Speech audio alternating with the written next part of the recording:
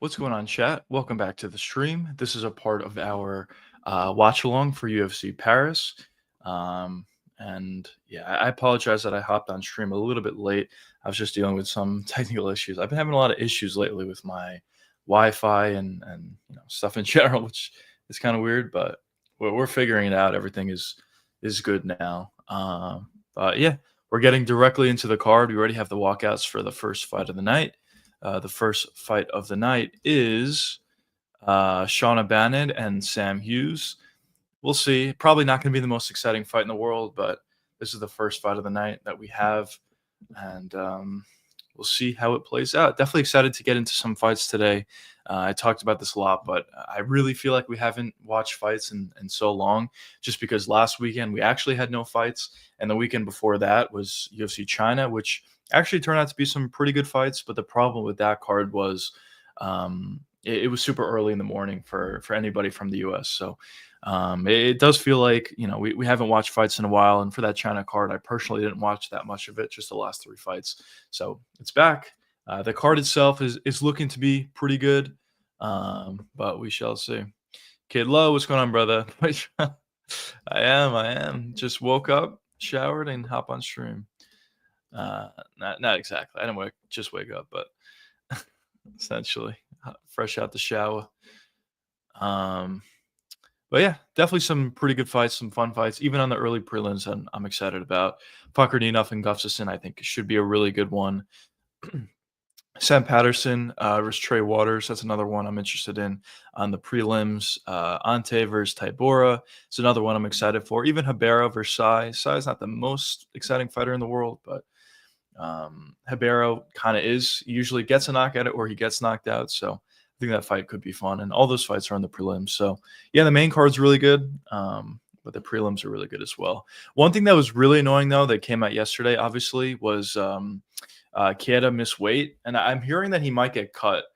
He obviously just signed with the UFC. This was going to be his debut versus Patricio Pitbull. It really seemed like he blew his opportunity, missing weight. And I know he went on Twitter saying, that he offered Pitbull all of his money, and Pitbull didn't want to fight him, whatever, trying to essentially blame Pitbull. But listen, you got to make weight, and it seems like it's kind of a common trend as of late. Guys are just missing weight. And it's kind of frustrating because this guy specifically, Kieta, looked like a really good fighter, but he couldn't make weight, and now he's off the card. And now I've been hearing rumors that the UFC may cut him, but we'll see. How long till the first fight? They're walking out right now. It's about to start. Probably not going to be the most exciting fight in the world, but they're walking out now. Rumors of Kieta being cut ain't true. Oh, okay, all right. I guess they're not true then. But regardless, even if he's not cut, it's still not a great look to miss weight in your first fight to a point where, your fight's off. So that kind of sucks. And also it sucks for us. I mean, it was a huge fight on the card. So I definitely would have liked to see that fight go ahead or, whatever, but miss weight. What can you do? But yeah. See, fellas. Yeah, so they're just walking out. Shauna Bannon's walking out right now, oiling her up. But, yeah. Is it a female fight? If it ain't, yeah, it is. It's going to be probably not a great fight, to be honest. Shauna Bannon kind of fights like a kangaroo, kind of like an annoying kangaroo style, but that's how she fights. And Sam Hughes is Sam Hughes, so oh man. 6 a.m. need some sleep. Oh yeah, wow, it's super early. Yeah, this first fight is probably not going to be worth your time, to be honest. But here we go, fellas. Shauna Bannon versus Sam Hughes. Sam Hughes is a pretty significant favorite here, minus 280 favorite. We'll see. Honestly, a lot of times what I like to do, I didn't do it specifically on this card, but a lot of times what I like to do for lower level women's MMA fights is I usually like to take the dog, because usually it's like some similar line to this where they're like a plus 200 or something like that. And a lot of times these lower level women's MMA fights are very volatile. You don't really know who's going to win, so that's kind of something I like to do personally, but I didn't do it specifically for this card. Yeah. Just getting into the announcements here.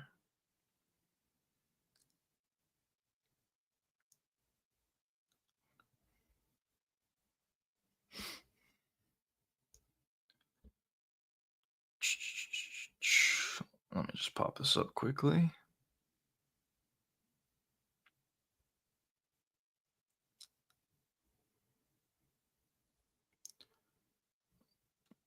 Set this quickly. Um,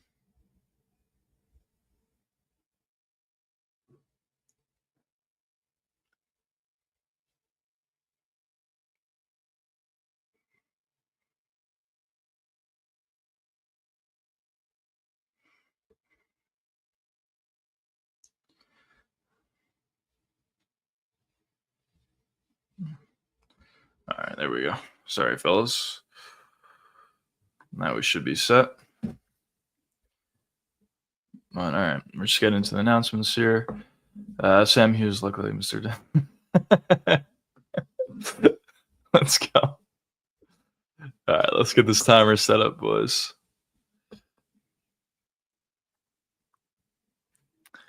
Excited about this Paris card. That's probably the most exciting part about this fight. The crowd. Crowd's always great in Paris. But here we go, boys. All right, round one.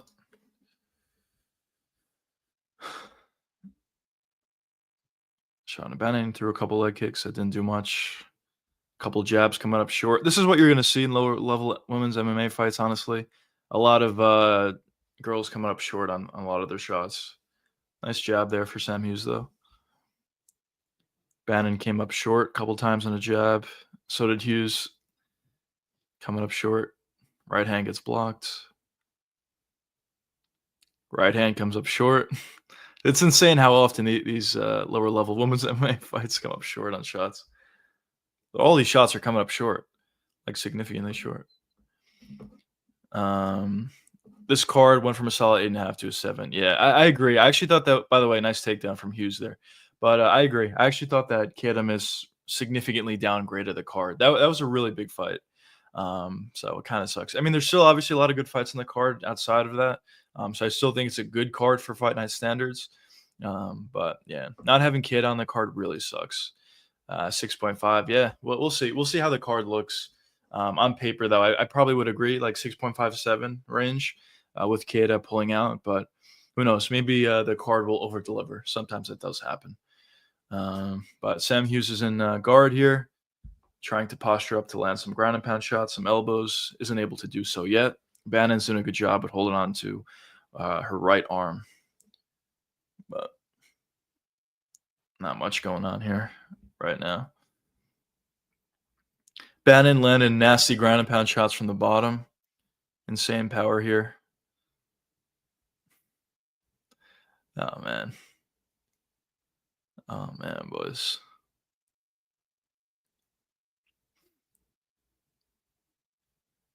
Sam's trying to posture up here, not really able to do so. I guess Shannon's doing a good job from bottom, controlling the head. Landing some huge shots here from bottom. Holy shit. These are knockout blows, boys.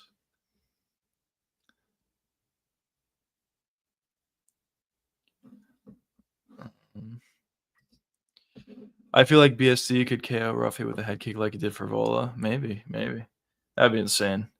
That Frivola head kick was sweet. BSD's head kick on Frivola. That was sweet.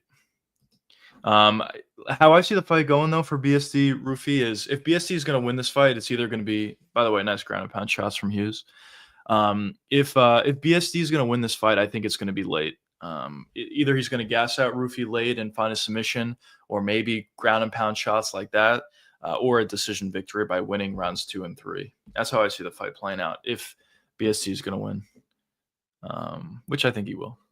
Rufi not BSD. That's fair. That is fair. Yeah.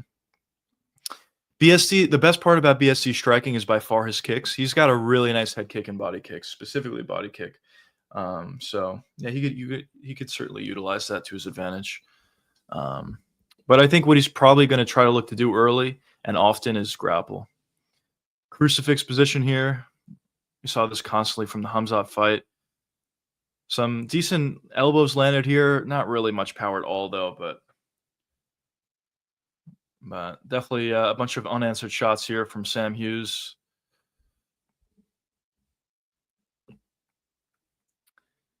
Shauna Bannon kind of did a good job at regaining half guard here. Got out of the crucifix position. Full mount here for Sam Hughes. Let's see if she can do damage here. She had the neck. But good job from Shanna from getting out of that potential choke. Sam Hughes trying to get back into full guard. Maybe back into the crucifix. Let's see what she decides to do here. Hughes is certainly dominating on the ground. Certainly dominating, but just not really much damage at all.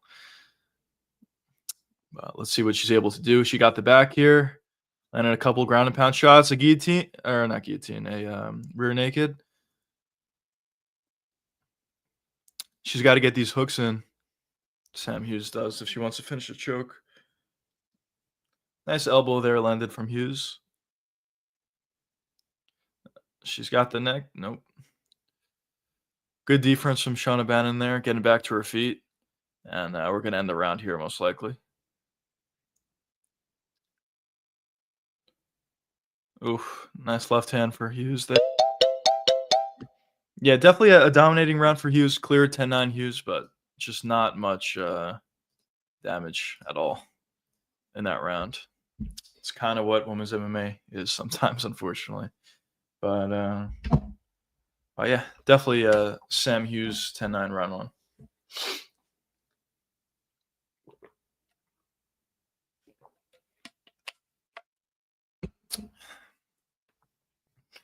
But I'm really excited about the fights after this one, to be honest. I'm not too excited about this one. But most of, if not all the fights in the prelims, I think are solid fights, and the main card also. For the main card, I think all the fights are good. Just got to get through this one, boys.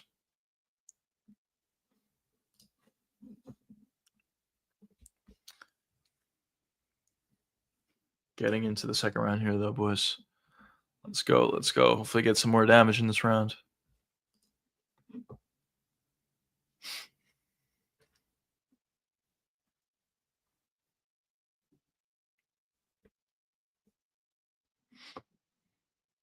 Here we go. Round two. Contender series this Tuesday, or this upcoming Tuesday. By the way, we'll be doing a watch along for Contender. We always do watch alongs for Contender. It's pretty fun. So join if you guys are interested. Couple leg kicks came up short. High kick got blocked by Shauna Bannon. Shauna's coming up short on essentially everything, to be honest. Decent right hand landed there for Bannon. Jab right hand. Leg kick comes up short. Right hand lands for Hughes.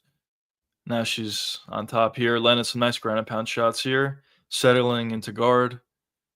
Same position they were in the first round. Sam Hughes is probably going to dominate from this position. Control-wise, in terms of damage, we'll see how much damage she can land, but she's definitely a significantly better wrestler, I'll say. Oof, that was nice. Bannon was holding on to the gloves, releases it. Sam Hughes lands a big right hand.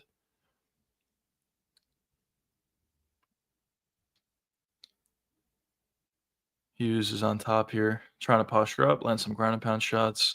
Bannon's doing a good job at utilizing her legs here to try to get back up. But Hughes just passes to side control very, very easily.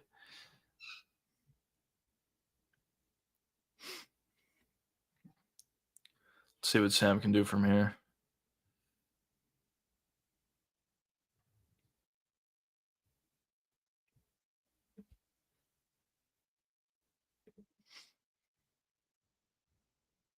Yeah, it is true. Side control is tough. Oh, Shauna did a good job at scrambling, but Sam Hughes right to the back on a rear naked choke here. I think it's in. That looks like it's in. Yeah, there's the tap. Good performance from Sam Hughes. Got the submission in the second round. It was a pretty easy fight for her, for being honest. She just dominated in the grappling in the first round. Not much damage, but she definitely dominated. And round two, she found the back, found the rear naked choke, and that was it. Good performance from Sam Hughes there. Also was a pretty big favorite and looked like she deserved to be. She had a significant advantage in the grappling.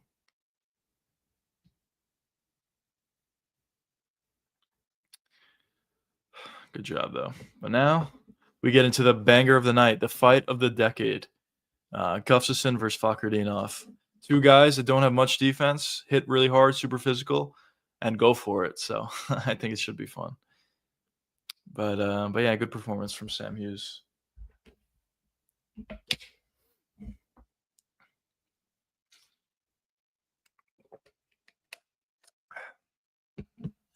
Wow, that's her first finish in the UFC. Nice. Second win in her career. She looked really good. Yeah, yeah, she has looked pretty good. Definitely a dominating performance there for Hughes. And yeah, round two, she got the submission. Not bad, fellas. Not bad. Hopefully, we can keep this finish streak going. So it's only on one, but hopefully, we can continue on it. Uh, yeah, excited for this card for show. For show.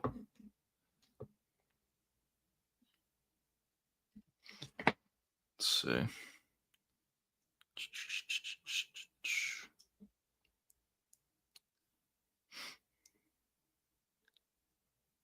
By the way, where do you think Kieta goes from here after not making weight?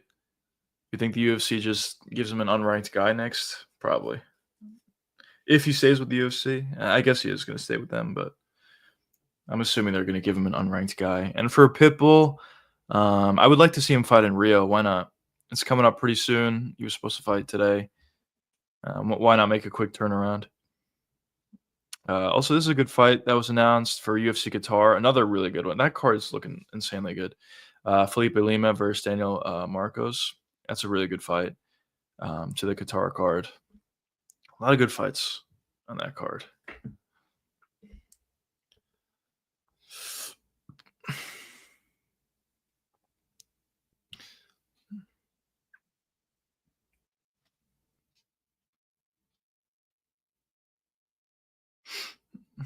Easy victory for Sam Hughes. Good victory for her there.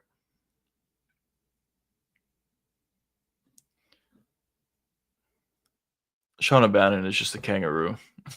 In her last fight versus Pooja, she was doing that kangaroo style. So weird.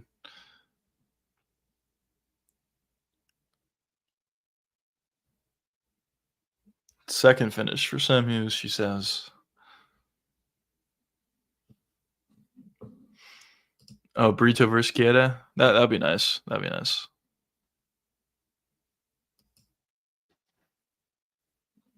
That'd be a sweet fight, actually.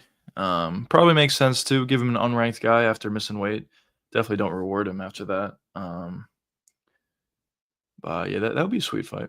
I think it makes sense.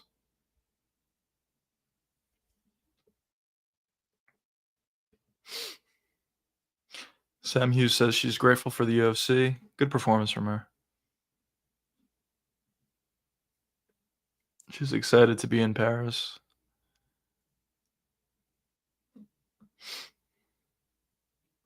Pretty cool. Pretty cool.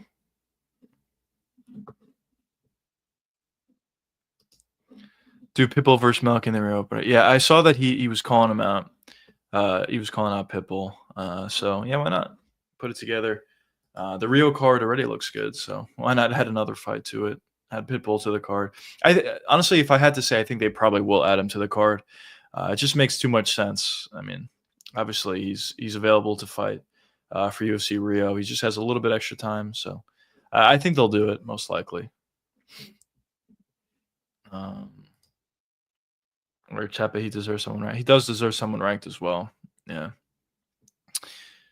Yeah, we'll see who it's against. I'm sure Pitbull's going to be on that card, though, most likely. But we'll see who his opponent is.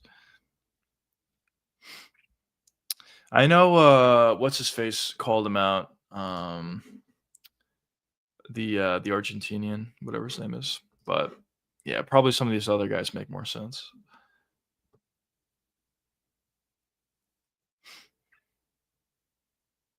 Vejos.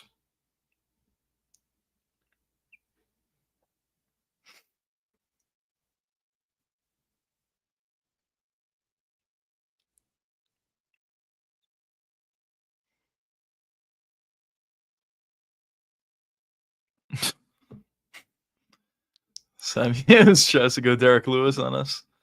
Not the same effect, but there was. But cool, cool.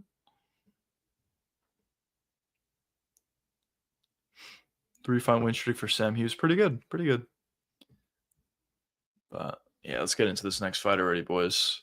I'm like really excited for this fight to a point where probably doesn't make that much sense. Um, but I think it's gonna be good.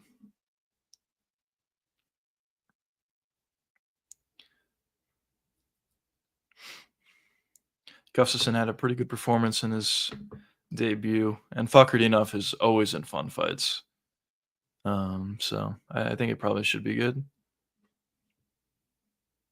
By the way, I was talking about this before with a friend, but Chaos Williams is such a weird fighter, in my opinion, because I think he has all the well, he has a lot of talent, but he has all the power in the world as well. But the problem with Chaos Williams is he's like a part-time fighter. It doesn't seem like he trains that much anymore. So kind of stinker performances as of late. So kind of in a weird spot. I believe he's still with the company, but kind of a weird spot. This and Parvers are gonna be the greatest fights in UFC. I agree. I actually agree. Yeah, it should be good. That Park, the Iron Turtle versus Ikram is gonna be fire. Um, that's actually gonna be such a fire fight, and this fight too is actually gonna be really good. Um, bigger than Conor versus Khabib, yeah, obviously it's got to be. Conor versus Khabib's not even in the same stratosphere as these two fights. The real question is, what's better, this fight or Park versus Ikram? That's the real question. Um, just such high level fights, fights of the decade, not even fights of the decade, fights of forever, best fights of all time. So I'm excited for these couple fights. Imagine we had this fight and then Park versus Ikram the next fight after that. Imagine that. That'd be an insane run. But yeah, it should be good. Should be good, fellas.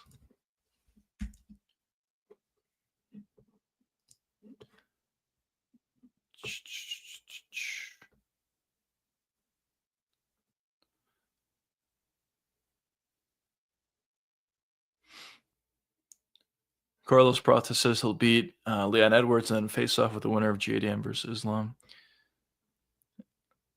Honestly, there's so many moving parts. By the way, someone said this before, so true. 170 is probably the best it's ever been. But there's a lot of moving parts because if what's his face? If Carlos Prates beats Leon Edwards, he probably would deserve a title shot next. But also you have some other, guys that deserve it. Like Shavkat probably would deserve it with one more win. Sean Brady would deserve it with one more win. Kamar Usman would deserve it with one more win. Ian Gary would deserve it with one more win. Michael Morales, maybe two. And what about Ilya Taporia? What if Ilya moves up to 170? There's so many moving parts of the weight class. Yeah, the weight class is definitely as good as it's ever been. It's insane how many really good contenders they have at the weight class. And yeah. But here we go, boys. We got the legends walking out here, Fakardinov and Gustafsson. Should be fire.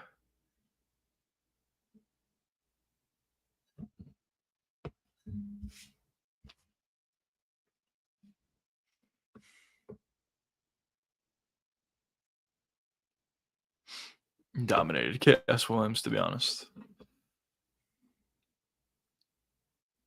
What was Fakardinov's last fight? Was it let's see. His last fight he canceled about. His last fight was Carlos Leal. Yeah, it wasn't that long ago. What was that fight where he took a ridiculous amount of damage? I guess it was the Nicholas Dalby fight. There was one fight, maybe it was a Carlos Leal fight as well. There was one fight where Fakardinov just took a ridiculous amount of damage. Leal and okay, yeah. I feel like Renav would be more appreciated if he lost the fights in this. Probably, honestly, probably. I agree. I actually agree with you. I thought he lost both as well. Which one was like the most? There was one that was like insanely ridiculous. Was it the Leal fight? It was like a absolutely ridiculous scorecard. But I also thought he lost against Delvey. Um, yeah, he's just not that good. I mean, if we're being honest, he's just not that good. He's just really physical, but he gets hit a lot. He's not the most technical in the world, to say the least. And yeah, but he is a fun fighter though. Puts on fun fights for sure. He also killed Kevin Lee. That was bad.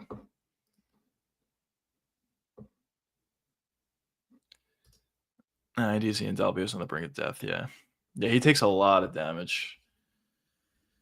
Let's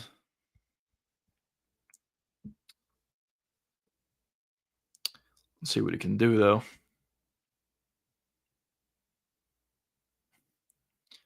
He's not nearly as good as his record would suggest.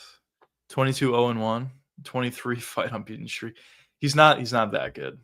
Um, but he does some things well. I mean, obviously he's really physical. I talk about it all the time how important physicality is, and he definitely has that. Um, so we'll see.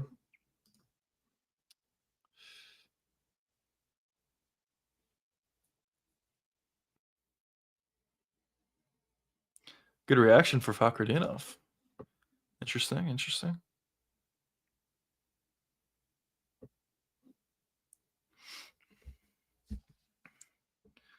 This fight should be like a early 2000s barn burner, I think. We'll see. Unless Gustafsson just looks to clinch a lot.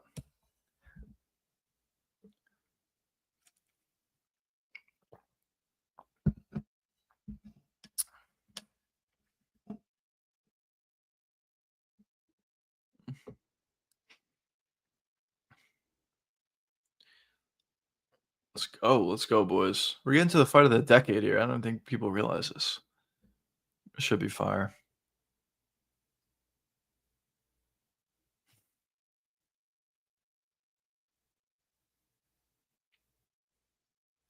The least technical fighter on the roster, he said. Let's go.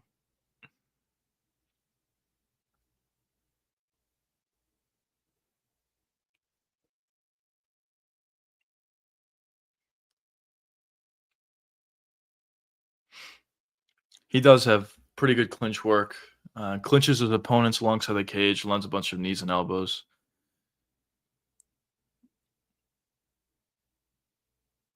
So, yeah, pretty fun. Pretty fun from Gustafsson.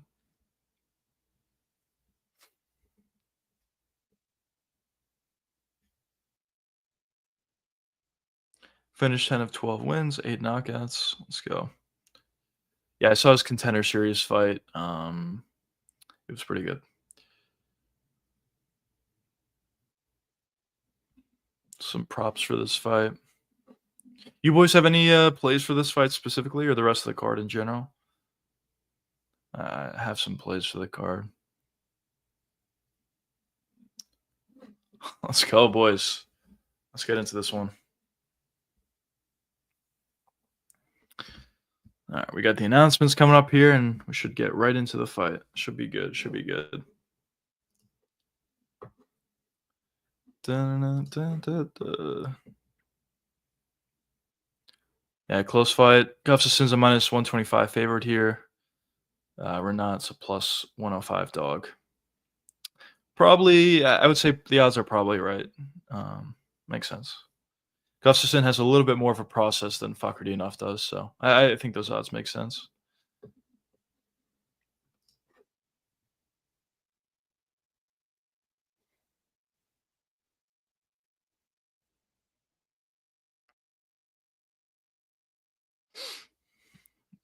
Go. Anson Fakhretdinov here.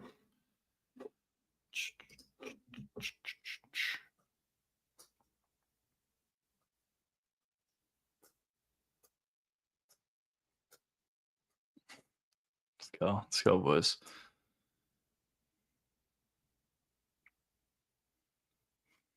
Gustafsson looking like he's on the juice. Looking in good shape. I don't know if he's on the juice, but he's in good shape.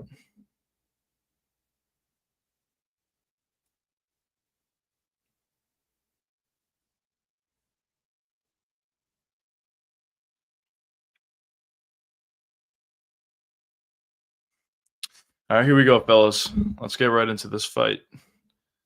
There's a banger.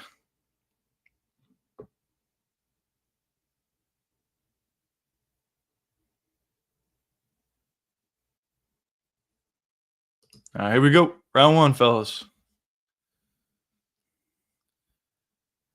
A lot of pressure here from Gustafson. Here we go. Already a bunch of overhands, left hooks, just throwing whatever the fuck. In the clinch here, some nice knees from Gustafson. Nice right hand lands there for Gustafson. Nice left hook lands there for Gustafson. Came up way short on that huge left hook there. Just a lot. Oh, nice left hand lands. Gustafson just goes forward and throws whatever the fuck. You gotta respect it. You gotta respect it. Couple jabs come up short. Oh, nice left hand lands for Fakardinov. Another left hand lands for Fakardinov. Gustafson's hurt here. Right. Oh, he's hurt. Right hand lands. This might be it. Yeah, this is it. It's over. Wow, Fakardinov gets an easy finish. Very early finish for Fakardinov. Good performance from him. Just is a little bit too powerful. It's not easy to take those big shots from Fakardinov. Gustafson was landing some shots early, some, very looping left hooks, some right hands, but nothing was landing that cleanly on Fakardinov. Fakardinov landed a couple clean shots, and Gustafson was pretty hurt from there, and that was it. I did have the under 2.5 rounds at plus money, so I'll cash that. But yeah, that was sad as fuck. Yeah. I was expecting a little bit more action from that, but quick finish from Fakardinov. Yeah, that left hand started it all. That was a nice left hand from Fakardinov. Definitely hurt him. Then he started to avalanche on him. Nice elbow, head kick, and then he kind of just started to put combinations on him. Definitely significantly more technical from Fakardinov, and I wouldn't say Fakardinov is technical, but a lot more technical than Gustafson was. So good performance from him there. And yeah, he was just able to find the finish. Yeah, he was. He was definitely raw from that first. I think it was a left hand. And yeah, Gustafson just could never recover from there.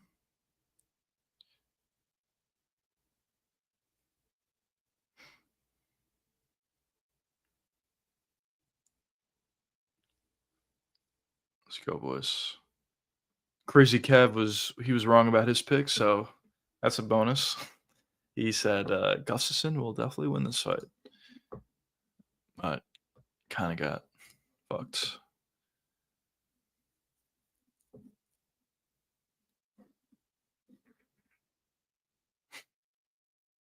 That's fair. Someone said crazy how this is the second fight on the card with William Gomes as the pay-per-view opener. It's kind of a fair point. Gomes is not the most exciting fighter in the world. He's pretty good, but he's not the most exciting fighter in the world.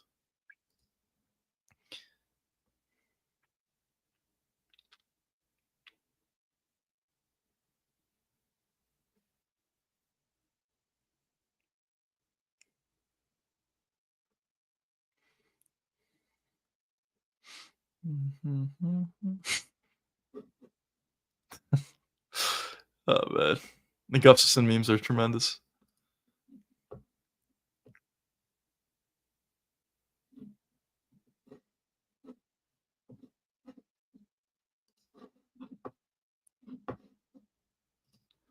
Do you think Cerrone improve immensely and give Tom his hardest fight? Could he give him his hardest fight? Maybe. I don't know. I don't think. By the way, welcome to the stream. But I don't think he's going to be able to make significant improvements to the point where he'll be able to stop the takedown. I think probably he still gets taken down in the first round or two and submitted. That's probably what I see happening. But we'll see. We'll see. Could he give him his toughest fight yet? I mean, maybe. Really, honestly, Tom hasn't had a tough fight yet. He's finished everybody in the first 2 rounds. So could he be a little bit tougher than some other fighters? Maybe. But I still think it's going to be probably either round 1 or round 2 submission victory for Tom Aspinall. So that's what I think. The game plan. I don't think there's any game plan going into this fight for either one of these guys. Just land shots. That's crazy, bro. Fakhretdinov has the second longest unbeaten streak behind JDM. That's insane, the weight class at least, but that's insane, bro.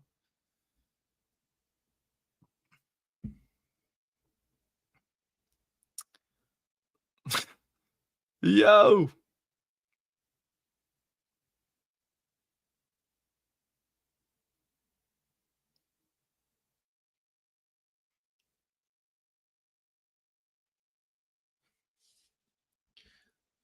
Wow, Fakhretdinov, yeah, he doesn't have any finishes before, that's crazy.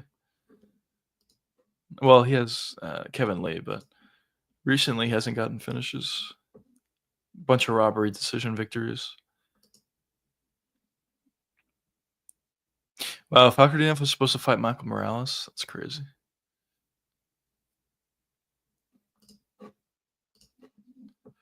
Good performance, though, good performance. Do you think it made sense that the press conference is early? I do actually. Actually, I think the press conference really made it seem like this card should have been in Paris. Like this card today probably should have been a pay per view and should have been headlined by Gon and Tom Aspinall. I really feel like they dropped the ball there, not doing that, and having it in Vegas, but or Vegas or where is it? It's not Vegas. It's in Abu Dhabi. I feel like they really dropped the ball by doing that, but whatever.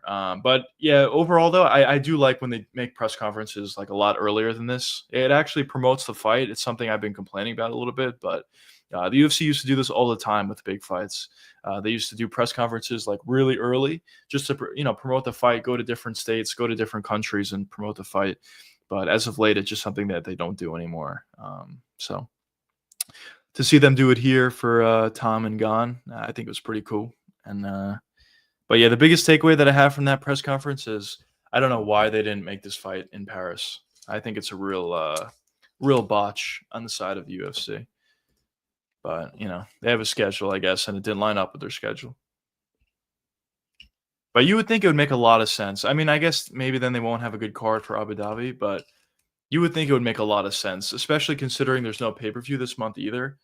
I know there's supposed to be, but now there's not.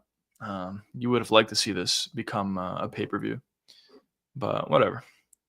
October is going to be really good, with two pay per views and the fight night cards that month also are really good. So I guess that'll make up for it.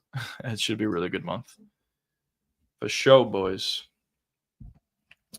Who do we got next, fellas? Who do we got next? We got Brad Tavares. I'm assuming Brad's gonna probably walk away with an easy victory here. I don't really think much of his opponent, but we shall see. We shall see. What do I got? Brad Tavares. Okay, okay. Let's see. Do you boys have any plays for this card? There's definitely some good value, I would say overall. Um, we'll see. So yeah, we got Brad Tavares here, assuming probably going to be a decision victory, and then we have Sam Patterson. Sam Patterson has really been impressing me as of late. So that should be good.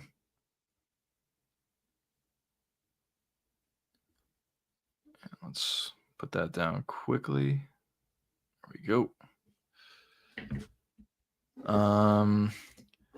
Sometimes I feel like if John Jones would have saved the Tom Aspinall fight, would have got a decent chance of winning. Plus, it would have been so better. Yeah, yeah. Well, for sure. Compared to Gone Tom, I think probably has a lot of excitement if it was in Paris. That's part of the reason why I wanted it to be there. But in general, yeah, it's not the most exciting fight in the world. It is a heavyweight title fight, which we haven't gotten in a long time, undisputed. So that's exciting. And whenever Tom fights, it's always exciting. But yeah, Tom versus John would have been way more exciting and sold way better um, than Tom versus Gon. And in terms of a better chance, I probably would agree that John would have a better chance against Tom than Gon does against Tom. But yeah, I still would favor Tom Aspinall to beat John at this older age of his career. I definitely would favor Tom, especially I know John put on some weight, of course, but still he is up a weight class at this point. Um, but what are you gonna do?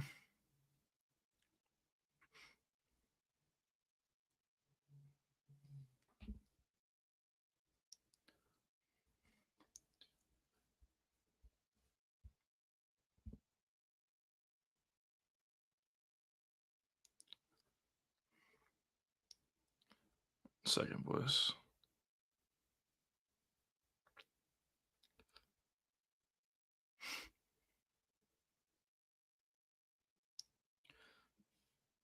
Dun, dun, dun, dun, dun.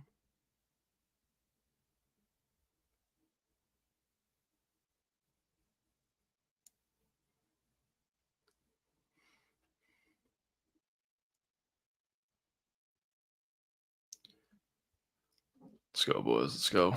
Welcome to the stream, brother. This card next week. So, clash with the Canelo fight. Yep, yep. Um, yeah, it's yeah, definitely. That's the reason for why the card. Also, I think the reason for why next week's card is not good at all is probably because of that as well. They're really trying to push the Canelo Crawford card. So yeah, that's definitely the reason. MB, what's going on, brother? Welcome to the stream. Prime time. Let's go. Let's go. Different time cards for the next couple weeks, actually. But yeah, next we have Brad Tavares here.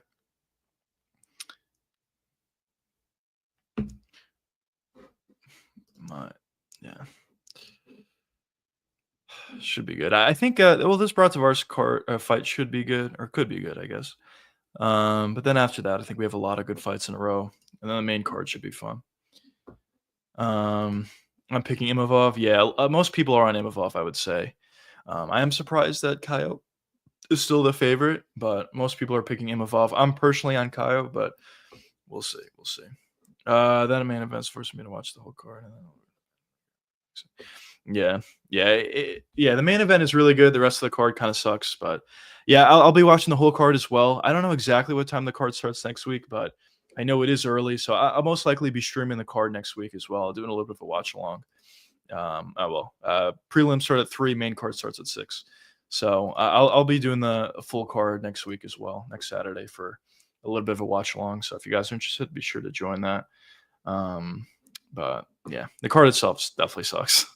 And for the boxing fight, I'm probably going to be watching it personally. I'm a bit of a casual when it comes to boxing, but Canelo Crawford is pretty big, so I'll probably be watching it. Any predictions from Rob Sandhagen? I heavily favor Rob in that fight. I know Corey's good. He's definitely improved his grappling. And in the Umar fight, he did a good job at reversing takedowns and getting back to his feet. So he does have ability, obviously. He's a better fighter overall than Sean O'Malley is. But because he has no power, I really think it's going to be very difficult for him to win. I honestly think, like, legitimately, I think the only way Corey finds a victory here is with a flying knee. And I don't think that's super likely. But in terms of, his boxing, yeah, he's a good boxer. He has good striking for sure, but he has no power at all. And in terms of his head kicks, yeah, if he lands a head kick, he can, of course, knock out Marab. But I don't think Marab's going to give him space at all to land any sort of head kick. So I think the only possible chance he can win is via a flying knee or something like that. But on the ground, I know a lot of people are saying, oh, Corey Sandhagen's going to submit Marab off his back or something. Very, very unlikely. So legitimately, the only path to victory I see for Corey is a flying knee. And obviously, flying knees are not very likely to happen. But who knows? Who knows? Joshua, what's going on, brother? Welcome to the stream. Just doing this a little bit of a watch along for UFC Paris. Card looks pretty good. Pretty good. We had a couple finishes, first 2 fights, so off to a pretty good start. And here we have I don't know. I keep saying Broad. We have Brad Tavares fighting here. These boys are just walking out now. But yeah, should be good. Should be good.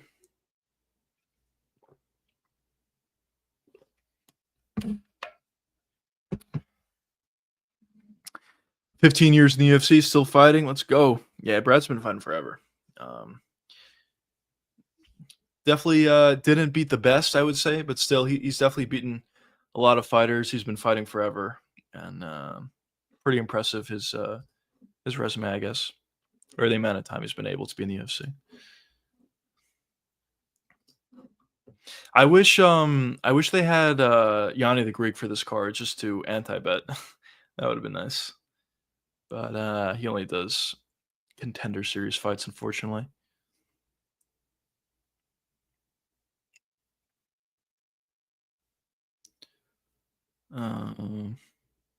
Oh, is this real? This fight may I was actually talking about this fight. I don't know if this is real or not, but, apparently Sean O'Malley versus Song Yadong is in the works for UFC 323 in December.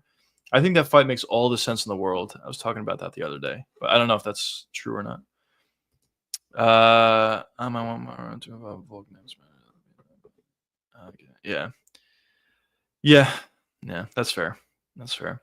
What I really wanna see personally, if I think Murad's probably a little too small for 145, if I'm gonna be honest. But what I really wanna see, which is never gonna happen, is Pantoja versus Murad. That's the fight I really wanna see, but that's also never gonna happen, so we'll see.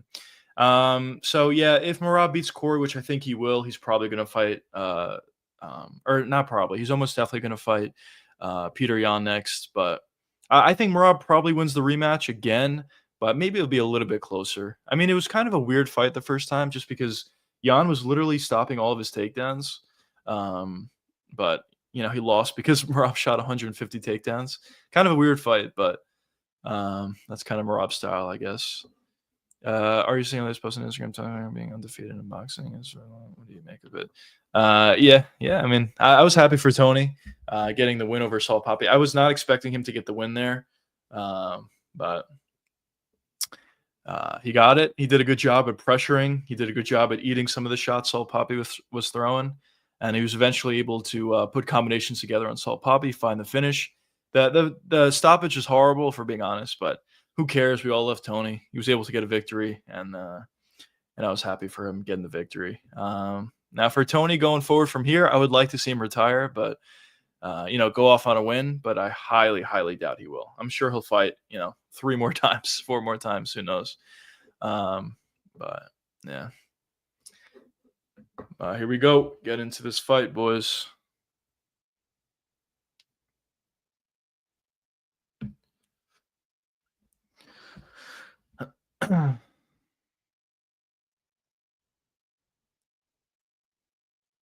Here we go. Round one.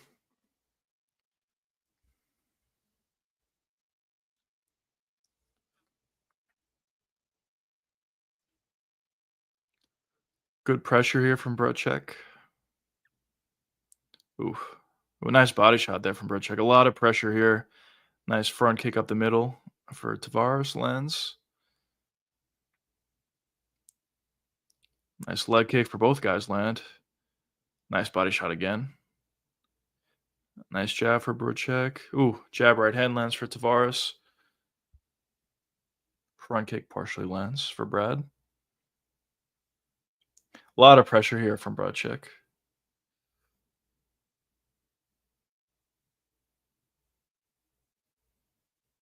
Ooh. Jab right hand comes up a little bit short for Brad. Nice leg kick there. That was the biggest shot of the fight so far. Front kick to the body for Brad. Some good movement here from Brad. A lot of he's throwing a lot of volume out there as well.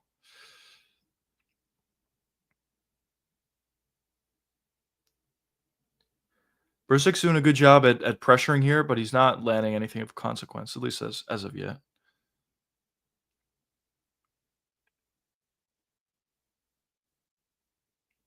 A lot of movement here from Brad.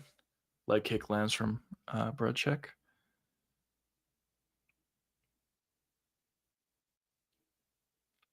Jab comes up short there. Brocek did a good job at getting Brad in the corner here. Ooh, big right hand land. Oh! Brocek drops Brad. Looking for the finish here. This might be over. Nope, Brad's still there. Brad gets right back to his feet, but he's hurt bad here. Ooh. Nice body shots here from Brocek's looking great. Has him alongside the cage. Brad's trying to recover here. There's some time here for Brad to recover, but that was a big shot landed from Brocek.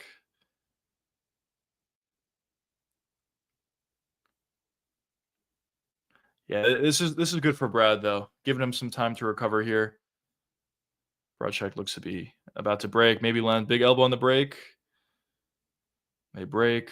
Brad's still definitely hurt here. Nice leg kick lands. Beautiful leg kick for Brad. Ooh. Some good head movement from Brocek there as well. Front kick up the middle. Partially lands for Brad Tavares. Brad's good. Oh, nice right hand lands. Oh, oh man. Oh, bunch of shots land for Broadcheck there. Brad is eating some big shots here. He might get finished. Oh, beautiful right hand for Broadcheck. I don't think he realized how hard he hit Tavares there, to be honest. If he just breaks here, I feel like maybe he could find a finish. Brad. Why do I keep saying Brad? Brad is doing a good job of hold on to the hands here. Just trying to stall out the rest of the round. All Brad has to do here is just stall out the rest of the round and get to the next round. But easier said than done, obviously. Broadcheck is looking really, really powerful here. Some nice right hands. Brad Tavares gets back to the feet. Beautiful combination here for Broadcheck. Oh, beautiful right hand. The fact that Brad is still there is insane. Beautiful timing on the takedown for Brad Tavares. That was beautiful timing. The only thing with Broadcheck is obviously very dominating round here. Hurt Brad pretty significantly, but he's definitely muscle bound. Who knows? Maybe he'll be a little bit more tired going into the second round. Probably will be. So for Brad, all he needs to do here is obviously he lost the round. Just stay on top here, land as much ground and pound as you possibly could. But most importantly, just get to the next round. What's going on? Welcome to the stream. Welcome to the stream.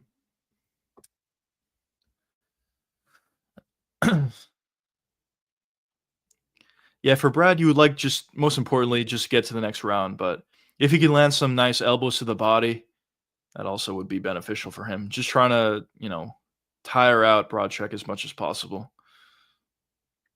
Broadcheck, I should say.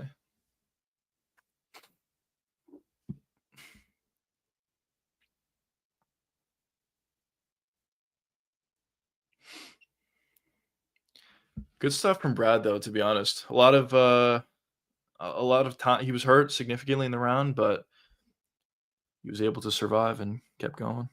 Nice ground and pound here at the end of the round. Couple elbows, elbow at the end there. Clear Broadcheck round, but good job from Brad Tavares for surviving. Pretty good round, pretty entertaining fight, or round one, I should say.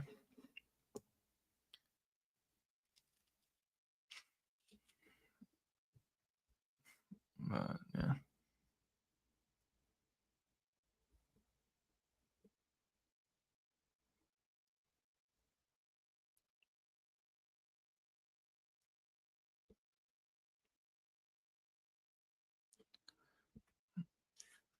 Here we go, boys.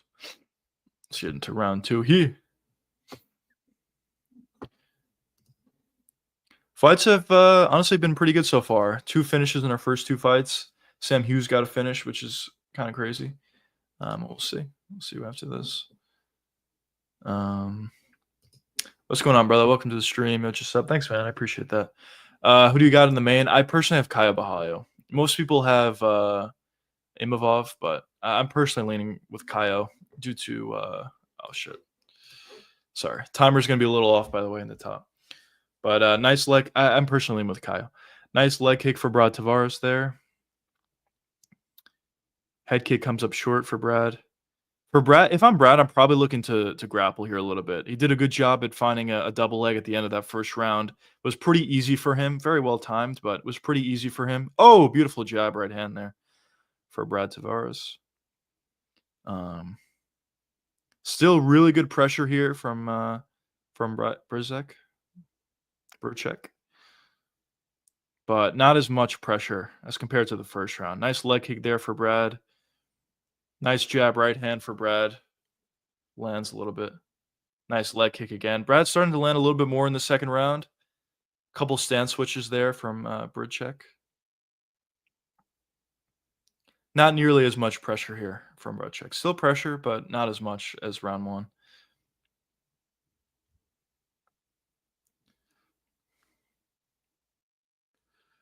Yeah, a couple stance switches there. Worried about the leg kicks of Brad. Brad has really good leg kicks. Nice jab. Nice leg kick again. Leg kicks are starting to add up a little bit. Also, leg kicks really start to zap the power of your opponent. Obviously, Brzezinski has hurt Brad significantly in the first round. Double leg from Brad comes up short. Nice sprawl. But the more times Brad shoots like that, the more he can tire out his opponent here, which is what he wants to do. Bridchek definitely looks a little bit more tired here than he did in the first round. Nice leg kicks there from Brad. Good movement.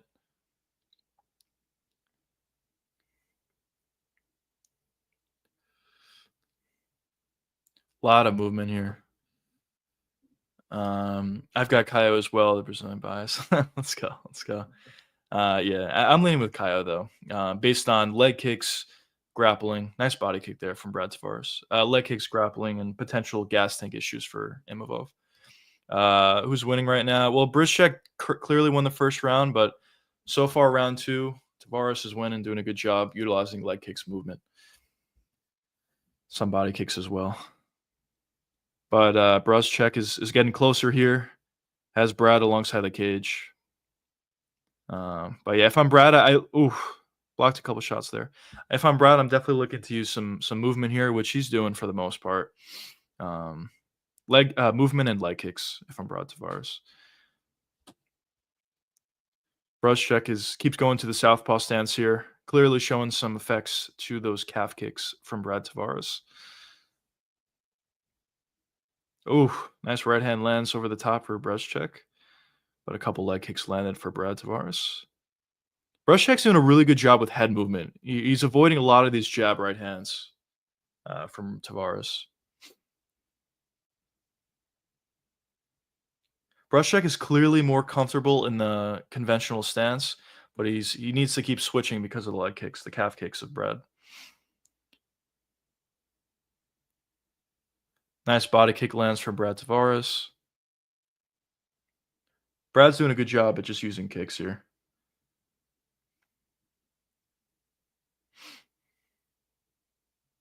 Beautiful leg kick. Leg kicks are starting to really add up here for Brad Tavares. Nice jab for Brizchek. Probably another leg kick is coming soon. Ooh, head kick partially lands for Tavares.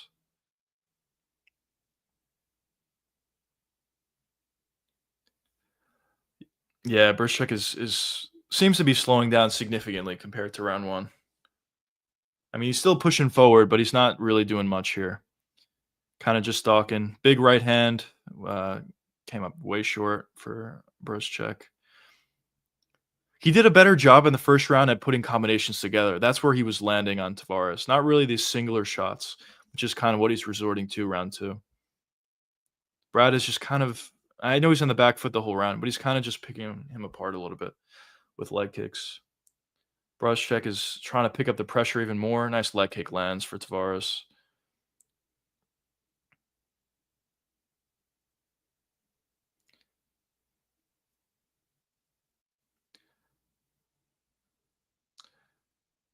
Oh, head kick gets partially blocked by Tavares. Nice leg kick again for Tavares. All right, that's it's 1-1, a round apiece. The question is the first round a 10-8? Probably not, I would say. So most likely a round apiece here. Oh, gee, with this Leo's. Unbelievable. We got something against Leo. But welcome to the stream, though. Anyway. But yeah, probably a round apiece. I don't think round one was a 10-8.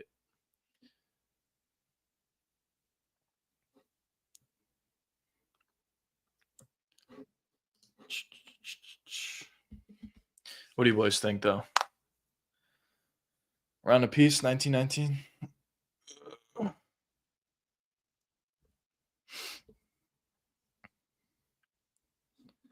Let's go, boys. Get into round two.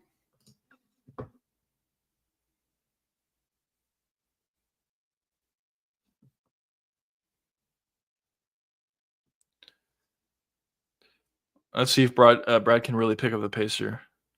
Here we go, round two.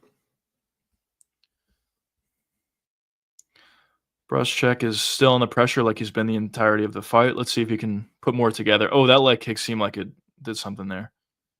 Calf kick.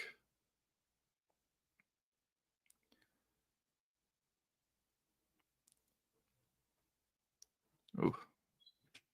Bisping thinks round 1 was a 10-8. Beautiful leg kick, Tavares. If it was a 10-8, then could be going to a decision here, but I don't know. Could be a draw. You boys think round 1 was a 10-8? I don't know. Maybe it was. Oh, beautiful body kick lands from Brad. I think it probably wasn't a 10-8.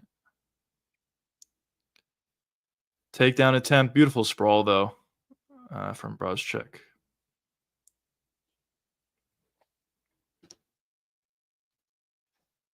Oh, nice right hand lands from Brad on the break. A lot more pressure here from Brazchek. These leg kicks are really starting to add up. Yeah, Brazchek, I mean, obviously, he's more tired than he was in round 1, but he's really not putting combinations together, just singular shots. Big right hand or a big left hook, and then he kinda backs away and waits a little bit, giving Brad an opportunity to utilize his movement and land a bunch of leg kicks. Brad is probably just too good of a fighter to get caught with just singular shots. It's possible, obviously, but here we go. Some combination. Oh! Oh, Brad's hurt bad here. That might be it. That's it. Wow. Brazchek gets a finish. That's what it was. He put a combination together and he got a finish in the end. That's what it was. Good performance from him, actually. Um, Brad Tavares was not happy about the stoppage, but that was probably accurate. That stoppage. Yeah, in round 2 and part of round 3, Brazchek was kind of just throwing singular shots, which just weren't working. He was kind of getting picked apart with the leg kicks and movement. But as soon as he put a combination together in the first round, he almost got the finish. And in the third round, he actually got the finish. So good performance. He looked pretty good, I would say. Yeah, it lands a bunch of big shots there. Right hands, left hooks. It started with the big right hand landed, which hurt him. And then, yeah, Brazchek just unloaded on him, found the finish. Good performance.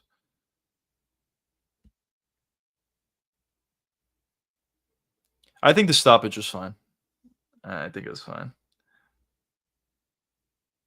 Brad was not happy about the stoppage, but I think it was fine.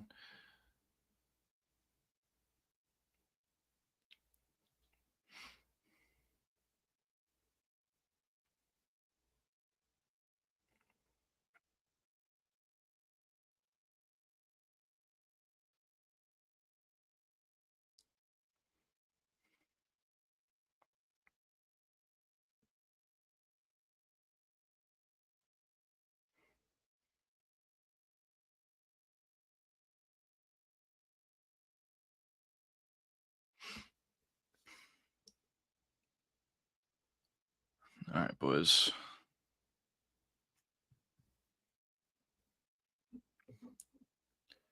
Nah, bro, Loki gave up my opinion. Yeah, maybe. I mean, he was pretty hurt. He was definitely pretty hurt.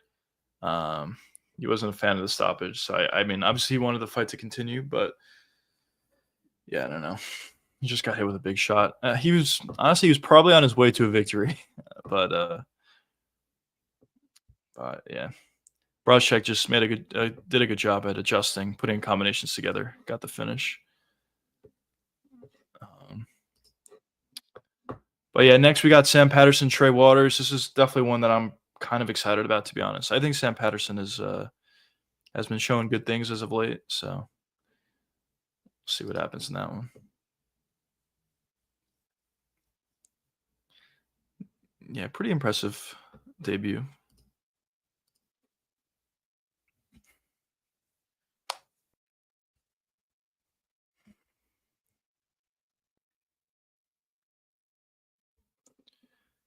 Patterson W. I think so. I think so. Yeah.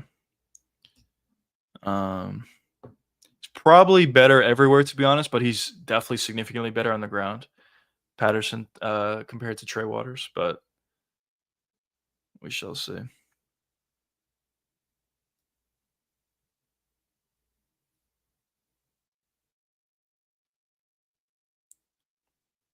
We'll see. We'll see how this guy could do. Um, we'll see. No, capture the juiciest thing. All right, thank you. Is that a compliment? I mean, it's probably true. It's probably true, but Thank you, I guess. Oh, man.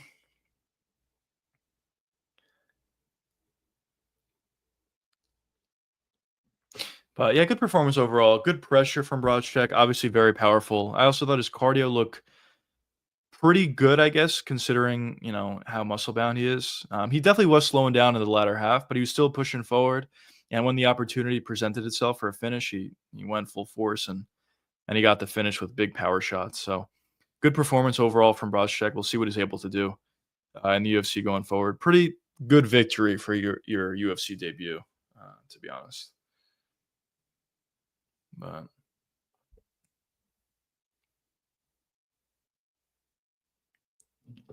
yeah, good performance. But yeah, next we got our boy Sam Patterson. All finishes thus far. 3 fights, 3 finishes. Let's continue with that trend. I know it's probably too early to say, but if we can get anywhere close to that Seattle card, where we essentially had all finishes besides the main event, I think that'd be insane. But obviously, only 3 fights in. We'll see what happens. I will say though, I am expecting a finish here in the Sam Patterson fight. I guess either way, but I do think if Sam Patterson gets a victory here, he most likely finds a finish. Submission, most likely.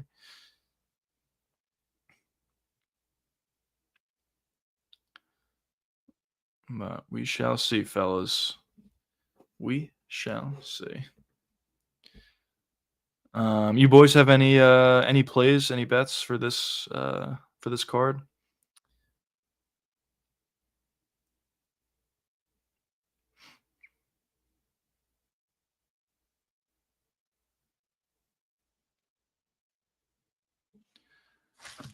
Was a pretty good victory for Imavov over Izzy.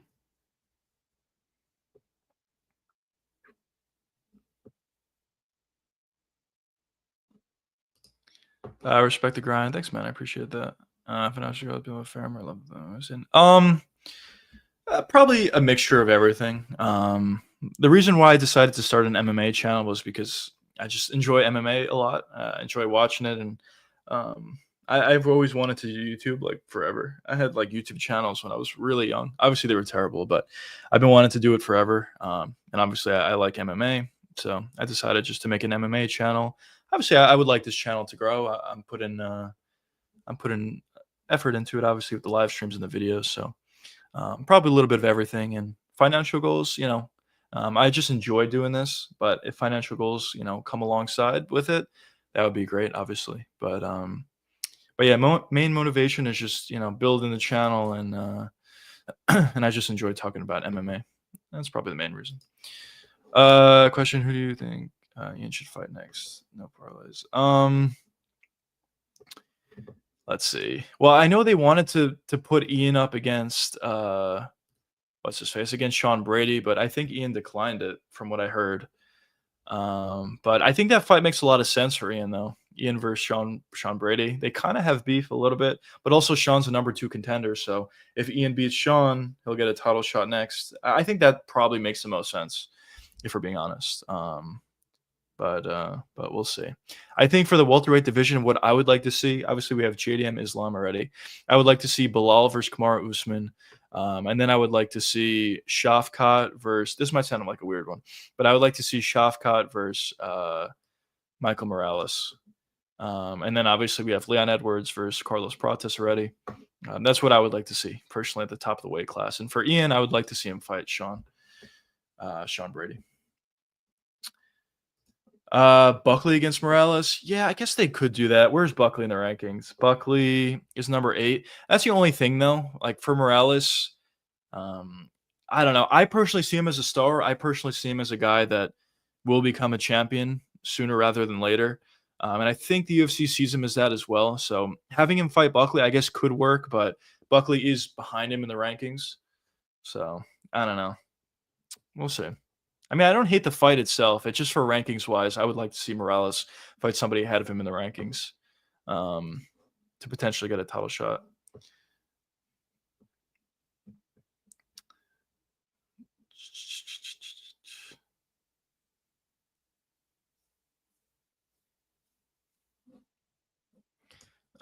Respect the reply, but ignore the juiciest part. Thank you, thank you. Um, Juiciest part. Let's go. Let's go. Yeah, dude. What? How come from Kick every fucking comment is selling me something? But here we go, boys. We got Trey Waters coming out here. Very big for the weight class, very tall. But I don't know. I'm not that high. Is anybody here high on Trey Waters? I'm really not that high on him. We'll see. You could prove me wrong, but I'm not that high on Trey.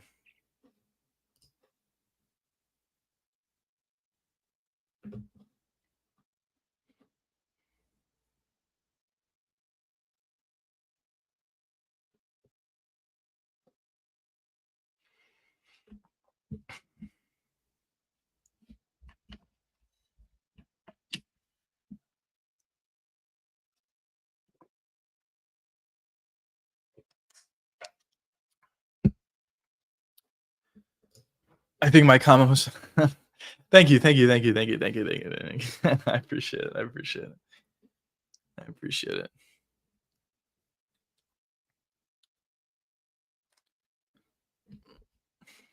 I appreciate the comment. Um, let's see, fellas.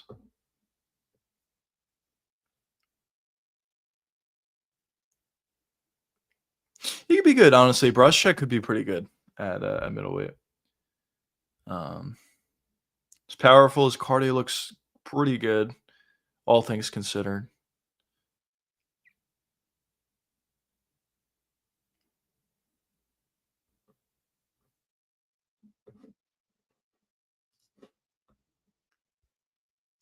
Interesting walkout song for Sam Patterson, but let's go.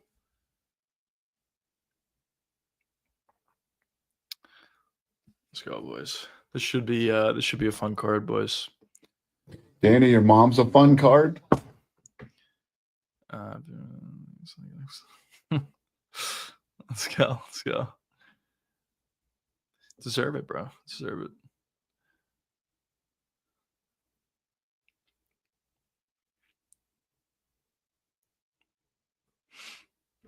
Let's see. So far, let's see. How are the bets doing? So we had. Let's check.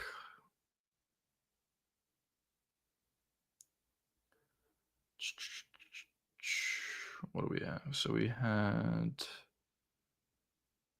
Fakardinov cuts us in under 2.5. That hit. Next play we have is Sam Patterson money line. So let's see.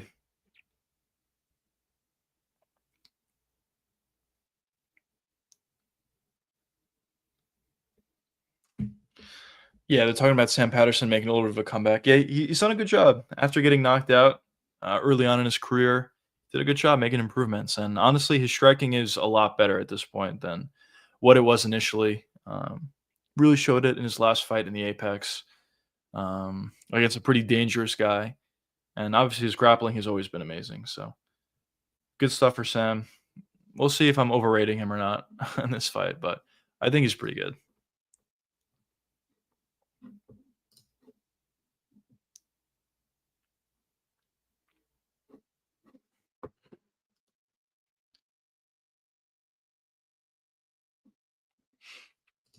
Bro, what was that noise when you said it was a fun card? I have a little bit of a soundboard. It was this. Danny, your mom's a fun card. It's it was from one of his live streams where someone said, "Danny, your mom's a fun card." It's underrated. Everyone talks about from the Dana live streams. They talk about I'm gonna oil you up. I think the fun card is actually pretty underrated. It's pretty funny. The oil you up thing was obviously really funny, but it's a little bit overplayed, I should say, at this point. So, Dana, your mom's a fun card. Here we go, boys. Just announcing these fellas, and we'll get right into this fight. Let's see if we can continue the finish streak here.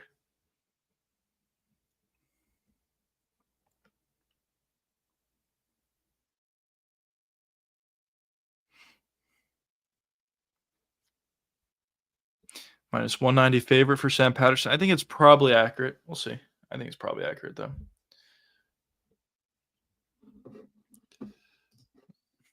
All right, fellas.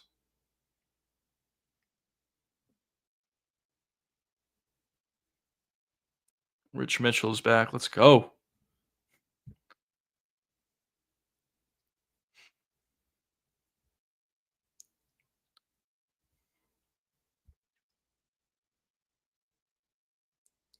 All right, here we go, boys. Here we go. Round one. Oh, I thought you got hacked. Nah. I got a little bit of a soundboard. All right. Both guys are just feeling this out a little bit. Waters comes up short on an inside leg kick.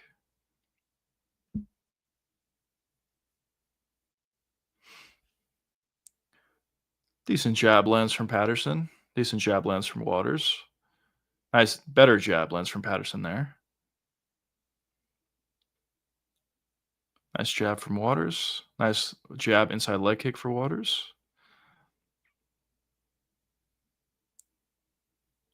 Jab to the body, partially land. Oh, nice shot. Honestly, lands for both guys.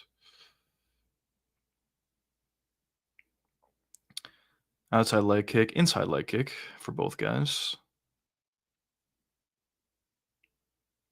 Guys are kind of just going pound for pound. Oof. Nice left hook lands for Patterson there. Good jab. Comes up short on the right hand. A lot of inside leg kicks here for Waters. Pretty effective with it thus far. Good jab lands for Patterson again.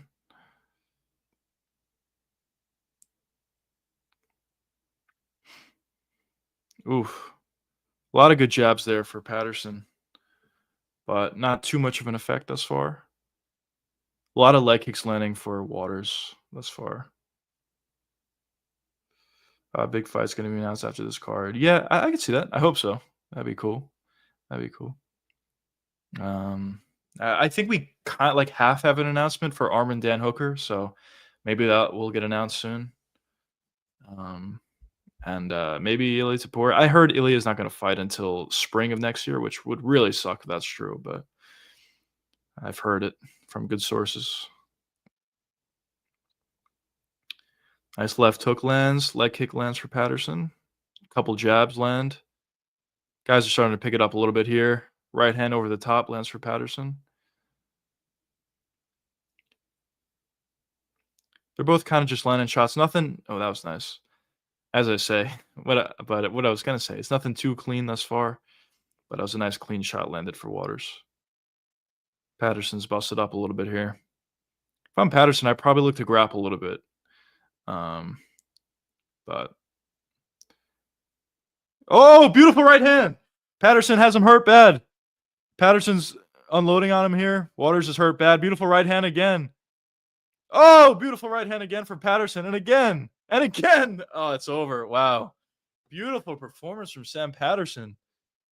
Dude, where has his power come from? This is, what is this, 4 first-round finishes in a row?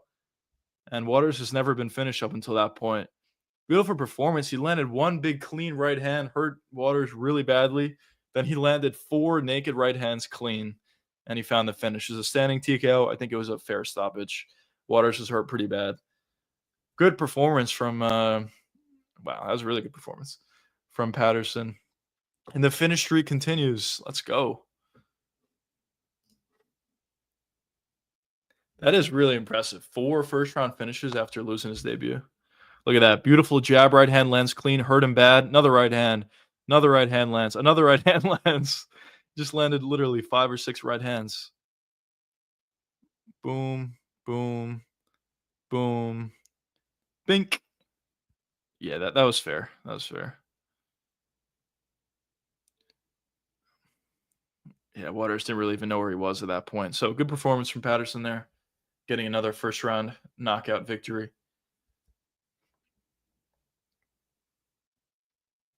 Good stuff, though. He could be pretty good. He could honestly be pretty good. He's already pretty good. His striking's looking a lot better than what it was, and his grappling's always been great. So good performance there. Another check mark for our bets. So that's always good as well.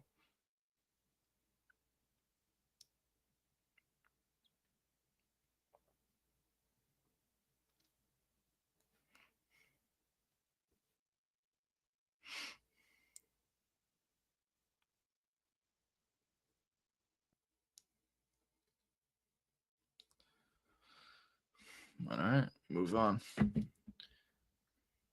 What do we got next? Next we have Hardwick and Fernandez. Okay, yeah. This was what fight was this supposed to be? It was supposed to be Ziam and Fernandez. All right. Um, I've seen some things from this Harry guy. Obviously, he's making his UFC debut. I've seen some things where he's just, uh, shadow boxing. Looks like he's pretty bad, but who knows? You can't take that much away from shadow boxing, I guess. Um, but we shall see. But pretty good card thus far, boys. All finishes, a lot of first round finishes, honestly. Good stuff. Definitely some pretty good stuff.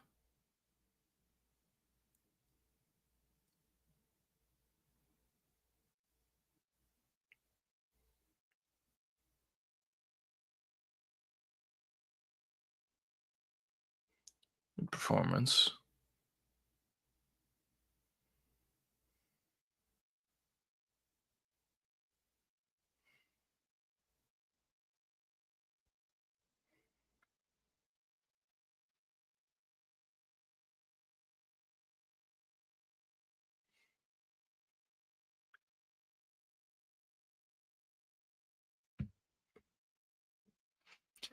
Sam Patterson says hard work. He's working hard in the gym. Um, Definitely could tell. He's definitely made significant improvements. So good for him. I think he's got to get a ranked fight after this. 4 first round finishes.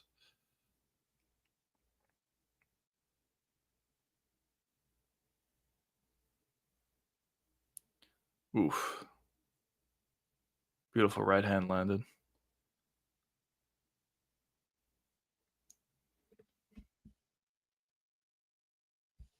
Sam Patterson said he was just trying to figure him out early.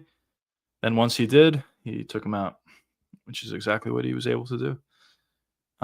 Yeah, Patterson has a pretty good process out there. On top of his striking being pretty good, his process is pretty good. Early on in this fight, obviously there was some danger from Trey Waters, and Patterson was just doing a good job at landing a bunch of jabs, some leg kicks, finding the opening for the big right hand. And when he found the opening, that was it. He was able to find the finish. So good stuff. Good stuff.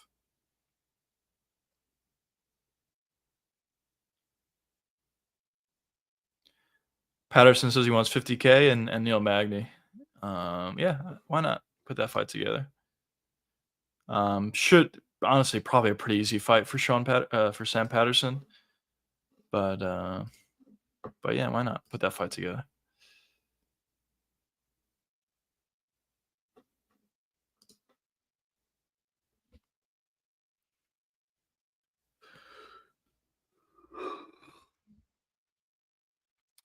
Little poet.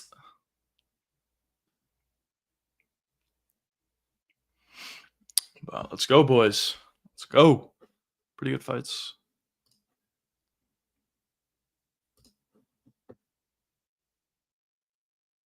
Yeah, it was nice. I'm really excited for the co-main and main. Honestly, I think I'm more excited for the co-main than the main. But crowd's gonna be fire for those fights. Honestly, any French fighter, it's gonna be fire, but especially those fights. Um, how many WZLs so far? Let's see. Let's see. Betting wise, we're undefeated so far. We had Fakardinov under 2.5 rounds, which hit, and we had Sam Patterson money line, which also hit. But in terms of full card predictions, we had Sam Hughes who hit. I had Gustafson who lost. Brad Tavares actually who lost, and Sam Patterson who just won. So we're 2-2 for full card predictions, but for bets we're 2-0.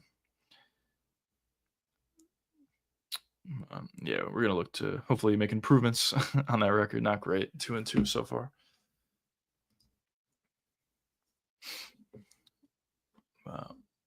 see, boys. We'll see. Little promo here for BSD. BSD is honestly a really fun fighter. The problem with BSD though is going into this fight. Full disclosure, I think BSD is going to win, but the problem with him is a little bit too aggressive, and going up against a guy like Rufy could be dangerous. BSD has certainly ran into some big shots in the past, so it's definitely something you don't want to do against Rufy. He can really find the openings and land big shots. We'll see though. We'll see. I do think the grappling and potential gas tank issues of Rufy though could be a huge factor in this fight. We shall see, fellas. Yeah, that's probably the fight I'm most excited about. What about you, boys? You most excited about the co-main, the main, different fight? Probably not a different fight, but what do you boys think? The Chieda fight would have been a fight I was really looking forward to if that was still on the card, but unfortunately, nothing. Fortunately, Miss Wade, that fight's off the card.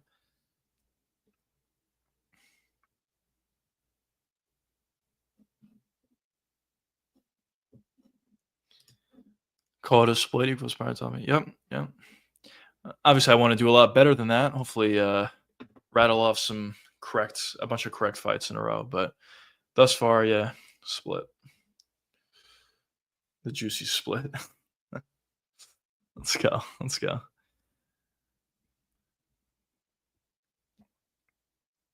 That head kick on Frivola was nasty. After that Frivola fight for BSD, I thought he was going to be really good. And obviously, I know he had a couple losses in a row versus Dustin in a fight I thought he did pretty well in, and then against Moicano, who he looked terrible in that fight. But I still think BSD has a chance to be good. We'll see. This is a big test for him here, though.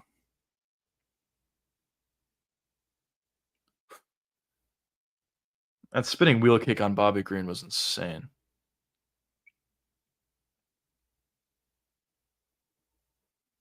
Yeah, this fight is ridiculous. It's going to be fire. I'm excited for it, fellas. Definitely excited for it.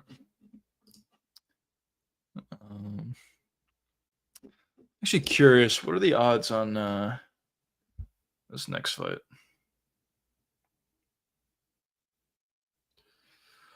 Harry Hardwick.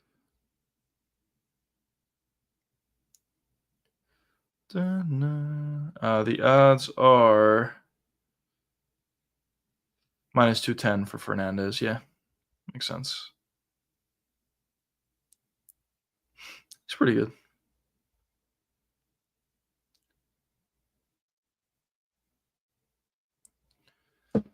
How do you think you would beat Ilya Arturo? Sorry.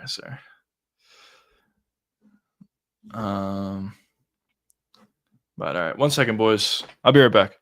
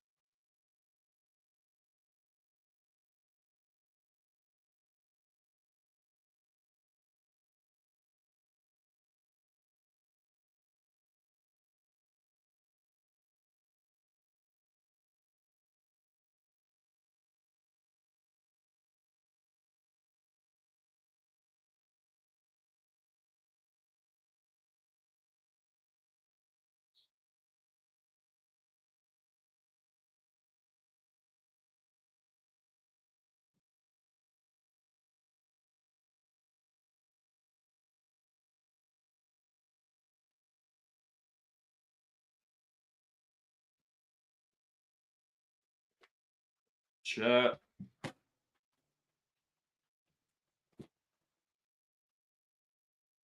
What's going on, fellas? Apologize about that. Bro's betting record got laid. I'm looking like, I don't know. The fuck? Dude, I'm literally 2-0. But but a funny comment though. But yeah. Let's get into this next fight, fellas.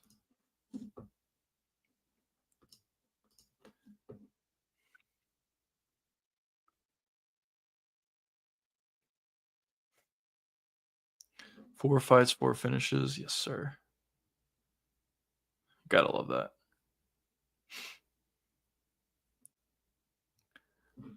Gotta love that.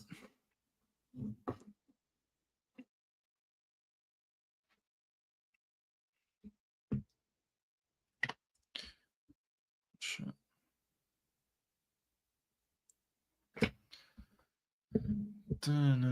What is this? We're on the regular prelims now, I think. Just got a couple promos here for the co-main event. Now we have a promo for the main event. Let's get into some of these fights, fellas.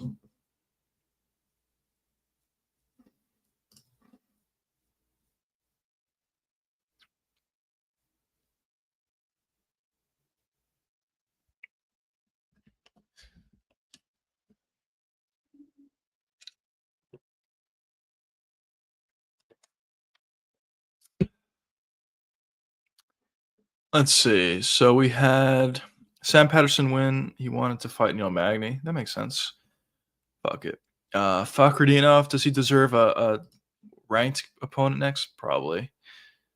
Sam Hughes. I don't know. Don't know.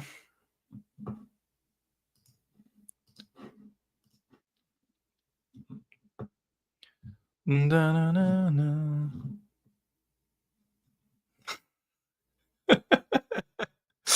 Look at the stream, bro. All right, I got you. I got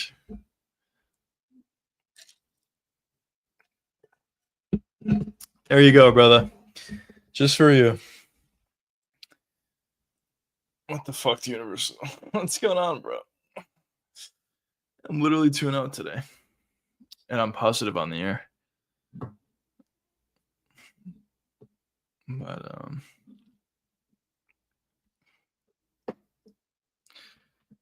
unbelievable. I can't quit staring at Connor's dick. I can't stop. Why not? Just throw that soundbite in there. Tremendous. That was one of my favorite bits in MMA or in the UFC. Chael's bit with Connor's schlong. That was tremendous.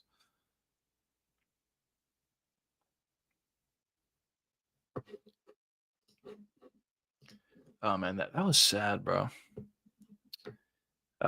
Fernandez's last fight against Guram. Dude, Guram used to be so good, or he appeared to be really good, but his physicality is just non-existent. He's taken a lot of damage over the years, and he's kind of just shot at this point, unfortunately. And is he in the UFC anymore? I think he still is. But yeah. A lot of boos for Fernandez here. Interesting.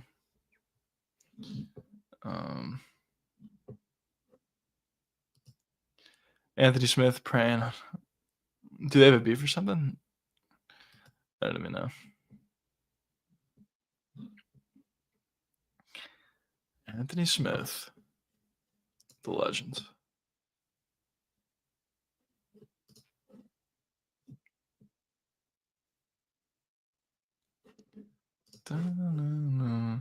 It's kind of a cool Brazil versus France little rivalry they got going on the card. Obviously, Harry's not French, but Fernandez is Brazilian, so pretty cool. We got a couple fights. Sai versus Ribeiro, that's another example. Obviously, the main and co-main event are an example. And that's it, but pretty cool. I like it. Bro, those were the ones going, I'm a loser and an idiot. Oh, shit. Damn. All right. We'll see. I have Fernandez winning this fight, so we'll see. Bro, Jeff Eunice, and like your prediction record. Like, yeah, I can question. All right. Oh man, really going at me today, brother. It's all good though. Oh man,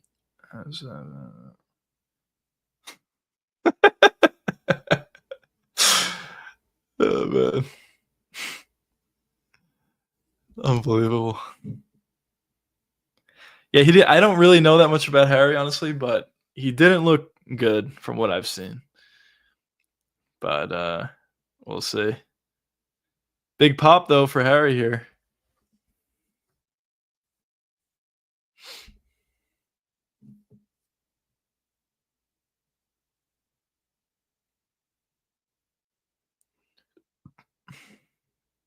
Moving up a weight class here, stepping in on short notice. Gotta respect that.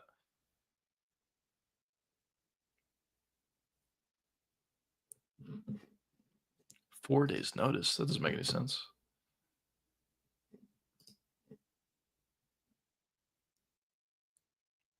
Oh, I've seen this again. Okay, I think this is real, boys, by the way. Sean O'Malley versus Song Yadong for December, the pay-per-view in December.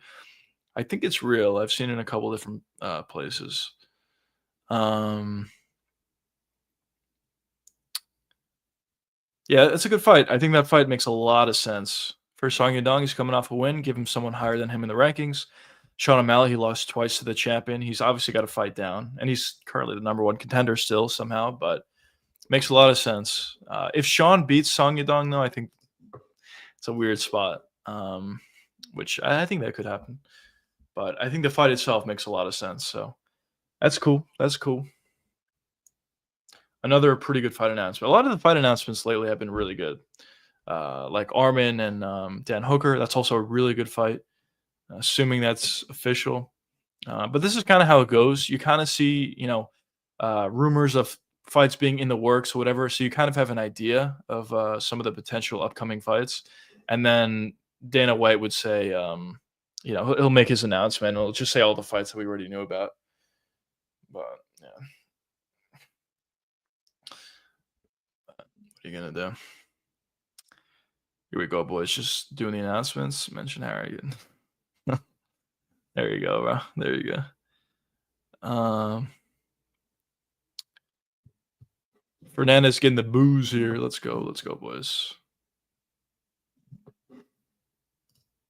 This is why crowds are so good, and especially Paris cards.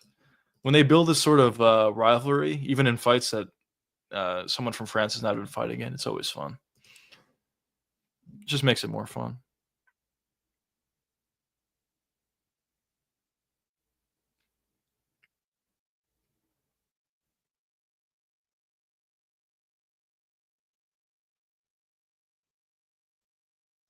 He looks ridiculously unathletic, if I'm being honest. But let's see how he looks.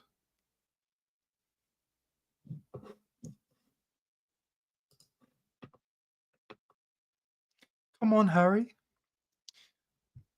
All right, here we go, boys.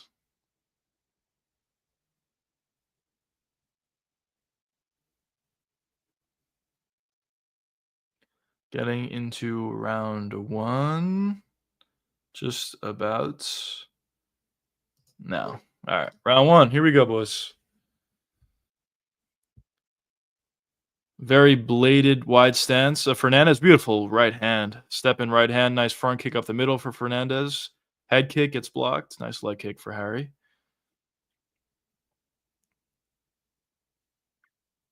Oof. Nice job there for Fernandez. Nice leg kick again for Fernandez. Nice leg kick again. Leg kick's potentially already becoming an issue. Another leg kick. Calf kick for Fernandez. Ooh. Oh, nice left hook over the top for Fernandez. Nice right hand. Fernandez looks good thus far. That leg kick was big. Oh, right hand lands for Harry though. Nice jab for Fernandez. This snap is ridiculous. The difference in snap between both of these guys. Nice leg kick again for Fernandez. Leg kicks are really adding up here.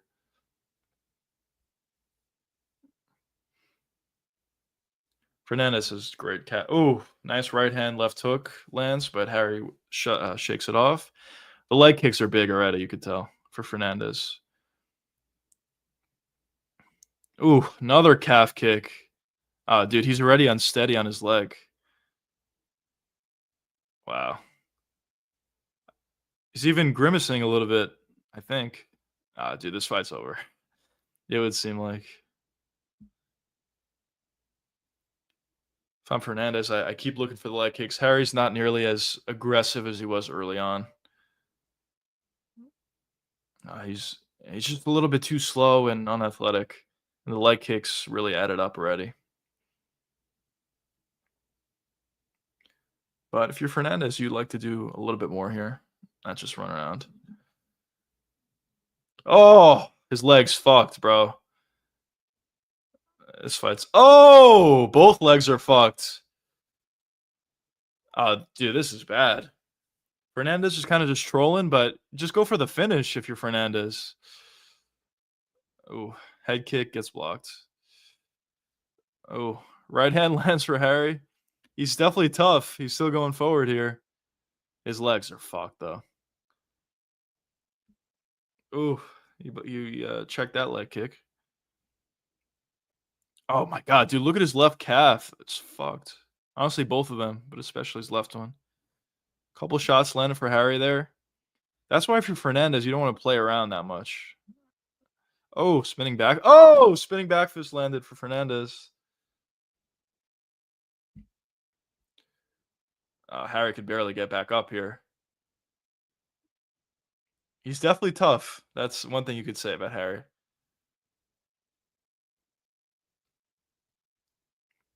Oh, nice uppercut there. No, forget it. This fight should be over, probably. Harry gets dropped. Yeah, it's over. Yeah, literally just leg kicks. For a very easy win for Fernandez there. Very easy.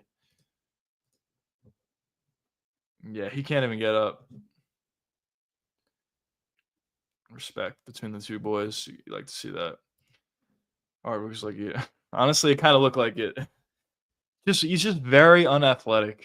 He's unathletic. Didn't seem like he had that much skill. Obviously, he didn't have an ability to stop the leg kicks at all. And it was just an easy fight. Just a very easy fight for Fernandez.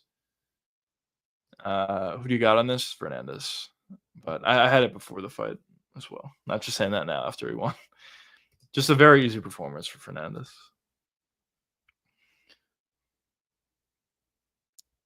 Oof.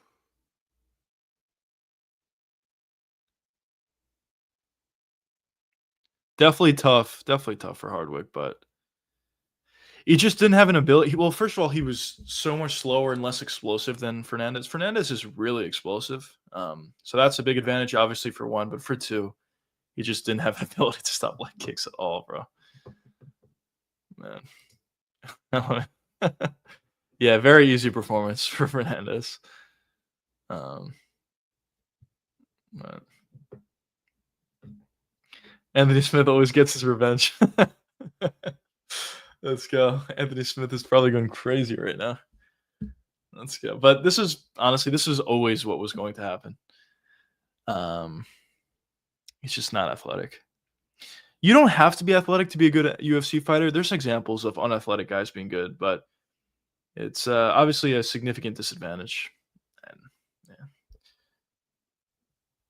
he got TKO'd via leg kicks. Yeah, honestly, like, I mean, I don't know how many officially Fernandez landed, but honestly, like the first couple kicks, the fight was over. I haven't talked about it like a minute in. It was very clear that that Harry was, unstable on his legs. So I'm like, all right, this is probably over. And yeah, it was over. Damn, yeah, it was a very easy fight for Fernandez. He's also tiny for lightweight. Well, he moved up a weight class, but even at I'm sure the UFC will give him another opportunity because he came in on short notice. The UFC usually likes it, but usually likes that kind of thing. But I don't want to, I hate to bash on the guy. I guess I don't really know him, but he just doesn't seem like he's UFC caliber at all. He's getting wheelchaired out here, but yeah. Bro, this card's looking smooth and exciting. Yeah, all finishes. This is another finish here, so that's fire. Card's looking pretty good so far. I was talking about it going into it. I thought the prelims could be pretty good. It's even better than I thought. All finishes. Homie skipped leg day. Yeah. He also skipped checking leg kicks day. He just could not check leg kicks at all. But yeah.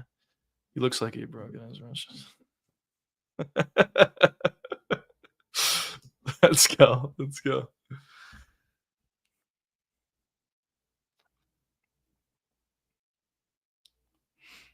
Bisping says very impressive. We got two translators here. You gotta love that.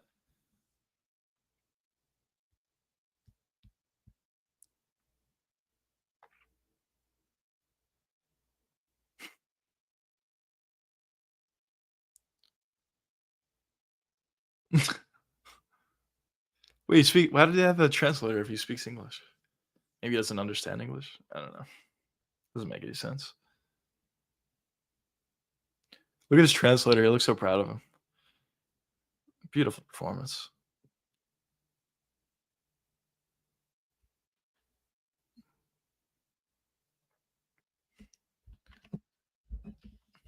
That was quite easy.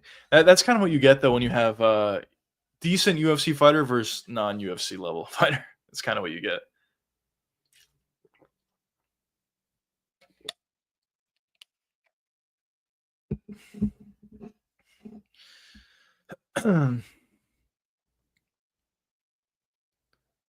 He's just so much more explosive than his opponent. Look how easily he was landing these leg kicks.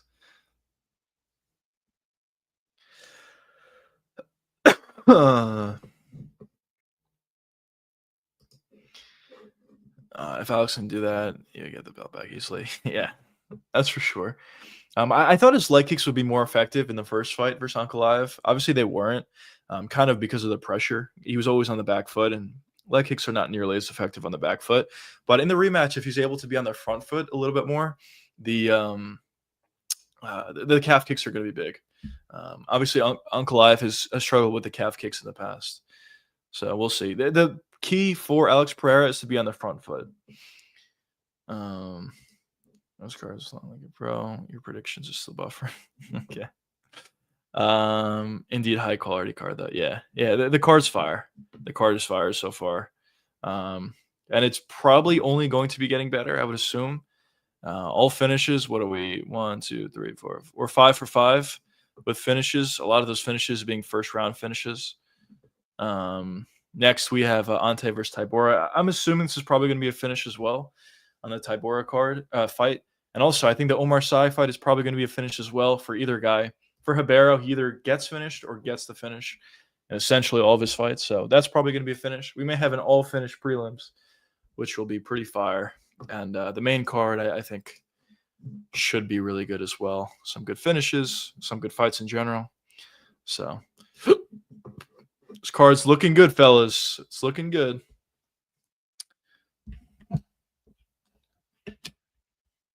Another promo for the main event. A lot of promos here, boys.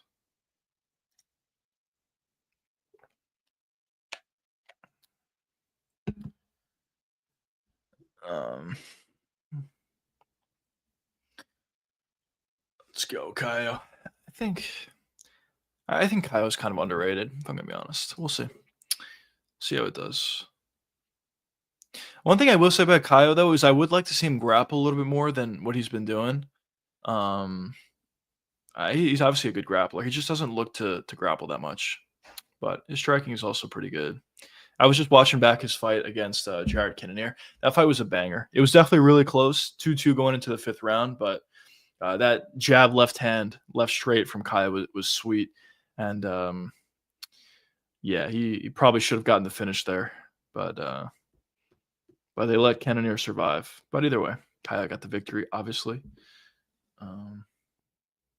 But also one thing I want to say about that fight or that comparison, because I know a lot of people were saying, look at Kaio's face after the Jared Cannonier fight, and look at Imovov's face after the Cannonier fight, which obviously there was a significant difference. But one thing that I will say is, first of all, MMA math never works ever. But also one other thing I want to say about that is on 2 of the 3 judges' scorecards, Cannonier was actually up in the fight, 2-1, and in the Caio Borralho fight, he was definitely winning the fight, and probably should have got the finish in the 5th round. And then for Imovov, his finish was really bad. Not saying he wouldn't have finished Cannonier, which maybe he would have anyway, but the finish wasn't great. So if you really want to do MMA math, you got to give context. But as I always say, MMA math doesn't make any sense. So It's just whatever. Cards on fire. Just want my number one hater here. Let's go. Let's go. But yeah, the card is definitely fire. It's definitely looking really good.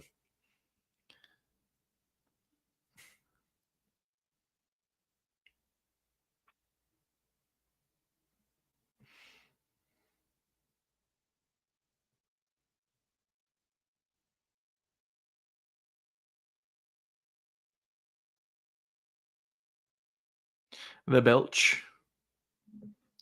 Dana White.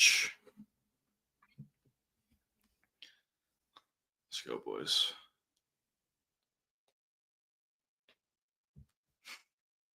One other thing I do want to mention, though, about the main event is Kyle legitimately hasn't fought in forever, which could be a factor. When was the last time he fought? It was against Cannonier, which was... Oh, all right. It was about a year ago. I guess it wasn't that long ago, but...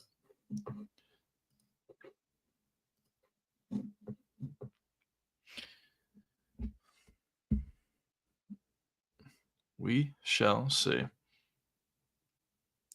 Let's go. Let's get into this next fight, fellas. Fights are going by quickly. They gotta waste some time here. They're really ahead of schedule. Main card starts at 3. It's only 2. Only 2 more fights left. That probably will both be finishes. So yeah, they're definitely ahead of schedule here. Card's looking good though. Ugh.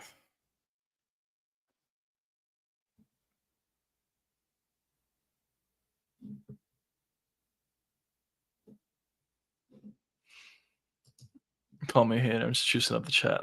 Let's go. I appreciate that. I appreciate that. I appreciate juicing up the chat.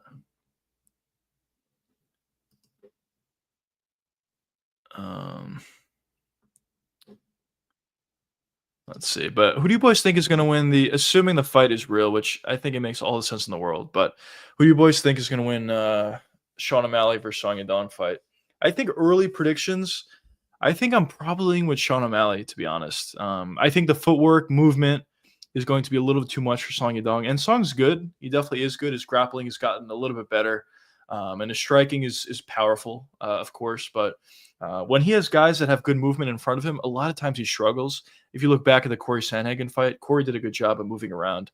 And Song Yadong kind of struggled with that sort of fight style.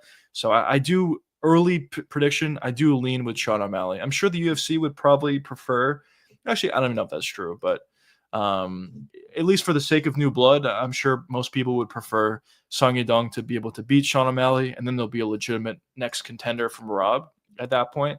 But I think Sean O'Malley's style is very difficult for Song Yadong. Early prediction, but obviously we don't even know if it's official yet. I just saw it in a couple of places that it's in the works. We'll see. Dude, the legs of Harry after the fight, it's fucking insane, bro.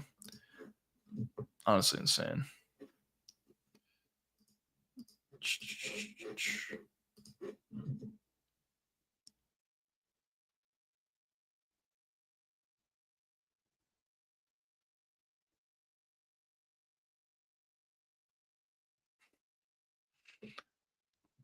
Let's go. Oh, man.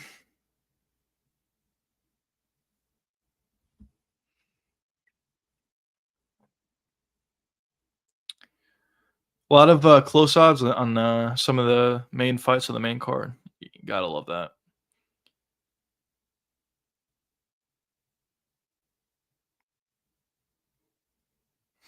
Here we go, boys. This is the fight of the decade. Rematch 10 years in the making. Let's go. Tybura and Ante. Should be good. Should be good. My bad. So I'm just kidding, bro. You're good. You're good. I appreciate it. Thanks for commenting in chat. I appreciate that. Let's see, though. Obviously making his UFC debut here. Some good snap on his shots. Obviously, it's just shadow boxing. You don't really know that much. Can't really take that much away from this, but Some good snaps on his shots.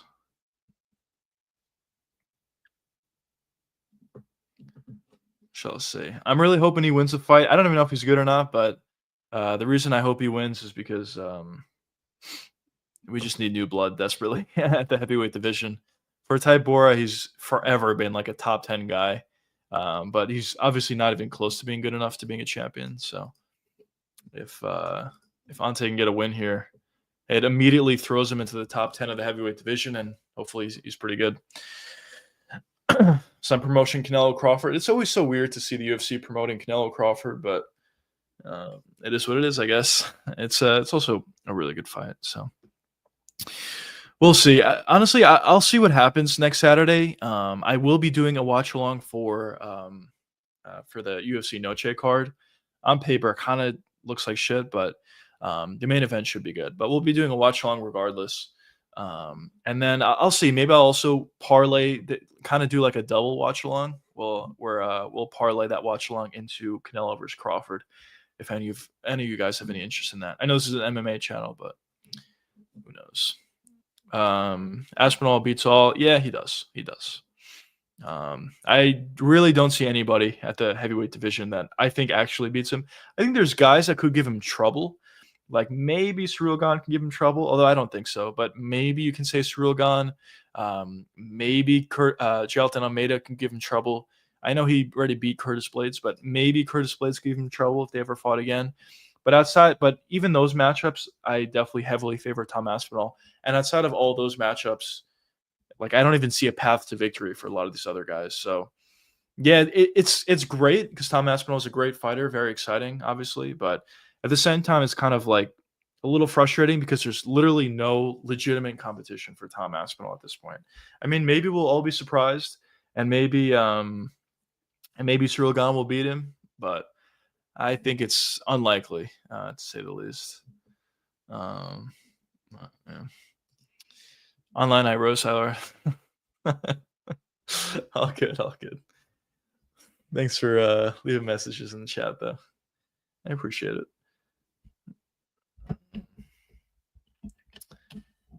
But yeah, nobody's beating Tom for a while, I think. What's the heavyweight record for title defenses? I would assume it's not that high. I mean, you can get caught at any time. I feel like Tom has a real chance to break that record. I know he has no title defenses at this point, but I really just don't see anybody beating him. So we'll see. We'll see.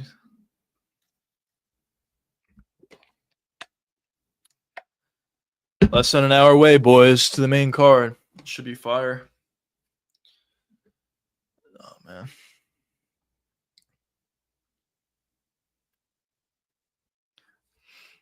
Ante Delia.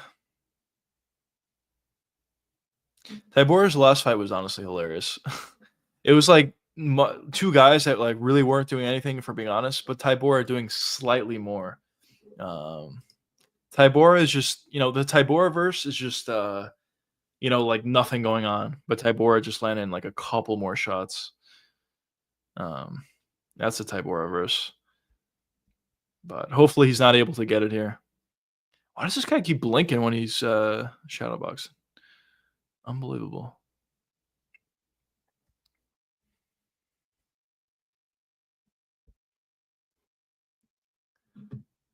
Marcin Tybura.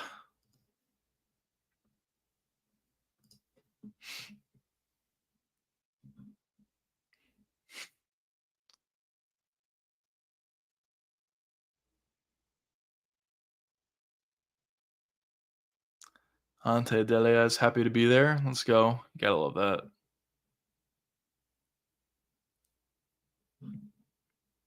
Wow, that's insane value. Somebody got Fernandez ITD at plus 200. That's insane value.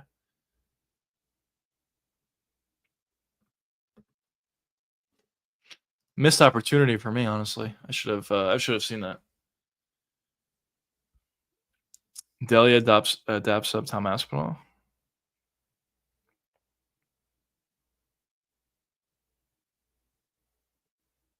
Well, this is new for the heavyweight division. A guy that's not just a blob. That's new. So we'll see if he has any sort of athleticism here.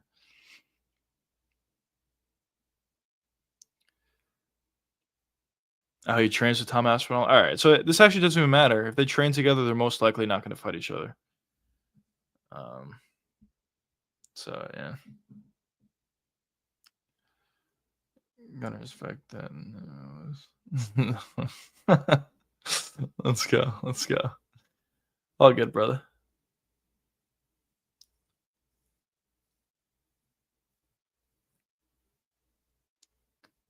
Gotta respect it. Walk in trouble.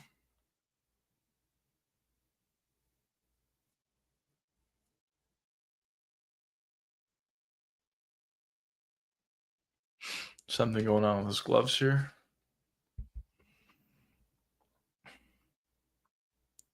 Yeah, so the main reason why I wanted this guy to be good is almost invalid now if he trains with Tom Aspinall.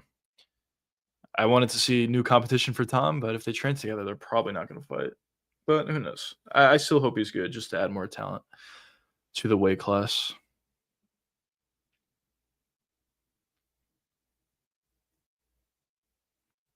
Let's go, Tybora. Beautiful walkout song. Beautiful, man. Boss. Dude, Tybora just like doesn't even train. He just like comes in super fat and finds victory sometimes. It's kind of funny. Oh man. Gotta respect it. 1 second, fellas. I gotta go one more.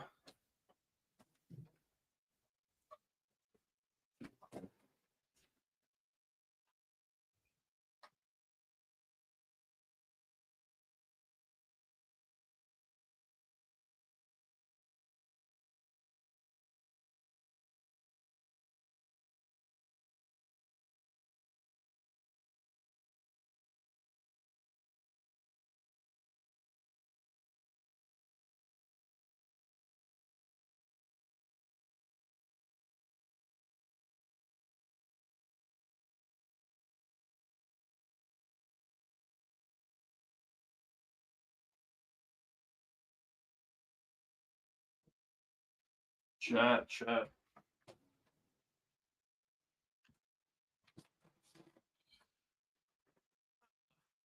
My bad, boys. January any practice or yeah, well I go to the gym quite a bit. Every day during the week. But in terms of MMA, I don't. I don't train as of yet. I've been wanting to, and I keep saying I want to, but I've never actually done it. So I'll see. I do want to start training though. I'm pretty close to a pretty good gym, so I would like to start training. But we'll see. Maybe it's in my near future. It's just a little bit expensive. That's the only problem with that. But for the gym, yeah, I go quite often. But yeah, I heard they were talking about it on the broadcast before for Tybora. He's just a staple of the heavyweight division, which is so true. I don't think he's that good, but as I said, he's been in the top 10 of the heavyweight division forever. So, and he's still there. What is he now? Number 7, I believe. Yeah, he's number 7. Even a loss here, if he does lose here, he'll probably still be good. Free trial? I don't think they have a free trial. Well, maybe. I don't know. Maybe they do, but I feel like they don't. I don't know. I guess I could check it out.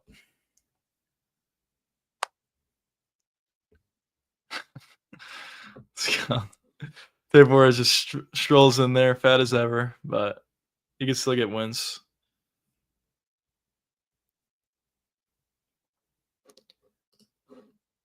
Yeah, it's in this or a pick 'em. Let's go.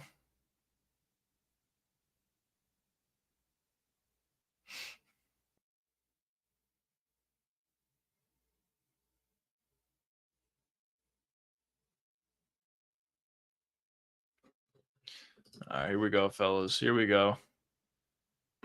Let's go. Let's go. Get those gym hands. All right, let's get into round 1, fellas.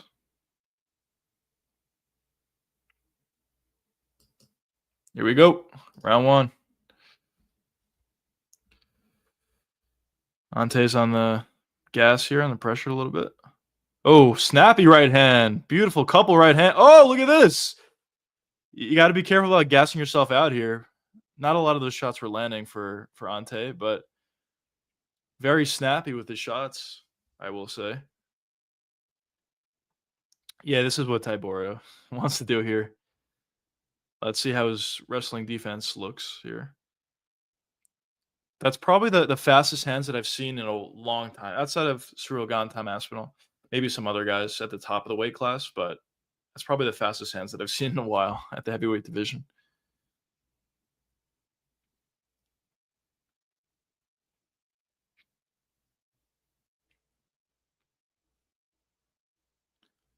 We talk about this all the time. I mean, Tybura's on the, he's got Delia alongside the cage, but we talk about this all the time. It's not enough just to stop takedowns. You also have to break off the cage. And Delia is not able to do that so far at this point. Tybura is trying to get a double leg here. So far, isn't able to get the hands clasped.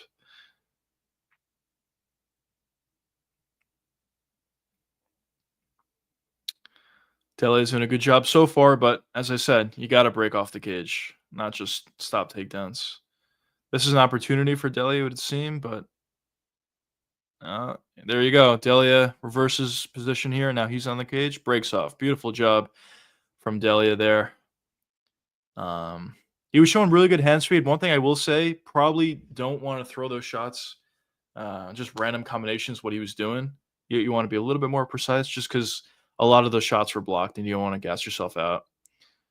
Oh, very snappy right hand. Oh, that's it. That's it. Beautiful performance. Very fast hand. That was actually really nice.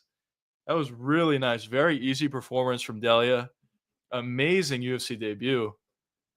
All right. He might actually be someone at the heavyweight division. His hand speed was insane. That was incredible, actually. That was actually very surprising. He looks really good. His technique, very technical. And what was that drop type or like a left hook or something? Or was it a right hand? I didn't exactly see it. Really good performance, though. It's a little emotional about the UFC win. Let's go. Really good performance. By the way, another finish added to this card in a row. This card's looking fire. Show the replay. I want to see what was the shot. It's big right hand. Yeah, the left hook landed clean. It was a left hook that got him. And then he finished him with a couple right hands. That was beautiful. Oh, that was nice. That left hook landed clean. Ooh. Yeah, that scooping left uppercut. That was nice. Yeah, I think he could definitely be someone at heavyweight, a legitimate contender. I mean, of course, there are still questions that are left unanswered. It wasn't that long of a fight. How's his cardio? How's his takedown defense and stuff like that? I guess, but definitely passed the test in his first fight. I don't really think there's too many guys ahead of Tybura that would be a significantly more difficult challenge. If you did Delia versus Waldo, I think he beats Waldo. Does he beat Gelatin? He may, honestly, depending on how good his takedown defense is. Curtis Blades, I think that's the next fight. Curtis Blades versus him versus Ante. I could see that being the next fight. But yeah, we have a legitimate contender at the heavyweight division. I was talking about this forever. Desperately need it. Seems like we found it here. So that's pretty cool. The only caveat I will say, though, is he is Tom Aspinall's training partner, his main training partner. So I could see them not wanting to fight each other. But who knows? We'll see.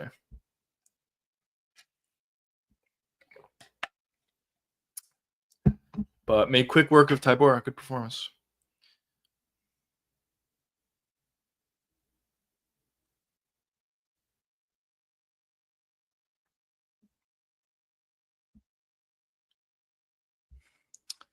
Go UFC 320. Uncle Live Pereira, Marab Corey. Those fights should be fire.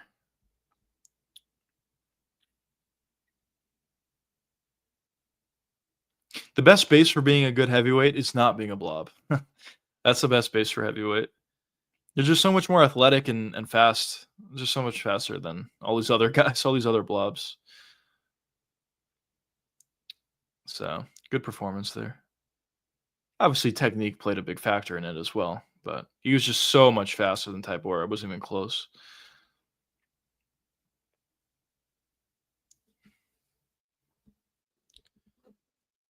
Curtis Blades versus Desiree. I think so. I honestly think that should be the next fight. Let's see who gets the juiciest that way. But I think that probably should be the next fight. What's his face? I mean, he just beat number 7 Tybura. Could you put him up against Waldo? Maybe, but Charlton Almeida's already taken. Sergey Pavlovich just fought not too long ago. Volkov's already taken. Ciryl already taken. So the only potential fights it could be is either Curtis Blades, Waldo, or Sergey Pavlovich. I guess you could do Sergey Pavlovich, maybe. But I think the fight that makes the most sense is probably Curtis Blades, if I had to say. It'd also be a really fun fight as well. Both guys, Curtis Blades is really underrated. I mean, people forget, man. Curtis Blades is really fast. He's pretty powerful. He has good technique on the feet. He has good wrestling. There's a lot of things to like about Curtis Blades. I know his IQ is not the highest, and I feel like that's a big reason for why he's not beating some of these higher level competition. But he's still really good, in my opinion. Although the division is dead if Gon pulls it off, which he won't. It would be interesting. It would be. If Gon wins the fight, it would make the division way more interesting. Because all of a sudden you have Ante as a potential contender for Ciryl Gane. And then Tom Aspinall could, fight some other guys. Ciryl Gane could fight some guys being the champ. I do agree with you. If Ciryl Gane won, it would make the division more interesting. But yeah, he's most likely not going to win. I would say probably like a 90% chance, 85% chance Tom Aspinall wins. On the feet, yeah, it could be interesting. But I just think he has such a big advantage in terms of the grappling. And most likely it's a similar situation to what John Jones was able to do to Gane. Maybe Gane can make some improvements, make it a little bit harder for Tom to get there, but eventually I think it's inevitable. Tom gets a takedown and finds a submission. Or maybe ground and pound shots, something on the ground, some sort of finish on the ground.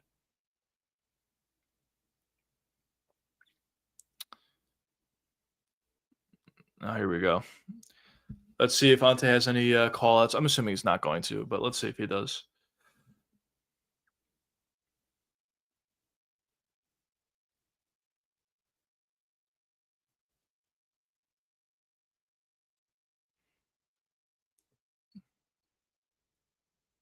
Broke his leg like Anderson Silva in their last fight. He's just happy to be there. Yeah, he looks good. He looks good. No specific call out though. But why not put the Curtis Blades fight together? Why not? A photo email saves the division. Yeah, I agree. I completely agree. It's either that or what would actually make the division like way better, but this is like not going to happen. Would be, a newcomer comes to the UFC that's actually like really good and can actually beat Tom Aspinall. That would also save the division, I think. Honestly, you would probably need a couple of those guys, but that would definitely save the division as well, but it's just not likely at all. So, yeah, I guess the most likely way to save the division is have Ciryl Gane win the fight, which you probably won't. Or maybe you could it's not going to happen either, but maybe you bring back Francis Ngannou. Maybe you bring back John Jones if he ever wants to fight him. Maybe you do John Jones, Tom Aspinall at the White House. I still think Tom wins, but that at the very least is more interesting than some of the other, potential fights. The Francis Ngannou one is really interesting in my opinion, although I still would favor Tom, but it's close. That's probably the closest fight, I think. But yeah, I mean, on one hand, it's great to see Tom because he's such a good fighter at heavyweight. He's super fast. He has a lot of skill, very powerful, great striking, great grappling. But on the other hand, because everybody's so behind him, like head and shoulders behind Tom, it just makes the weight class a little bit more boring, to be honest.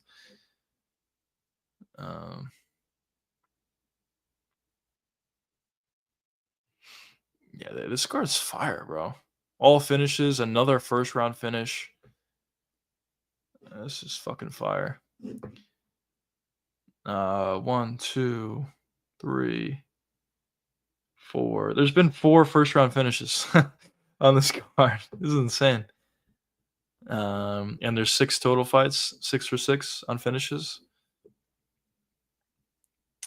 Pretty good. I'd be surprised. I'd be very surprised if Sai versus Hibero doesn't turn out to be a finish. Dude, we're so ahead of schedule here. It's only 2:20. Main card starts at 3. We're so ahead here. Off topic, you move fan. Yeah. I am. I definitely do like movies. I don't watch enough movies. Honestly, there's a lot of like insanely good movies that I haven't watched. But yeah, I do like movies for sure. Movie that I really been wanting to watch is Inglourious Bastards. Somehow I haven't seen that movie. But yeah, I want to watch that movie. But yeah, no, movies are fire. Definitely fire.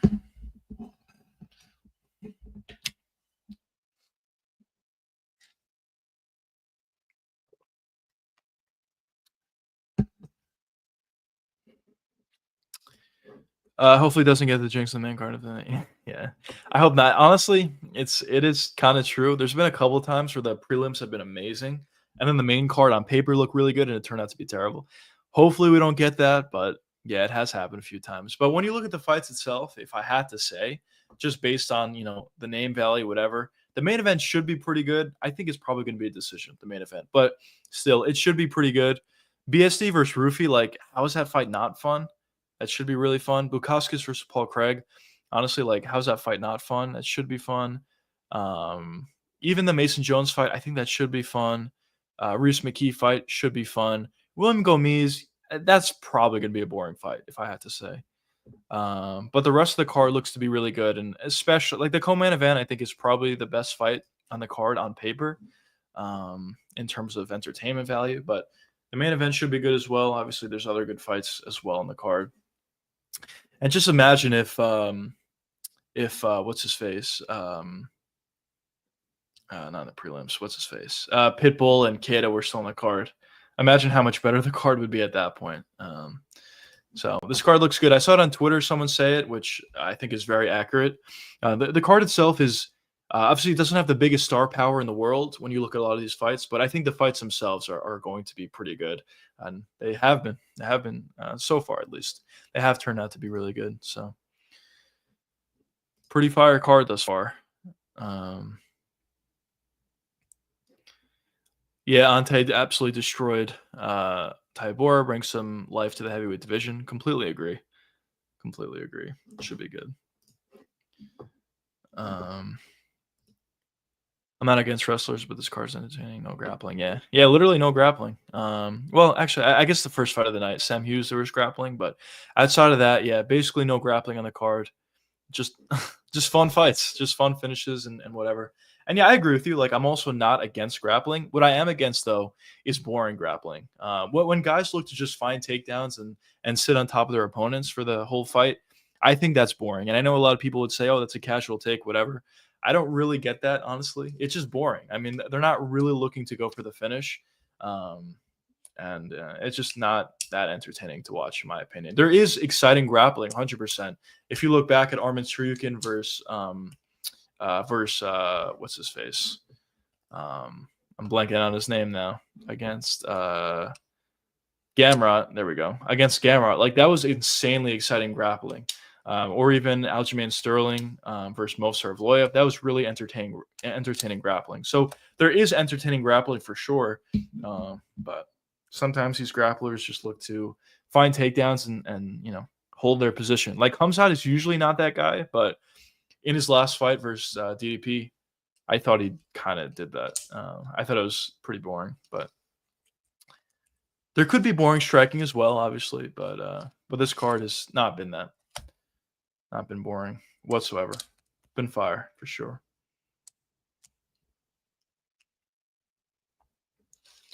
Yeah, they're showing the replay of the Hardwick fight, just an absolute domination. Honestly, a couple of fights back to back, just absolute dominations here. In the Harry fight, he was a UFC newcomer that just got dominated and proved not to be UFC level. In the Tybura fight, Ante made his UFC debut and looked to be really good for the heavyweight division. But yeah, just two mismatches back to back, couple first round finishes back to back.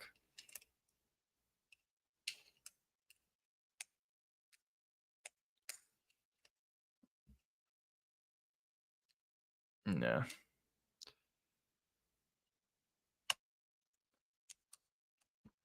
Yeah, for Harry, as I said, I think he'll probably get another opportunity because he made a short notice. He took a short notice fight. Usually the UFC loves that sort of thing, so I'm sure he'll fight again in the UFC, but he'll probably lose again via leg kicks or just getting finished. He's just not really UFC level, in my opinion. But yeah, they're kind of just wasting time a little bit here. We're just so ahead of schedule here. We're 30 minutes away from the main card, and we're on the last fight of the main card, which I think most likely will be a finish as well. So a little bit of time wasting here. But yeah, now they're talking about the Brad Tavares fight. I actually thought it was a good performance from Borusek. Good performance. He did a really good job at putting combinations together in the first round as well as on the finishing sequence in the third round. That's where he found his finish and hurt, obviously, Brad in the first round. When he was throwing singular shots in the second round, he wasn't doing nearly as well. But I think he has a chance to be pretty solid. He's obviously very powerful. His combinations look to be pretty good. The only thing that I will say about him is he tends to throw singular shots at times, which I don't think really benefits him. I think, he's significantly more dangerous putting punches together in combination, which I think will come with more training. But I think he has a chance to be pretty good. He also looked to be pretty durable. Tavares landed some big shots on Bryzik. So we'll see. We could have another legitimate contender at the heavyweight division. Or not heavyweight division, at the middleweight division. Did I say middleweight? I don't even know. but yeah. I agree. I don't care about the casual day. The injured is wrong. Yeah, I agree. I actually completely agree. I mean, they have that in wrestling. If you're they have stalling techniques in actual wrestling. So I think, listen, there's times where they stood it up too early. I will say that. But at the same time, like if somebody's just staying on top of you, finding a takedown and just holding their position on top, not really advancing in position, not really landing ground and pound shots, not really looking for the submission, I think you stand the fight up. And I think that's boring grappling. There should be, stalling techniques or not techniques, but stalling rules in the UFC, I believe. But yeah, I agree. I don't think it's a casual take. I know people will say that, but I don't really think it's a casual take. The Hamzat fight was boring. I mean, let's just be honest about it. Hamzat usually is not boring. Usually he goes for the finish a little bit more, but for maybe due to gas tank issues, maybe due to him, afraid a little bit on the feet, or I don't want to say afraid, but maybe, wanting to keep the fight on the ground, he kind of changed up his style a little bit in that fight. But yeah, whatever. Bro, can I see from a safe distance? The gym hands can turn it. Yeah, all good. You could continue. I don't mind. Hamzat really, yeah, dude. Honestly, I think that fight was probably the weirdest outcome that I've ever seen ever of all time. Just because, going into the fight, I thought it was going to be a great fight regardless. I thought either it was going to be a first or second round submission or finish for Hamzat, or a late round finish or a decision victory in an exciting fight from DDP. But the fact that it was a decision victory for Hamzat just by him finding a million takedowns and just holding position, but not really landing ground and pound shots, and obviously not finding submissions, was probably the weirdest outcome that I've ever seen ever watching fights. It was the weirdest outcome ever. It was insane. So I don't know. Literally just mentioned that. Yeah, he just played it safe. I mean, the reason for why I think probably he fought like that is because he was afraid of gassing out. I know he worked a lot on his cardio, whatever, going into the fight, and people were saying, "Oh, Hamzat is going to have great cardio now." But listen, your cardio can improve a little bit, but it can't improve that significantly. Hamzat was tiring out within a round, within 2 rounds. You're not going to make improvement to, having great cardio fighting that way for 5 rounds. And Hamzat knew that, obviously. So he played it a little bit more safe, I think, because he was scared of gassing out. And that's kind of what happened. I hope this is not going to be a common trend for Hamzat title fights, 5-round title fights, but we'll see. I mean, also, it's not like Hamzat wasn't trying to go for the finish at all. He was trying to, advance in position, find some submissions. It's just DDP did a good job at stopping them. But yeah, I mean, listen, you would like to see Hamzat go for a little bit more in that fight, and it was kind of unfortunate, but is what it is. Is what it is. I'm kind of curious what would be next for DDP. I think there's a lot of guys he beats at the weight class. Hamzat was a difficult fight. I talked about this going into the fight, but I thought Hamzat and DDP are kind of just head and shoulders above everybody else. There's a lot of good competition. Like Imavov's a good fighter, Kaio's a good fighter, RDR's a good fighter, Fluffy's a good fighter. There's definitely good competition at the middleweight division, but I personally just see Hamzat and DDP as kind of head and shoulders above everybody else. So we'll see what's next for DDP, but I think probably one more win. I think you could realistically give him a rematch versus Hamzat. So who knows? I mean, if they ever do have a rematch, is the rematch going to be a significant difference from the first fight? Maybe. I mean, there is a significant gap in the grappling between the two, which you don't love if you're Team DDP, but if he's able to make subtle improvements, stop takedowns a little bit better in the first round, he's not going to be able to stop a takedown, regardless how much he makes improvements to his game. But if he's able to stop takedowns around 3, 4, and 5, he can make the fight a lot more interesting. The one sequence that he had, literally the only success that DDP had in the fight, he almost found a finish, kind of, like relatively close, which was kind of hilarious, where he landed a beautiful jab right hand that landed clean on Hamzat. Then he got full mount in the most DDP way possible. So I don't know. If he could stop takedowns, he'll win the fight, but that's a big if, obviously. There's a big gap between Hamzat and DDP. But yeah, here we go. Omar Sy and Ribeiro. Should be a good fight. I'm not that high on Sy. I think Ribeiro has a chance here, honestly. He's made some improvement. I mean, Ribeiro is not the best fighter in the world, to say the least. He does tend to get caught a lot and tends to get knocked out. But he's getting better for sure. We'll see. Agree. What's your fight of the year so far? Also, man, respect. Yeah. Yeah. I'm a big fan of DDP. I think he's good. I think seriously, I think he beats everybody. I think he beats Kaio. I think he beats Imavov. He already beat Strickland a couple of times. I think he beats RDR. I think he beats Fluffy. Fluffy's a tough fight, but I think he could beat Fluffy and everybody else. I definitely think he beats. So, but fight of the year, I think it's probably Barrow's getting a lot of boos here. Well, obviously his opponent's from France. But fight of the year, probably Joshua Van and Brennan Royval. I think that's the fight of the year for me so far. That was just an insanely good fight. I know a lot of people don't really like the flyweights because they don't get a lot of finishes, but that fight was insanely fun. I don't know how you could watch a fight and not be entertained by it. So that's probably the fight of the year for me. Maybe I'm forgetting about some amazing fights, but I think that's got to be the fight of the year. That was just an insane fight. Literally just, no feel out period, just 5 or 3 rounds of, nonstop action. So, but, yeah, that's got to be the fight of the year. You said okay now. All right.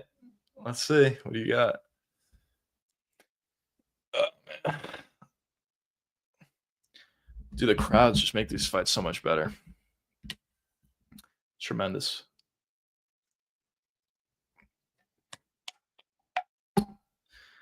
Literally. This being said, Ribero's kill or be killed. That's literally the definition of what Ribeiro is. He's either going to finish you early or he's going to get finished. But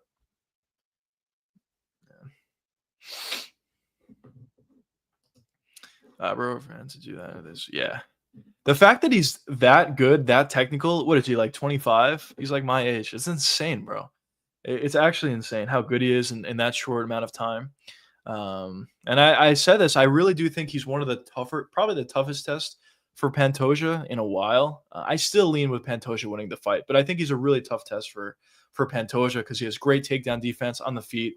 He's just better than Pantoja, but I still favor Pantoja because of his physicality as well as his jiu-jitsu and grappling in general. But yeah, Van's great. I think one way or the other, if he beats Pantoja, then obviously he'll be a champ. But even if he loses to Pantoja, I think he'll be a champion eventually. He's super young. He's really, really good. His striking is just elite. And it's probably only going to get better. So Van has a really bright future ahead of himself. It's going to be good. You want to see what I got? My chokes hit harder than your chin punch. Let's go. Let's go. Dude, the crowd reaction here is tremendous. This is what I've been missing for a while. We haven't went, to Europe in a while, and Paris specifically. Yeah, this is great. I mean, the fight itself, Ibero versus Omar Sy, is like whatever, but the crowd just makes it feel like a big fight. So this should be good. It should be a pretty fun fight, and crowd reactions are just gonna make it even better.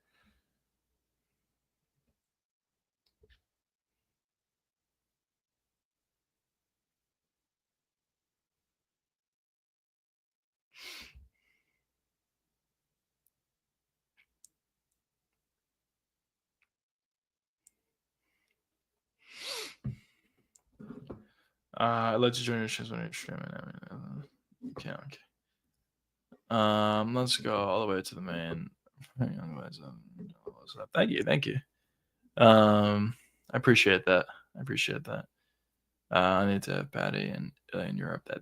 That's the biggest fight you can possibly make. By the way, I appreciate that. Thanks so much. But that's probably the biggest fight you can possibly make. Patty and Ilya in Europe.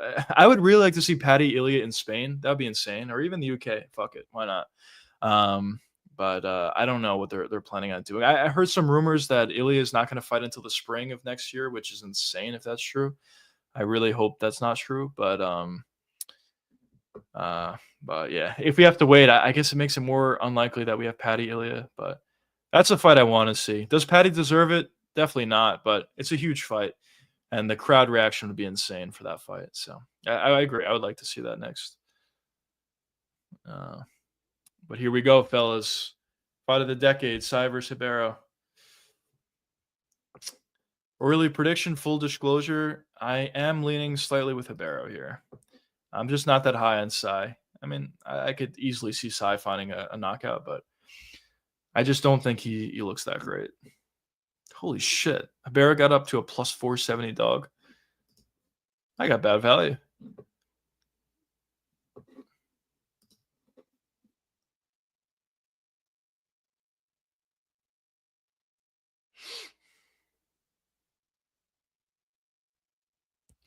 Yeah, it just makes it so much better. These crowd reactions are great. Closes a dog in all 6 of his fights. His average line is plus 287. Holy shit. It's insane.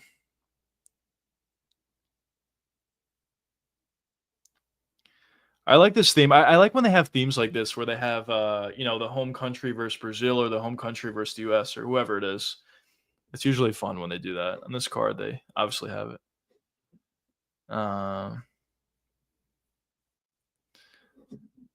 Sure, you're good, but just makes the roast juicy. Let's go.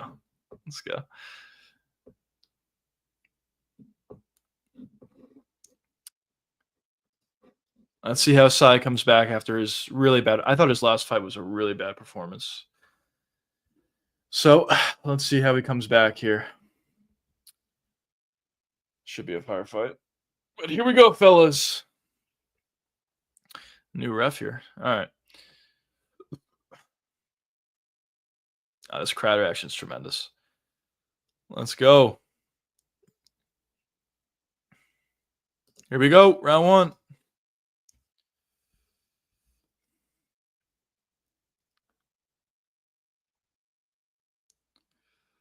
Size on the pressure here. Some nice feints.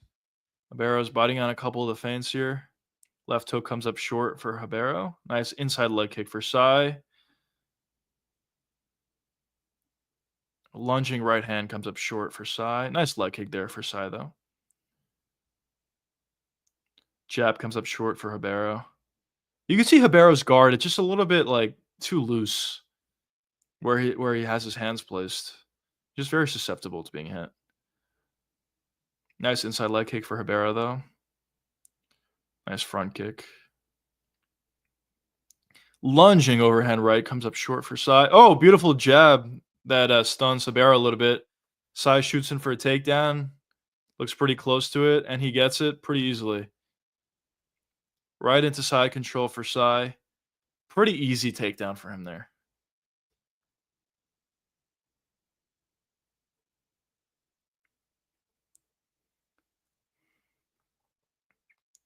Saya pops his head out. Now he's in side control. Difficult to do a lot of damage from this, side control, but we'll see what Sai's able to do here.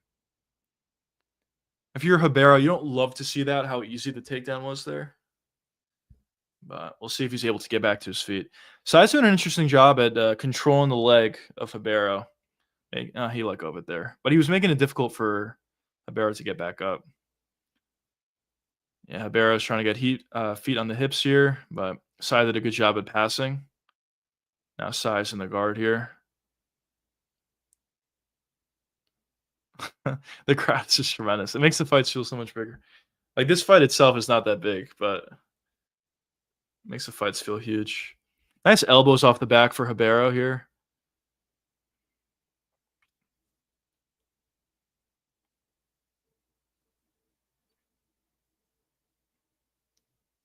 Singing the national anthem here. Let's go, boys.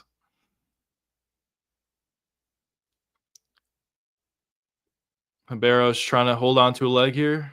Good job from Sai, spinning out of it. Getting right back into half guard.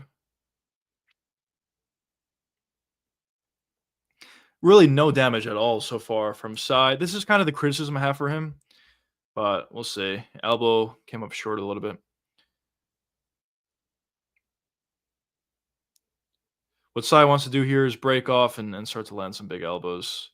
Which, there you go. There's a couple elbows. Couple nice elbows there for Sai. Ribeiro did a good job at regaining. Kimura attempt here from...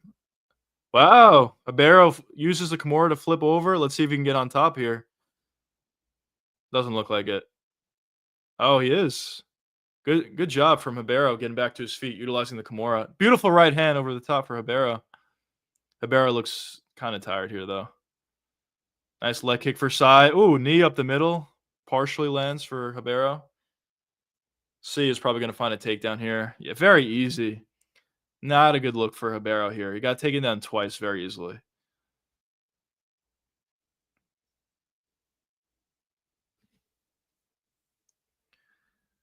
Yeah, clearly the game plan is grappling for Sai or C, whatever his name is. But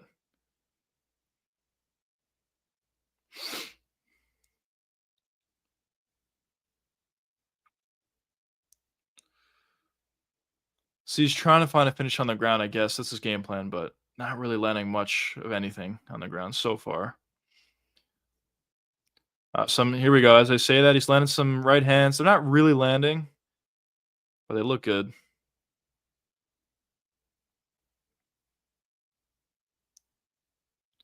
That was a nice right hand from Sai there.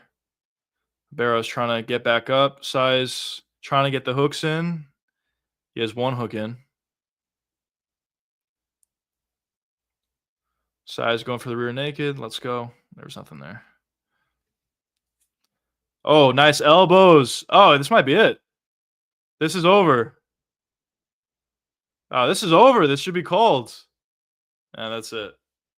Yeah, it was one elbow. One elbow to the side of the head was all it was. All it took for C. So good performance for him. Yeah, that's kind of Ribeiro's game. I thought Ribeiro looked pretty bad out there. But that's kind of Ribeiro's game. He's either kill or be killed. He just got taken down very easily. And really honestly, not that much ground and pound shots, but one beautiful elbow to the side of the head was all it took for C. And he was able to find the finish. So good performance. I still don't think C is a good fighter personally, but good performance there versus Ribeiro.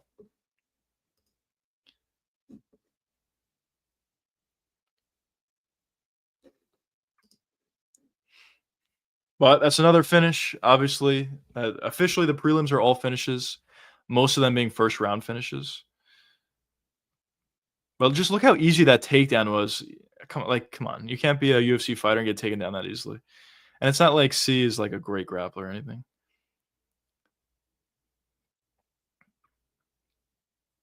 It was one big elbow to the side of the head that was essentially the finish.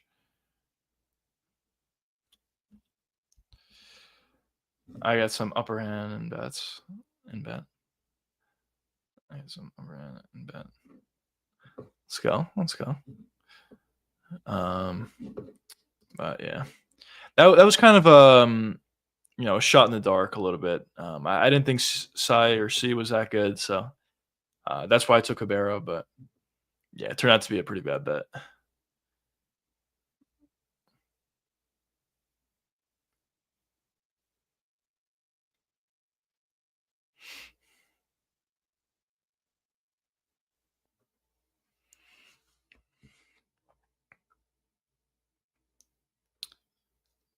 Let's go, boys. As a former PFL champ, let's go. PFL's letting go of a lot of their guys, it seems like.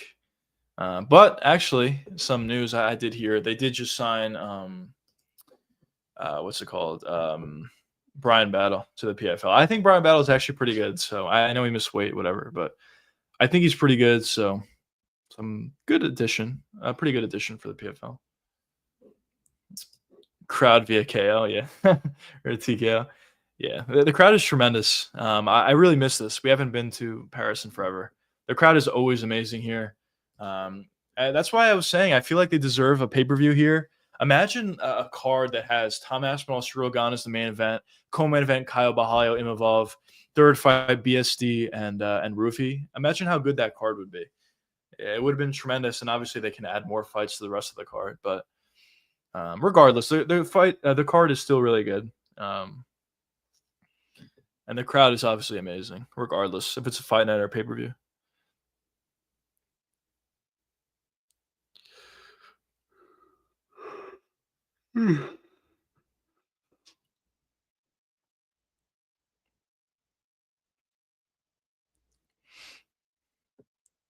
Yeah, the crowd's great.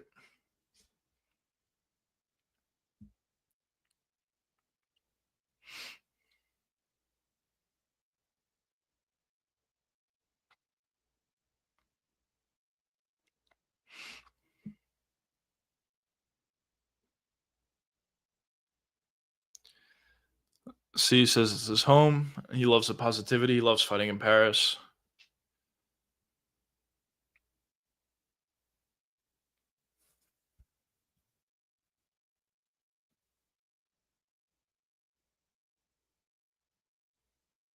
Yeah, I mean, it was definitely a dominating performance. C says he believed he will dominate Ribeiro. Pretty easy fight for him, to be honest. Good performance, though. Don't think about this. I'm just thinking about those. Let's go. Let's go. Good bet. Good bet. What'd you have? You had C by TKO or something? Good bet, though, if that's what you had.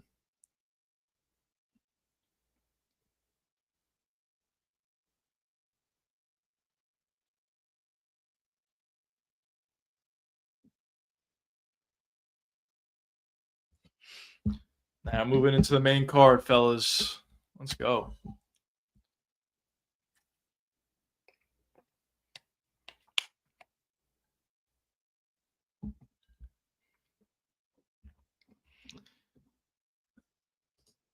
Yeah, now Rufy Rimov. Let's go. Let's go. I'm actually on the opposite side. We'll see. We'll see. You might be right on those couple of fights. But good bet on the C fight.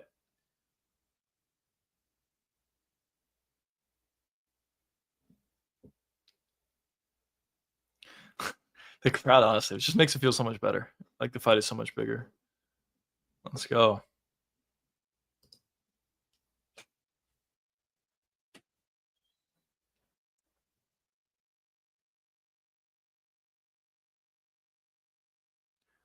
Dun, dun, dun, dun, dun, dun, dun,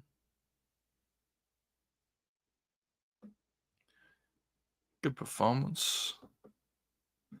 Let's see if we can continue. Next fight, who do we got? Obviously, we have the main card. Morgan Charrier is there. Next fight, we have Gomes. I'm assuming the Gomes fight's going to be a decision. I'm assuming. But if that turns out to be a finish, honestly, the whole card may be a finish. But the crowd is probably going to be good. And Gomes is a good fighter. I don't want to say he's not a good fighter. He's just a little bit of he kind of fights like sparring matches sometimes. But yeah, so that's what we have next. I think the McKee fight is most likely going to be a finish either way. Mason Jones, I could see that being a finish. Paul Craig fight, almost guaranteed it's going to be a finish one way or the other. Either a TKO for Bukowskis or a submission for Paul Craig. BSD Roofy fight, high chance, high likelihood it's a finish. And the main event, I think it's going to be a decision, but it should be good along the way. So we're in store for some good fights, fellas. Definitely some good fights.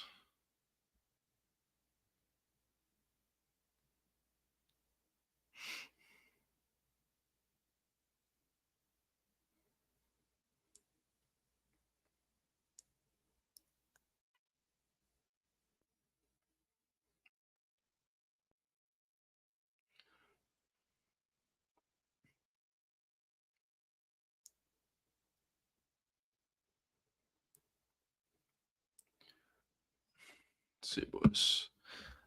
My bad, boys. 1 second. I'll be right back.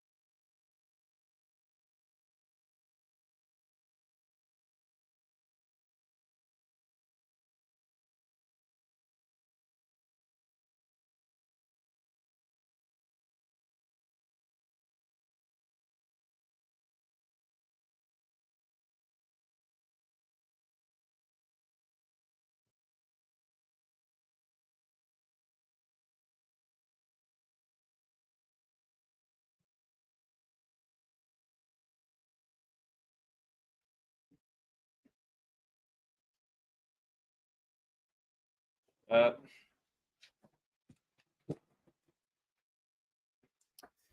going on, fellas? My bad, my bad. But all right, let's hop right into the main card here.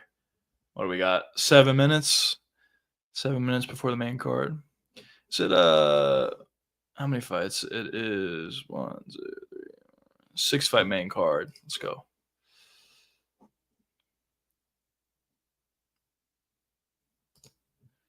Fighter than very better things. Let's go. Unbelievable. Yeah, a bit slow today. But hopefully for the main card, get some boys joining in. Let's go, fellas.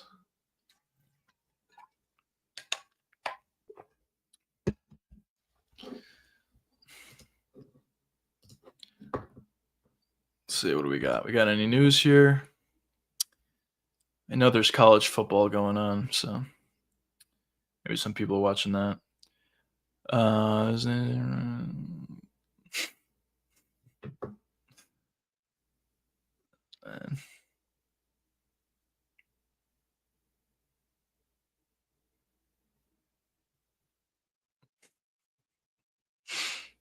Someone's saying that that Bisping had Psy ITD. You bet that? Because he was yelling loud.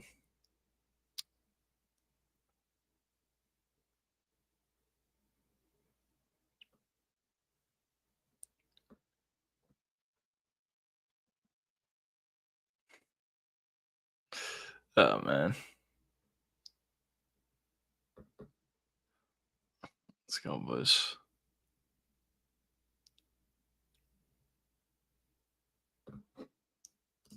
What's your favorite fight on the card so far? Honestly, all been pretty good. All finishes. Probably if I had to say, maybe the Bresic fight. That fight was really good. The Ante fight was really good because it added new blood to the heavyweight division. Oh yeah, I mean all the fights obviously were pretty good. You know, I feel a lot of times when you get like a woman's fight for the first fight of the night that turns out to be a finish, a lot of times you get a lot of finishes. There's nothing behind that or anything. I just feel like that. And the fact that Sam Hughes was able to find a submission in the second round set us off pretty well. And yeah, 7 fights, 7 finishes. Pretty good start going into the main card. Hopefully we have a good main card as well, though. No guarantees.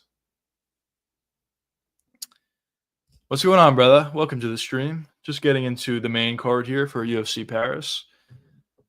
What's going on? What's going on? But yeah, good performance overall for C, though. It's just very dominating performance. It was good stuff.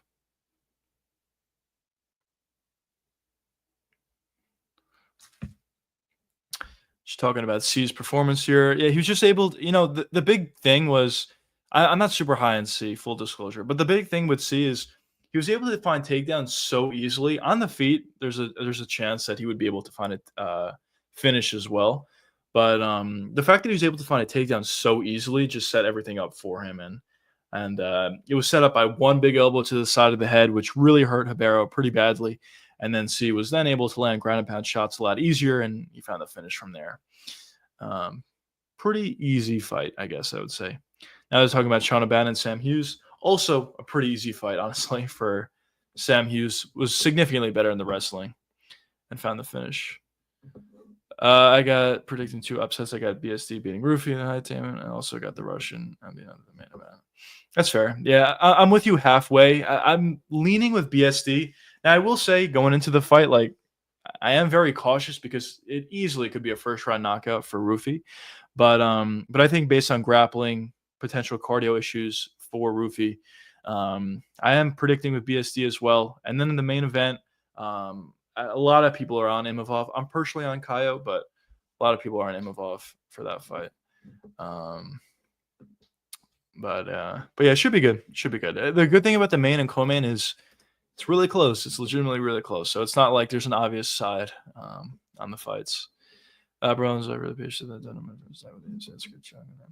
Thanks, man. I appreciate that. I appreciate you for being here. Yeah, listen, I started these live streams. I mean, obviously, there's not too many people in these live streams, and my channel is not too big at this point yet. But, I kind of just did it as a way to grow, for one, obviously. But for two, just to talk about MMA. I appreciate everybody joining the streams and commenting in chat. It's always a good time. Obviously, these fight watch-alongs are always fun to do, watching fights live with you boys, talking about who we thought won specific fights, specific rounds, thoughts on performances and whatever. So it's always fun just to hop on here and talk about some of these fights. So as I said, I appreciate everybody for joining the stream.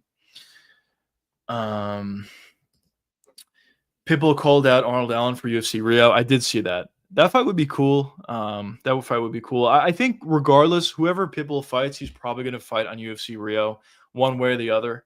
We'll see if it's going to be Arnold Allen or somebody else. I just think it makes all the sense in the world.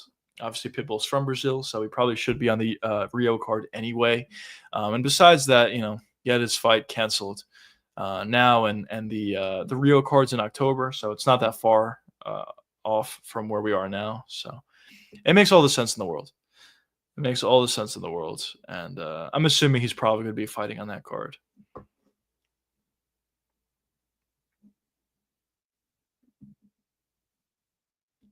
Yeah, this guy said this on Twitter. I completely agree. He said it's crazy. Every time Brazilian walks out, they're getting booed. Rufy's going to get booed out of the arena. It's going to be electric. Yeah, you probably will be. That fight is so huge.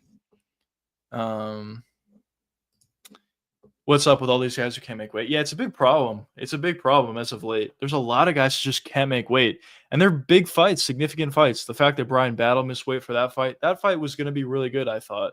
And then this week, the fact that Chieta missed weight in his UFC debut, really bad look. Really bad look. Obviously, the fight is off itself. We'll see where Chieta goes from here, who he fights next. It's unfortunate that all these guys are just missing weight. It's not the same as it used to be. I mean, everybody miss weight, I guess, at all times. Not everybody, but at all times, people are going to miss weight. It happens, but it's unfortunate that a lot of big fights lately are having guys miss weight. It's unfortunate. Robbie, what's going on, brother? Welcome to the stream. Good fight so far. Yeah, it's been great. All finishes on the prelims. Hopefully, we can parlay that into the main card and get a bunch of finishes as well on the main card, which starts now, by the way. But yeah, hopefully the main card turns out to be pretty good.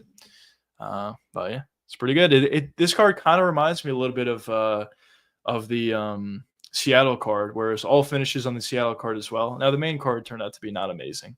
The main event, I should say, turned out to be not amazing. So hopefully we don't get that same result here. But yeah. Under 2.5, 1.5 coming in clutch. Yeah, if you had the unders in any one of these fights, you're doing pretty well. All finishes, obviously. I had the under on the Fakardinov fight. I thought plus 158 for that was insane value. Turned out to be pretty good. So yeah, but if you had a bunch of unders on most of these fights, you're doing really well. Bro, this fight's gonna be soon. I need to. Let's go. Talking about the Roofy fight. Yeah, I think that's the biggest fight of the night. Roofy BSD. That fight is honestly such a big fight.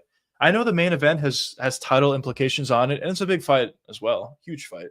But BSD Roofy is going to answer a lot of questions, and it's going to be very intense. So that's the best fight of the night, I think. Sean O'Malley versus Song Yadong in the works. Yeah, I saw that. Yeah, that's a good fight. I was talking about it in previous live streams, saying I think that should be the fight that happens next. And yeah, it seems like they're doing it. Obviously, I don't think it's official yet, but it seems like that's what they're trying to do for the next fight. And it makes sense. I think it makes all the sense in the world. But stylistically, an early prediction for that fight is I actually think Sean O'Malley would win that fight. Song's an explosive striker, but he does struggle a little bit with guys that have good movement. And Sean O'Malley does have that. When you look at Song's fight against Corey Sandhagen, it was relatively close, but Corey was definitely winning and he found the finish, in part due to his movement and due to through creativity on the feet that he has. And Sean kind of has somewhat of a similar style. Not exactly the same, but somewhat of a similar style, and he even hits harder than Corey Sandhagen does. So early prediction, I'm leaning with Sean there. But if Sean wins that fight, it kind of makes it weird for the UFC because Sean O'Malley is currently the #1 contender at this point. If he beats Song Yadong, which would be a legitimate win for Sean, then what do you do? Obviously, he can't fight for the title next. He lost to Merab twice. So what do you do at that point? Maybe he would have to fight somebody else. And then what if Sean beats that guy? It's interesting. He's in a weird spot. He's kind of in a similar spot to Robert Whittaker when he lost a couple times to Izzy, or Max Holloway when he lost 3 times to Volkanovski. Like, they're clearly really good fighters and clearly at the top of their weight classes. But yeah, they're just in a tough spot. Also, Gaethje Pimlin is being discussed. Yeah, if that's a fight. I've said that for a while. I want to see that fight happen. I actually could see that happening now because Saryukian versus Dan Hooker is being rumored, and also there's been rumors of Topuria fighting in spring, which is obviously a long time out from now. So maybe what the UFC is looking to do is have Arman versus Hooker, the winner of that fight, versus the winner of Gaethje and Patty fight for the interim belt. I'm assuming, if this is true, by the way, which I have no reason to believe it's not, but assuming this is true, I think that's probably what the UFC is thinking at this point. Have an interim belt. The winner of the Arman fight, the winner of the Gaethje fight each other for the interim. I think that's probably what they're thinking about doing. But yeah, I've been saying it for a while. I really wanted to see Patty versus Gaethje. I thought it made a lot of sense for the Hamzat card last month, but they didn't do it, obviously. But if they do it for December, cool. It's still a good fight. It's still a fight that I think makes a lot of sense. Yeah, O'Malley should move up. Yeah, I think he probably should. I mean, he definitely should put on some muscle if he's going to move up, but yeah, he has the frame for 145 for sure. Imagine we see a rematch between Sean O'Malley and Aljamain Sterling. It's possible. It is possible we could see that. But yeah, I don't think it would be the worst decision in the world for him to move up. And yeah. Gaethje probably retires if he loses to Pat. I agree. I fully agree. Listen, I know he says he wants to fight for the title, but yeah, it seems like the UFC's coming up with the money. And if Gaethje agrees to fight Patty or whoever else, and he loses, he'll retire. I think for Patty, the reason why Gaethje makes so much sense for him is because Gaethje, I think, is the most winnable fight for him outside of the other top contenders. So, put the fight together. Not guaranteed that Patty's going to beat Gaethje. Definitely not. But if Patty finds a takedown, Gaethje's in real trouble. So I like the fight, Patty Gaethje. It's some good fights for O'Malley 145. Oh, for sure, yeah. There's definitely some good fights. I don't think this will happen, but Volkanovski versus Sean O'Malley would be interesting. I guess you could do Movsar over Sean O'Malley. I'm assuming Movsar will just find takedowns and get a victory that way. But I guess theoretically you can do that. Yair Rodriguez or Sean O'Malley would be really fun. Yusuf Salal versus Sean O'Malley honestly would be fun. Gene Silva versus Sean O'Malley would be really, really fun. Steve Garcia, I know he's lower in the rankings, but still, Steve Garcia versus Sean O'Malley would be fun. David Onama versus Sean O'Malley would be fun. There's a lot of really fun matchups at featherweight for Sean O'Malley for sure. Dan Hooker's winnable for Patty too. Yeah, I mean you're probably right. It probably is a winnable fight for Patty as well. But the reason why I say Gaethje specifically is on the feet. Gaethje's a better striker than Patty for sure. But if Patty is able to find a takedown over Gaethje on the ground, Gaethje just doesn't really know what he's doing on the ground. He just gets submitted against high-level grapplers, which Patty is a high-level grappler. And I think if he's able to find a takedown, he finds a finish. That's why I'm saying that for Gaethje specifically. But yeah, Dan Hooker's also a winnable fight for Patty. Yeah, Yair Rodriguez, Sean O'Malley would be very interesting. That would be so fun, honestly. That would be such a fun fight. They should put the fight together. I know they were saying for a while Arnold Allen versus Yair, which would be good as well. But if Sean decides to move up, well, this wouldn't be now anyway. It would be in the future. But if Sean eventually decides to move up, you got to put that fight together. It'd be so fun. It would honestly be so fun. So.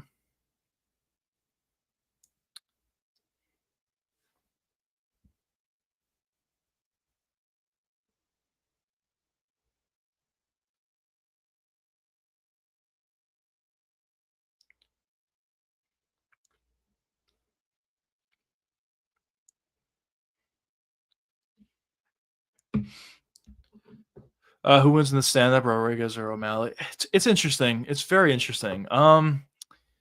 If I had to say, I think Sean, honestly, just because Rodriguez has insanely good kicks, very diverse, but I do think Sean could be a guy that could, stay out of kicking range, or at least at the very least deal with the kicks of Yair Rodriguez and you look to utilize his boxing. I do think Sean's boxing is definitely better than Sean O'Malley or than Yair Rodriguez is.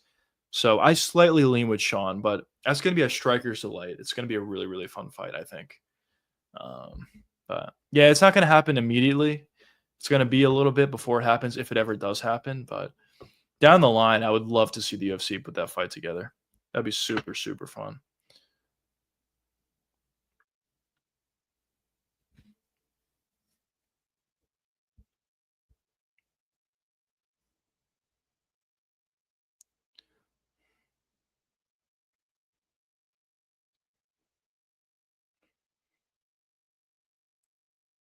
Talking about Benoit here, how they're making adjustments to his stance, making adjustments to his stand-up game. Listen, if Benoit can make adjustments to the point where he's not that hittable, he's a really dangerous fighter, and he's going to be a really difficult guy to beat. The thing that, like, the reason why Benoit lost against Dustin was because he was so hittable, and I guess not so much in the Moicano fight, but in general, a way to beat Benoit is just to find a beautiful counter shot and knock him out. But if he's able to make adjustments and be a little bit less hittable, Benoit could be dangerous. His grappling is elite. Diego Lopez, Sean O'Malley would be good too. That would be fun. Yeah, that would be fun. I know Diego doesn't look to grapple that much, but I think he probably should look to grapple in that fight if they ever put that fight together. So that would be fun. Gene Silva versus O'Malley, that would be really, really fun. That would be really fun. So just to give you predictions, Yair versus O'Malley, I slightly favor O'Malley. Lopez versus O'Malley, I think honestly I slightly favor O'Malley in that fight as well. Gene Silva versus O'Malley, I favor Gene Silva. Those would be my early predictions for those fights. Honestly, I agree with you though. I do hope Sean moves up to 150 or not 55.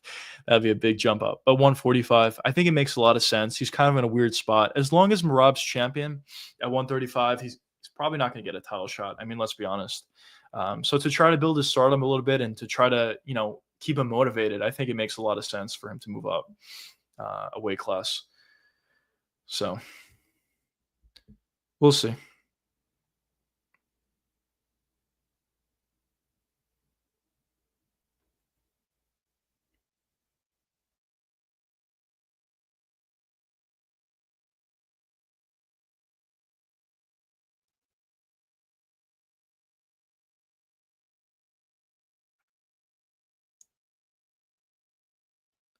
Sorry, boys. I apologize.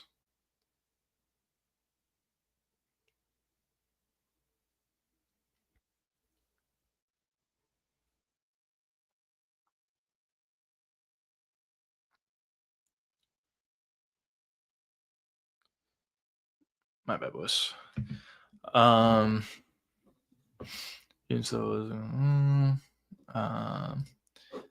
The fight I would have loved to see was Max Holloway versus O'Malley. Who would have?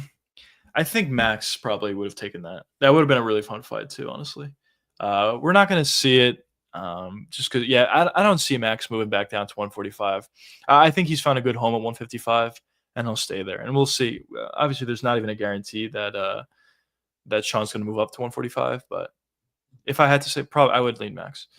I'll pick Rodriguez to beat O'Malley. Yeah, it's possible. It's definitely a close fight. It'll be a striker's delight. Between the two guys. Both guys are really high-level grapplers, high-level strikers. Going to be essentially no grappling in that fight. So it'll just be fun. Either guy could certainly take that. Aaron Pico O'Malley would be good too. That would be good, yeah. I kind of feel like for Pico, I think he's really good, as I said, and I think he's going to be really good. But against a guy like Sean O'Malley, I feel like he's just going to find a way to get caught with a big right hand and probably get finished from there. But in terms of the intangibles, like Aaron Pico hits significantly harder than Sean O'Malley does. At least it would appear. His boxing is crisp and clean. His pressure is nice. His grappling is big. You would think in that fight, if that happened, you would think Pico would look to grapple quite a bit. But I just feel like that matchup stylistically, it just has, Aaron Pico getting sniped by a right hand written all over it. It's a problem. Yeah, because when Aaron Pico loses, he gets knocked out. And Sean, I feel like, has a good opportunity to snipe him. But with that being said, Aaron Pico is a guy who I think is really good. I've talked about it a lot. I think Aaron Pico could still be a champion. I know he got knocked out, but I think he could still be a champion. I think what he's shown is some really good work in terms of the striking as well as his grappling. Priya would have to wrestle Sean to find the grind. I completely agree.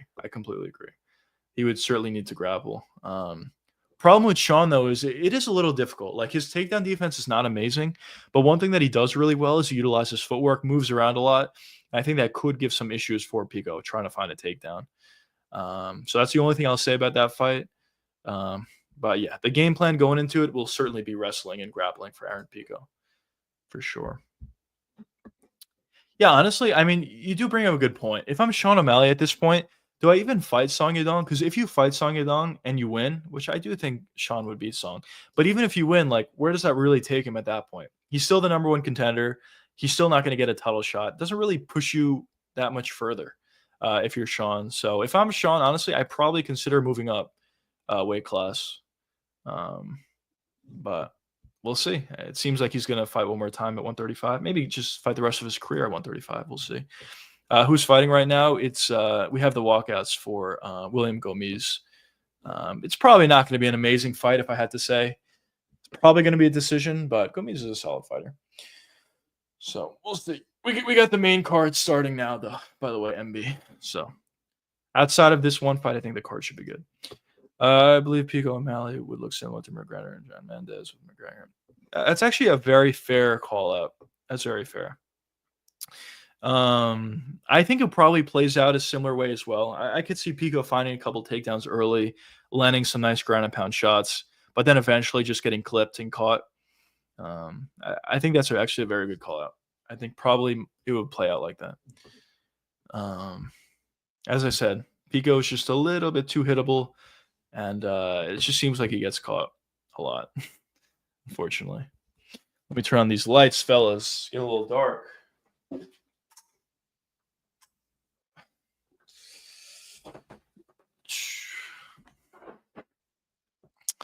But here we go, fellas. Going on to the main card. If this fight, I'll say it now, if this fight turns out to be a finish, William Gomes fight turns out to be a finish, the whole card is going to be a finish.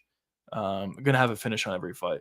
Gomes is a good fight. I'm not saying he's a bad fighter, but he doesn't really go for it that much in a lot of his fights. So if this turns out to be a finish, this is going to be a great card. Can Pico stand with O'Malley? He can. Well, depends where it is. If it's like kicking range or long range, no. But if it's, if he has O'Malley alongside the cage and he's ripping body shots, yeah, he can certainly have success in that sort of a fight. It really depends where it is on the feet. Um, but I don't know. I think regardless, though, if I'm Pico, I grapple. There could be a couple of occasions where he has shown alongside the cage and starts ripping a couple of body shots, a couple of combinations. I think he can have success with that, those sort of scenarios. But I wouldn't look to prolong the fight being on the feet if I'm Pico. But at range, though, Pico has like no chance. He's just gonna get sniped by a right hand from Sean O'Malley. So, but should be interesting. The grappling of Pico would be tricky for Sean.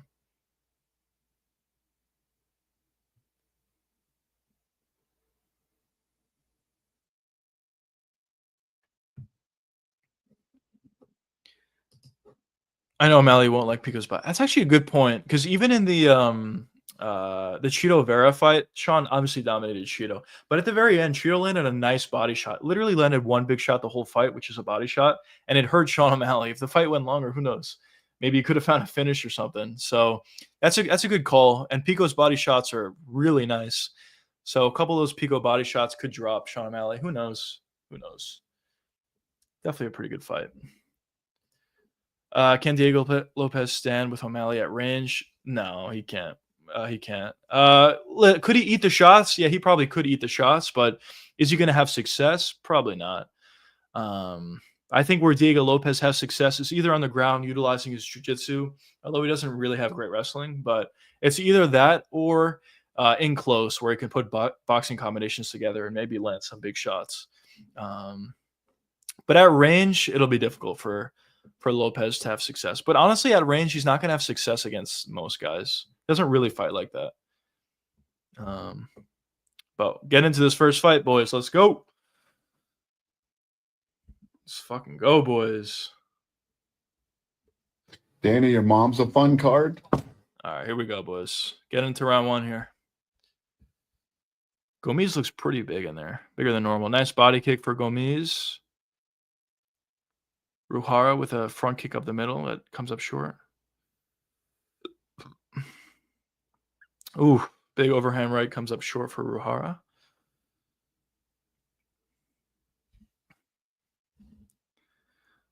Nice leg kick for Gomes. That's a good shout from Ruhala. He said Gomes doesn't like a brawl. It's true. How Gomes usually fights is very technical and very aesthetically pleasing, but he doesn't love brawls. But Gomes is on the front foot here. Nice jab. Comes up a little short. Southpaw versus conventional is all about the outside foot. Whoever's able to get their foot on the outside lines up their left or right hand and is able to do a good job with that. So the foot battle is very important in a southpaw conventional fight. Head kick comes up short for Gomes. Some good pressure here from Gomes for sure. But Ruchada did a good job getting outside of pressure of Gomes. Couple nice leg kicks land for Gomes. Leg kick lands for Ruchada. A lot of leg kicks landed for both guys here. You can just tell watching Gomes fight, like he's just very aesthetically pleasing. He's very technical. And he has a pretty good process as well. Oh, nice left hand lands for Gomes. Bisping says it reminds him of Leon Edwards. Kind of does a little bit, honestly. Southpaw, very technical. Not the most aggressive, doesn't like to get into brawls. So, yeah, there's similarities for sure.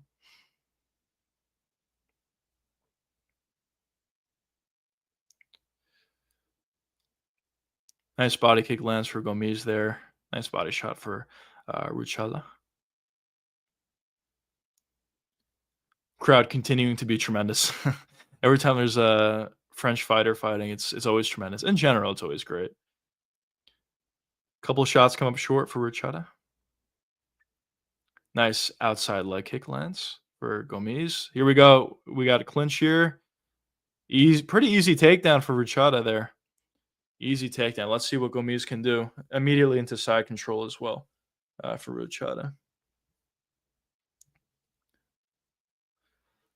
From side control, it's difficult to land big ground and pound shots. Good job from Gomes regaining guard Getting right back to his feet. Great work there from Gomes. He's still alongside the cage. He's got to break off. But great job for getting from Gomes getting back to his feet. Gomes grabbing a weird area. Nah, I know that's a part of takedown defense, though. It's just weird. Let's see if Gomes can break off.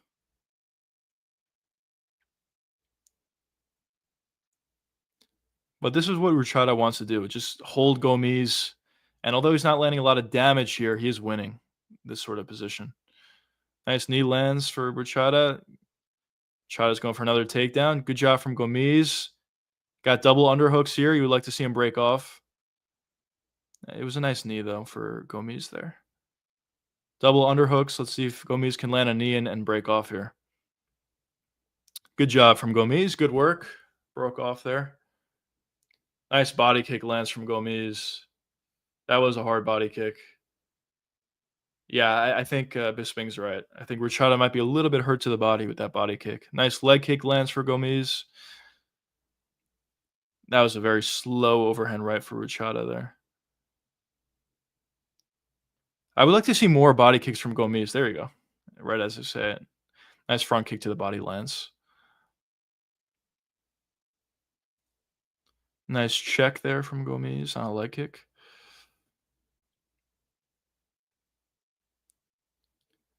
Yeah, Ruchada's reaching a little bit. You would like to see Gomes counter some of those.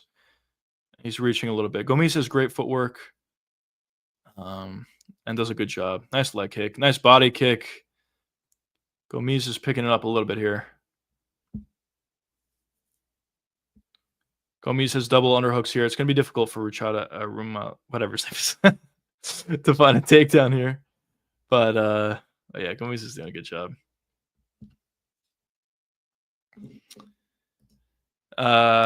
Good job from Gomes breaking off. Now he's on the front foot again. Let's see if he can land a body kick. He does.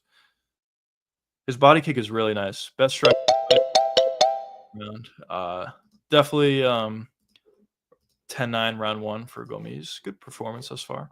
I think I might be the only guy who can have success with O'Malley standing. That's fair. That's fair. Well, I think Gene Silva could have success. I think Gene Silva would actually knock out Sean O'Malley, I think. But yeah, yours a tricky one as well. That doesn't look right. What Gomes is doing? He's literally just seen them. Yeah. Yeah, it's a legitimate takedown defense technique, but yeah, it looks funny. It looks funny for sure. Ugh.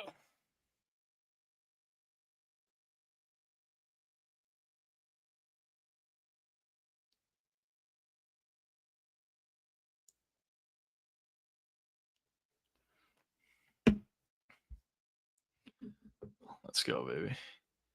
Dude, it's so weird that this card is so early. It's only 3:30 New York time, and we're just starting the main card. It's crazy. But all right, getting into round two. All right, here we go. Round two. Nice left hand lands for Gomes. Nice kicks from Gomes here. Very diverse kicks, powerful as well. Yeah, the speed difference is huge between both these guys. Nice little left hook there lands for Machado. That very nice body kick lands for Ruchada there. Much better pressure here. Gomes stops the takedown. Knee to the body, which is nice. Let's see if Gomes can break off here. Double underhooks again. He's able to get double underhooks very easily. Now he just has to break off the cage, which he's close to doing. Nice body kick there. Or knee, I should say. Shots to the body. Good job breaking off from Gomes. Shots to the body are big for Gomes here. Ooh, nice little right hook over the top for Gomes. Oh, nice body kick. Oh, nice right hand. Gomes is doing some pretty good work here. He's definitely a really good fighter. How's the weather in New York right now? It's all right. It's like 70s, and it's cloudy, though. It's all right. Ooh. Gomes really swinging now. Nice right hand lands for Gomes.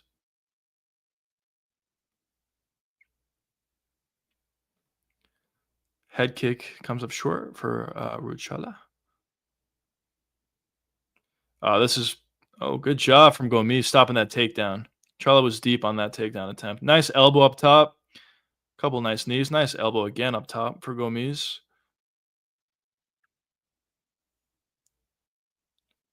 Let's see if Gomes can break off here. He was close. Charlo did a good job regaining control. And he gets the takedown. That was pretty good work from Ruchala. The problem with Gomes in this sort of a fight, obviously, when Ruchala is just walking through a lot of the shots Gomes is throwing, getting to the clinch, and here he's able to find a takedown. The problem with Gomes' style is what happened? Oh, the mouthpiece came out? That was weird. The problem with Gomes' style, though, is just so not physical and not that dangerous that it allows Ruchala to fight like this by just pressing forward, getting into the clinch, finding takedowns. And it makes it difficult because it's not like Gomes has big power to make Ruchala pay. But yeah, that's what I love about our country. It's just depending on where you live in the country, you might get colder weather, warm weather. Yeah, it's a big country. It's a big country. Get different weather everywhere. But yeah, that's a problem with Gomes' style. For Gomes, he's obviously going to want to get up here. Dude, out of nowhere, I got super hungry. I think I'm going to get some food, boys. Well, we have 5 more fights after this? Yeah, I got to get some food.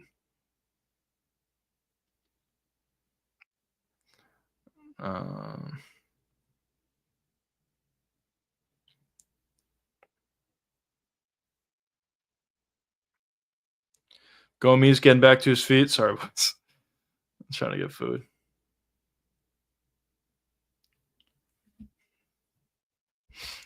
Good job, Ruchala getting the hook in, making it very difficult, wearing on Gomes a little bit here. But Gomes is back to his knees here. Also in the United States, it's like every city or state has their own culture. That's true. That is true. It does.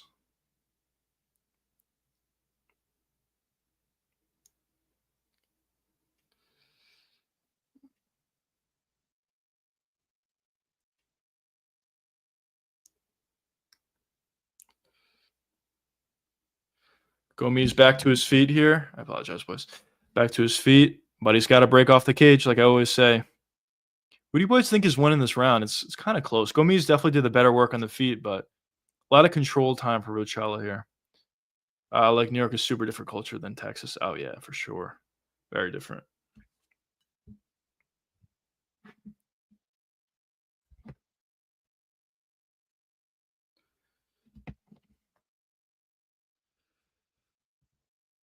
Good job. Gomes breaks off the cage. Not too much time left here. I think Gomes is going to need to do something big to take the round. Spinning back kick landed.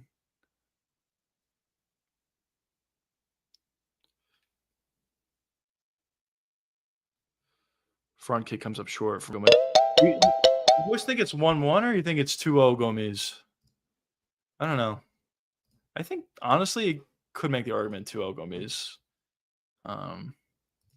Gomes is winning. Yeah, I think I would agree with you, honestly. Let's see. Let's see what the odds have it. I'm sure Gomes is going to be the favorite either way, but let's see. What do they have it? They have it. What, doesn't show up? Oh, here we go. Gomes is a minus 350, so I guess they have it as Gomes winning. Seems like a lot of New Yorkers relocate to Florida. Yeah, they do. For taxes, weather, and whatever. I was thinking about it as well, honestly. I'm not going to in the near future, but I was thinking about it maybe in the future, relocating. Also, a lot of New Yorkers live in North Carolina. Yeah, I know a couple of people that moved to North Carolina. Just cheaper living in those places.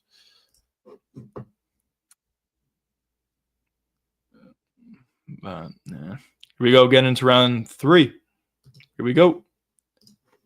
It could be 1-1, either 2-0 or 1-1. 2-0 Gomes or 1-1. Gomes on the pressure here. Gomes is really going to need to pressure here. When he gets backed up, that's where he runs into issues. Like here, he's kind of getting backed up a little bit. Nice front kick up the middle, stabbing front kick up the middle to the body. The best stuff that Gomes has been doing this fight is his body kicks. They have been nice. Nice jab, couple jabs for Gomes. On the feet, Gomes is a lot better. He's a lot faster. Eye poke. Eye poke there. Let me pause my timer. A little bit of a break here for both men. But yeah, Gomes is doing the better work on the feet for sure. He's just whoever's on the front foot is winning, honestly. The eye poke doesn't appear to be that bad. I think he'll be fine. But a little bit of a breather for both guys. Oh, that was weird. He threw a punch and then he opened up his hand at the end. That's weird. That kind of does look deliberate, to be honest. I mean, I'm assuming he wasn't thinking. It was a split-second thing, but that's weird. To throw a punch and extend your fingers at the end of it. They got the doctor in there. I mean, I think he's fine. He should be fine.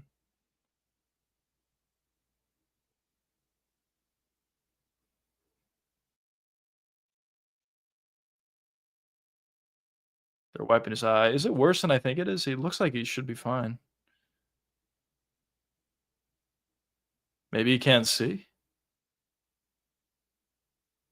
Looks like he's fine.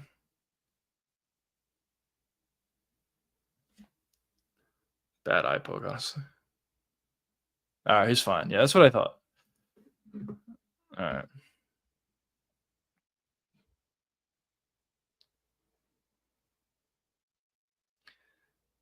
If Gomes does that again, he'll get a point deduction.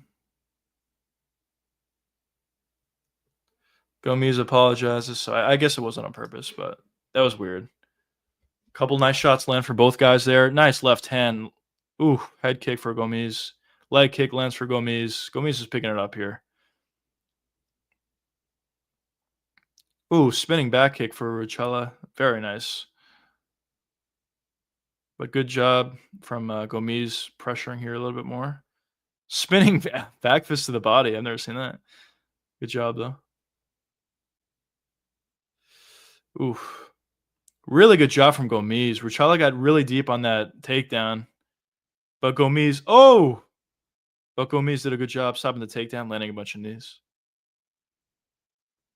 A lot of spinning stuff from both guys. Oh, the body kicks are really starting to add up here for Gomes. If I'm Gomes, I continue at the body. Maybe throw a couple left hands up top. Gomes is just so much faster, as I said, on the feet. He's beating him up. Gomes points to the ground.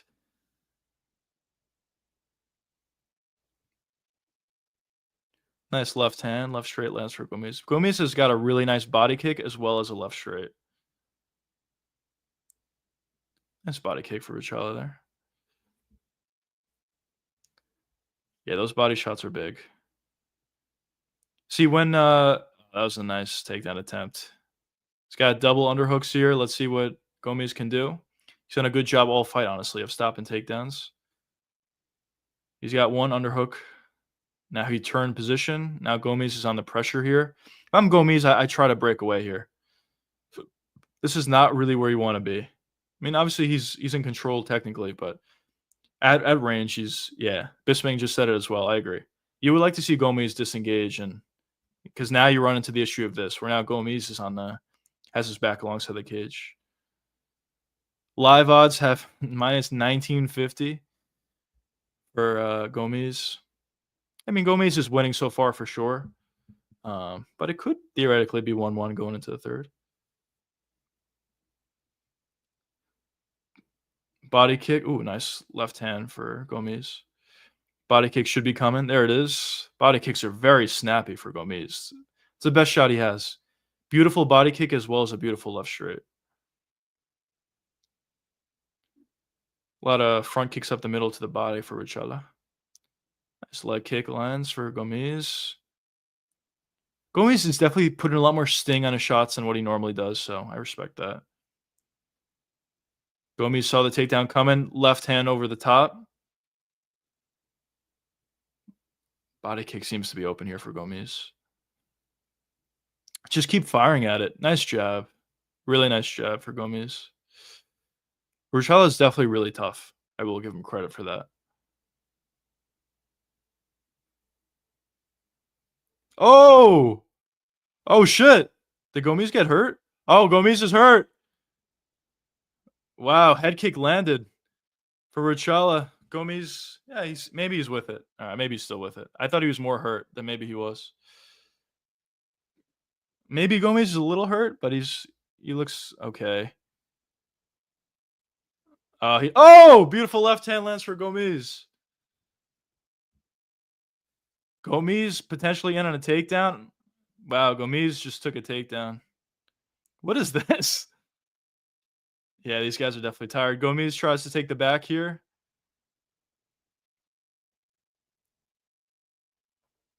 Urshela gets back to his feet pretty easily, honestly. Watch out for the ninja choke if you're Gomes.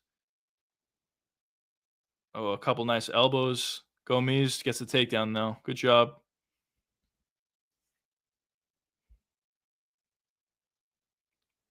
Oh, Gomes, potential rear naked choke here. Has no hooks in, though. It doesn't have his other hand connected. Nah, he doesn't have it. Nope. All right.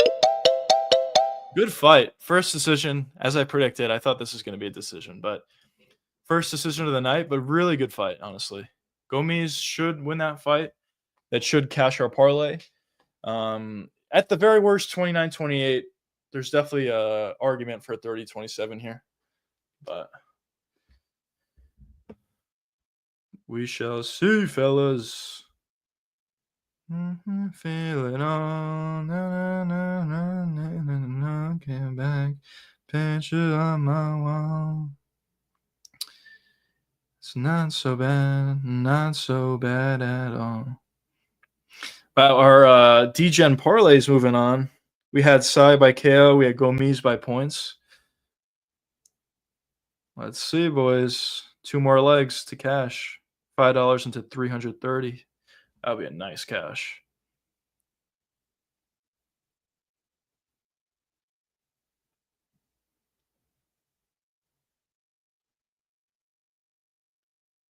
Oh, boys, dude, I got so hungry out of nowhere. It's insane.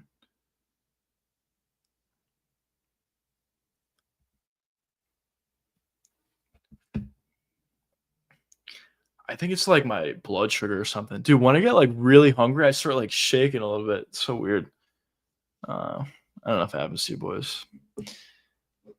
I think Gomes won. Yeah, he definitely won. It's got to be either 30-27 or 29-28 for Gomes.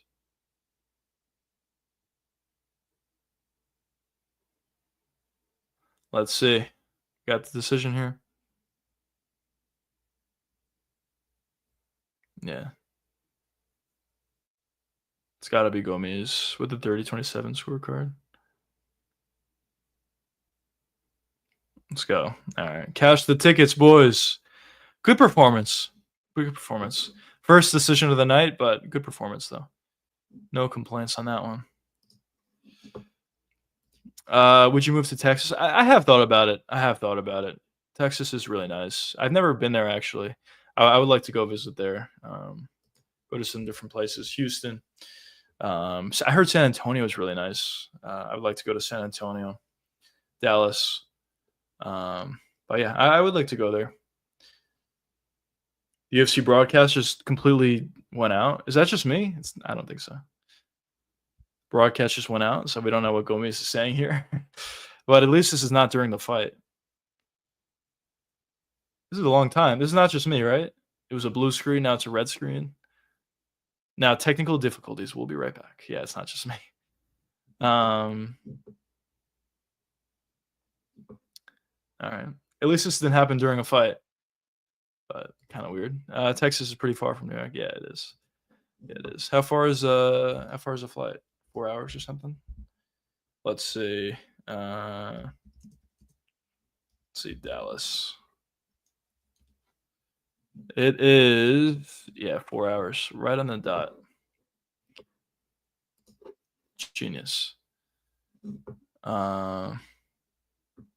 That's like 18 or 19 hours. Oh, driving, you mean? Oh, yeah. Driving, yeah. But a flight is pretty quick. Not too bad. I had the blue screen too. Yeah. Yeah, they got some issues. Who's fighting next? Who is fighting next? Reese McKee and Sola. That should be a banger. Should be pretty fine.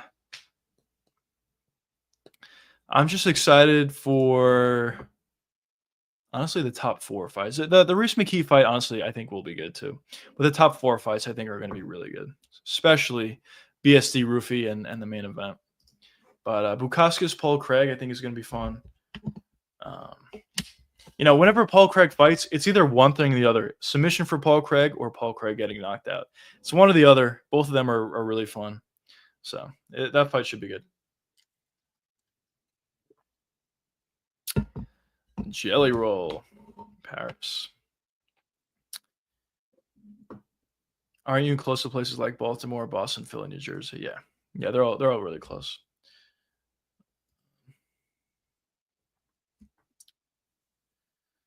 Closer to New Jersey and Boston.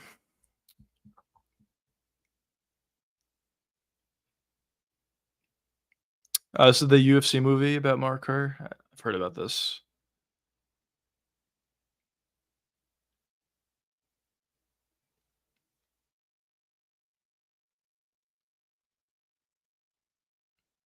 That's The Rock? Dude, he looks so different. What the fuck?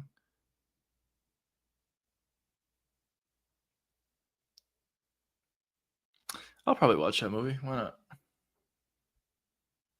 Oh, here we go. We're talking about this. We got Musacchini. He's a no name. We got UFC BJJ 3 coming up October 2nd. Live on YouTube. I'll probably watch it. I was talking about it a lot, how I want to watch some of these BJJ cards. So I'll watch it. Why not?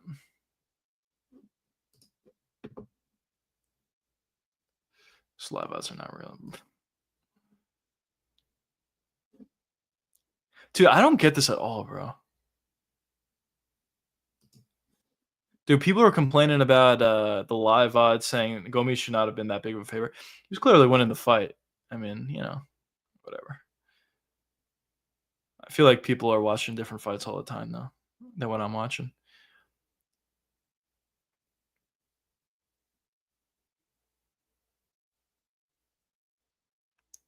Wow, Tim Elliott broke his leg in the first round of the Asakura fight. Still found a takedown and submission. Unreal.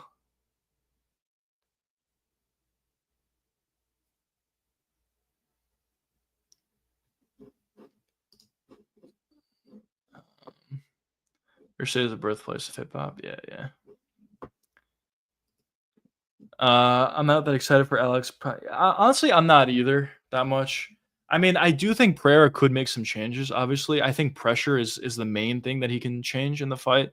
But honestly, I feel like either way, it's going to be tough. Magomed is just so much faster than Alex is, and he's also a really good striker. He showed it in their first fight. And even if Alex does pressure, I think he can have more success with leg kicks, maybe some body jabs, set up the left hook. Dude, this broadcast is fucked up. What the fuck's going on with this thing? The UFC's got to fix this. The same shit again. Blue screen again. They got to fix this. But technical difficulties. All right. But as I was saying, I think Alex could make some adjustments going into this fight, and I think he will. But the problem is, if he's more aggressive in this fight on the front foot, he's also kind of playing into Magomed's game, where Magomed will just probably find a counter shot. He's so much faster than Alex is, and that's kind of his game. He's a counter striker, talking about Magomed. And if Alex doesn't make the adjustment and he stays on the back foot, it's just difficult to win a fight on your back foot. Alex is good enough to do it against a lot of guys, but against Magomed, I think it'll be tough. So, yeah, I'm not super excited for the fight either. I'm sure when they walk out, I'll be excited and whatever. But at this point, leading up to the fight, it's not a fight that I'm super excited about. So, yeah, I do agree with you. But, bro, they got to fix these fucking technical issues. Let's go, boys. Dan is probably pissed. He fucking hates when there's a lot of issues with the card. Magomed is just a bad matchup for Alex, like it was a bad matchup for Holloway. Yeah, probably. He is a pretty bad matchup for Alex. We'll see. I mean, we'll see if Alex can make adjustments. I'll be rooting for Alex for sure, but if I had to say, probably it's going to be a very similar fight to the first time, or at least a similar result to what we saw the first time.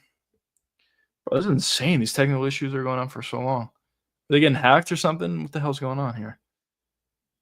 Danny's probably fuming. At least it's not during fights, but we're getting close. I mean, the boys are walking out, so I don't want to miss any of the fights.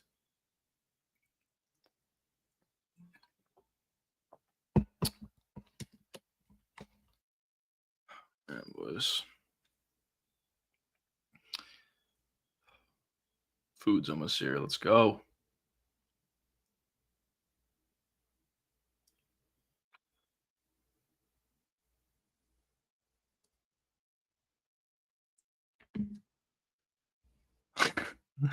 I feel like I'm watching a PFL event with these technical difficulties. And this is going on for a while, bro.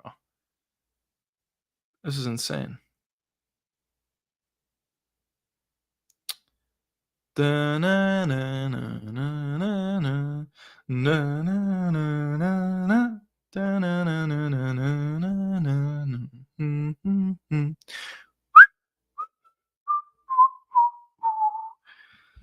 on, boys. I'll give you guys some entertainment. See that jab, bro? It's insane. Boom, right, left hand. Beautiful. Oh, man. Are they going to fix this shit?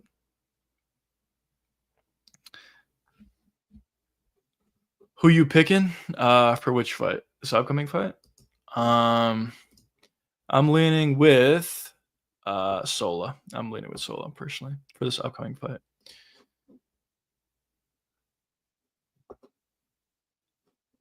Bum, bum, bum.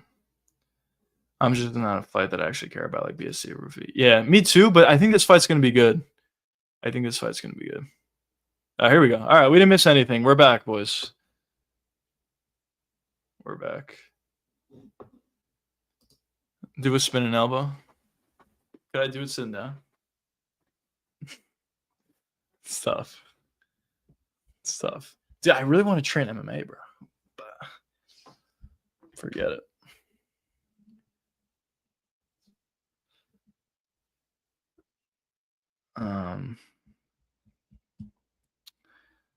But yeah, Solo's pretty good.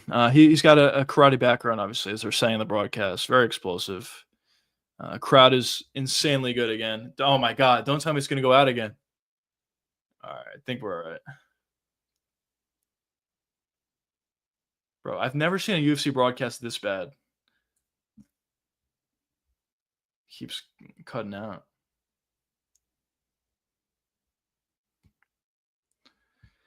Reese is significantly bigger, though. Well, they're the same height, but he has a significantly longer reach. So that could play a factor. We'll see. I think leg kicks, though, from Solo may be big. Solo's undefeated. Yeah. I've been hearing good things about him. I did MMA for 2 years. I was in the PFL. I would retire 4 years. Let's go. Let's go, brother.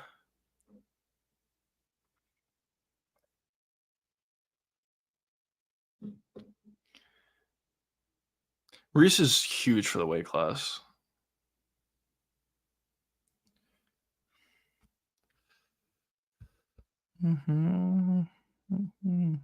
Reese is all right. I mean, he's usually in fun fights, so I think this is going to be a fun one. Should be a finish here, I think. But let's see. Oh, fuck. I'll be right back, boys.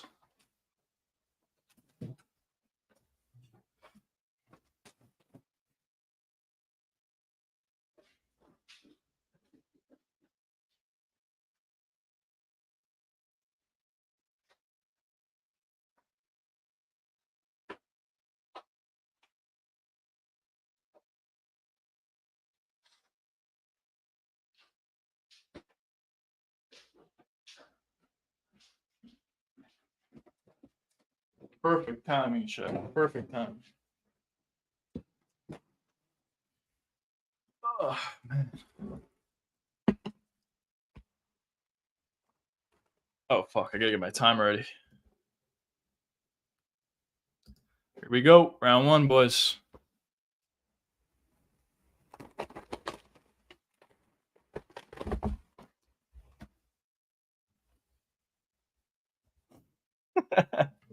Quesadillas, Mexican food. Dude, the fact that Patty eats as much as he does and he's a professional fighter is insane, bro. Honestly, kind of respect that he's able to cut that weight. Head kick partially lands for Sola. Good pressure here from Sola. Very light on the feet, karate sort of style. Jab to the body comes up short for Sola. Oh, nice left hand for Sola.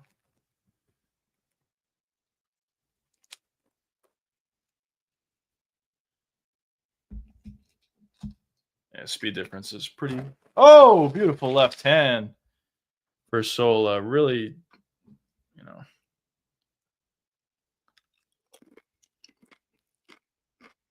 Oh. Oh. Both guys landed.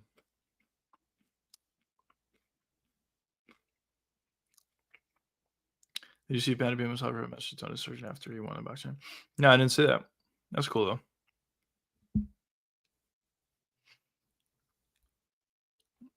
Nice work from Sola here. Oh, nice uppercut for Reese there.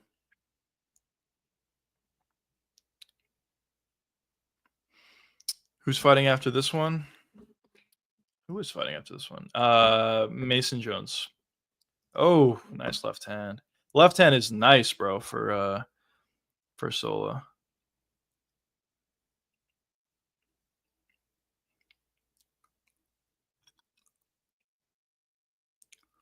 Overhand right comes up short for Reese. Good pressure here from Reese McKee. This is what he's going to want to do against a fighter like this. Nice knee right hand for Reese.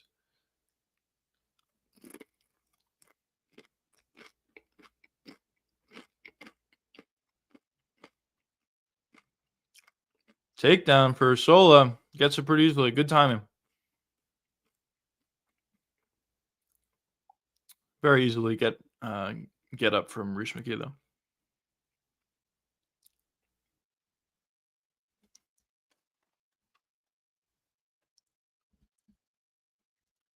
Throwing a couple of those Hamzat knees.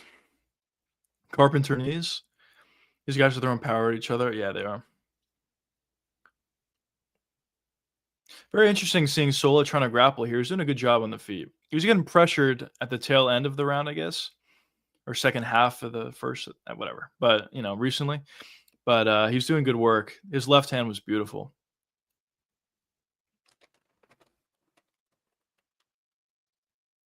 Maybe he's trying to gas out McKee a little bit.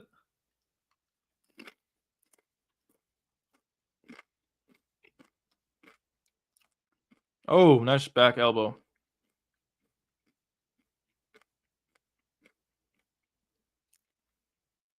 If I'm Sola, I think I let go here, though. He's trying really hard for this takedown. He's not getting it. And even when he took McKee down, McKee got right back up.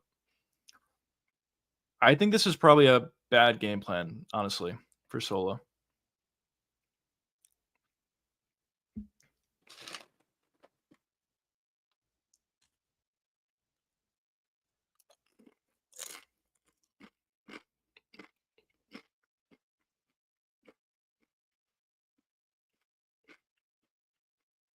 This is a weird game plan.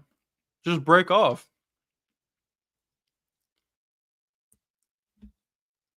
I don't get it, chat. I mean, he's winning, obviously, but yeah, he could also gas himself out.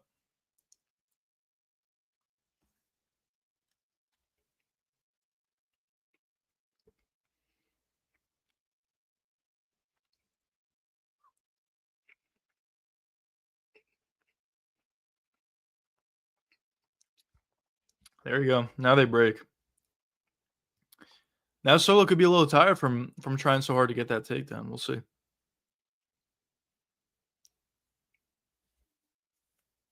Yeah, something happened. What happened?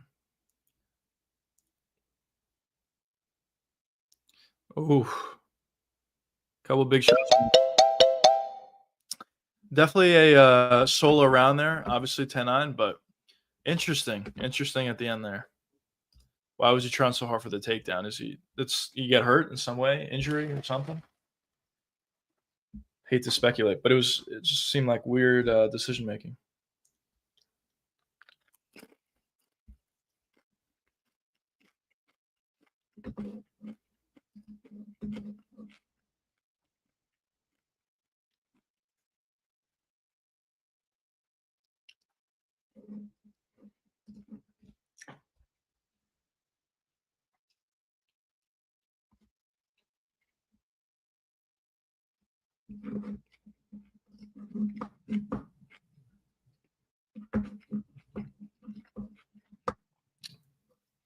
We got thunder out here, boys.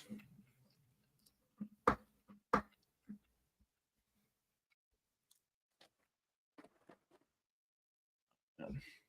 right, here we go.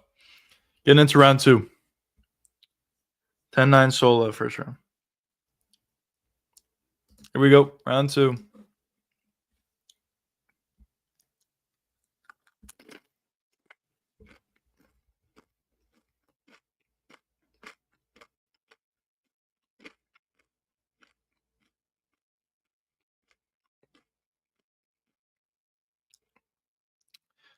Nice left hand for Sola. Nice body shot for McKee. Right hook comes up a little short for Sola.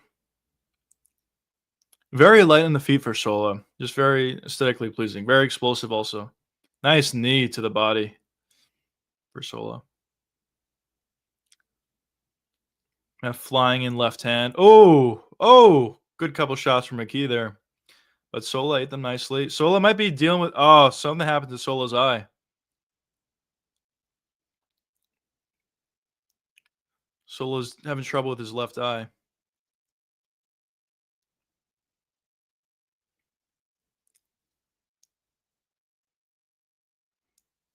Right straight for McKee is nice.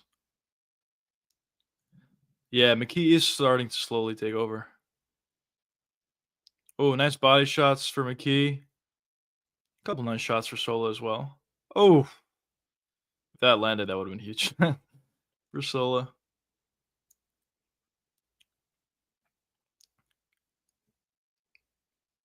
Oh, good job from Sola. Good uppercut from McKee.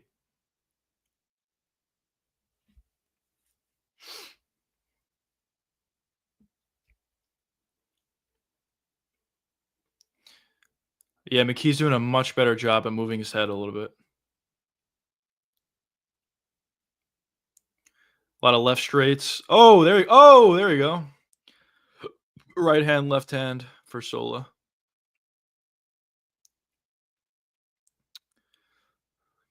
Good head movement there. A couple shots landed for McKee though. That's the thing about Sola. I know it's probably not really his style necessarily, but put punches together in combination. That's really where you're going to catch these guys. A lot of these UFC fighters are too good, and they see singular shots coming. Even though Sola's clearly way faster than McKee.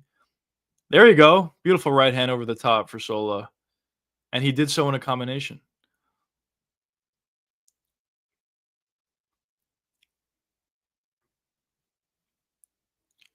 Good footwork, good movement from Sola there, avoiding some of the McKee shots. It is tiring, though. I mean, Sola's very explosive, and it is tiring to be backing up the whole fight, so we'll see. But Sola's doing good work so far.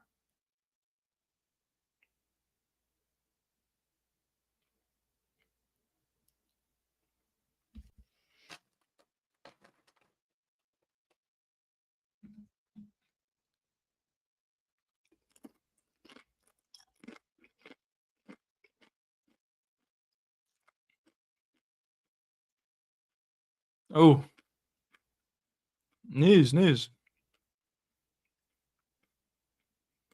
Sola back in the takedown in time.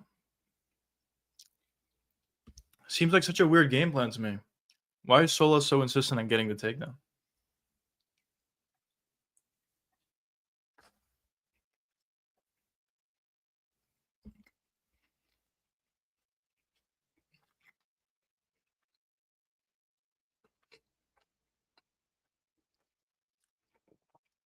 They break. Oh, nice elbow for Sola on the break.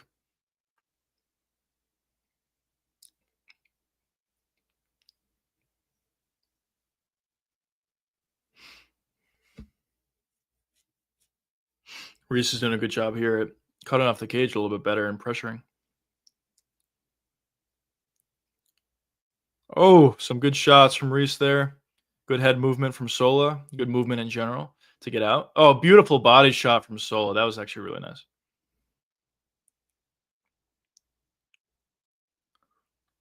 It does feel like Reese is starting to pick it up here. The cleaner shot. Oh, look at this. That was close. That was a pretty good attempt. Watch a ninja choke. Nope, it's not there. He's going for it. Nope.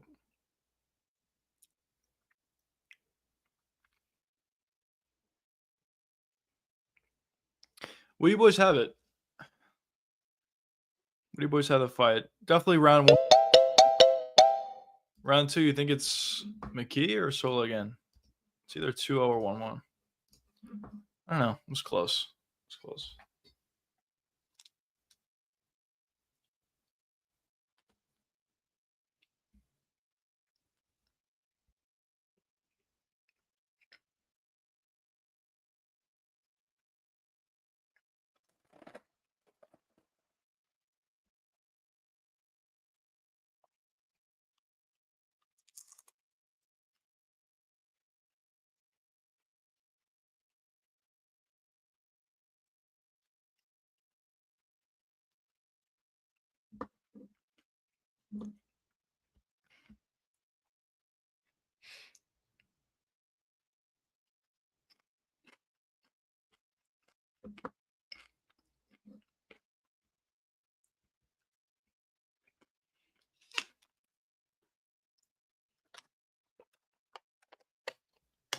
All right, fellas. Getting into round two. My bad for eating. I was just starving. No check. UFC. Let's go. All right, round three.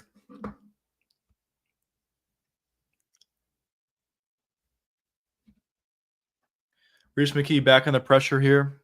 Has done a really good job, honestly, all fight with his pressure.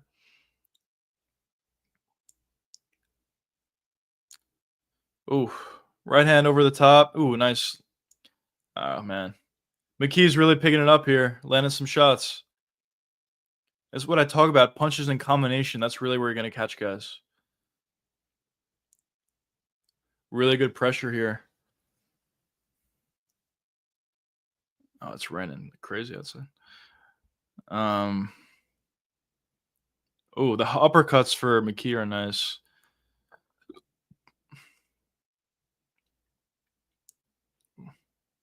Uppercut again for Reese. They're nice. Oh, nice left hand for Reese McKee. Nice uppercuts. These guys are going at it. This is a good fight. Oh, beautiful jab left hand for Sola.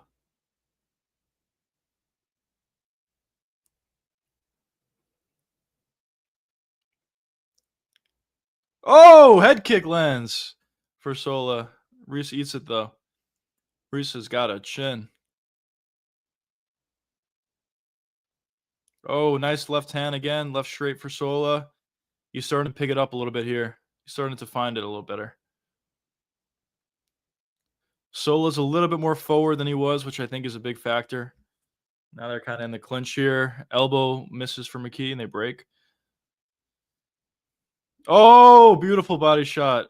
Beautiful body kick for Sola again. Sola's picking it up. He's oh, beautiful body shot for Sola. This could be it. That's it. Oh, that was a terrible stoppage. That was a terrible stoppage, boys. They called it though. That's a horrible stoppage. Sola gets the TKO though. Not saying he wasn't going to get the TKO anyway, but that spot for the stoppage, that was terrible.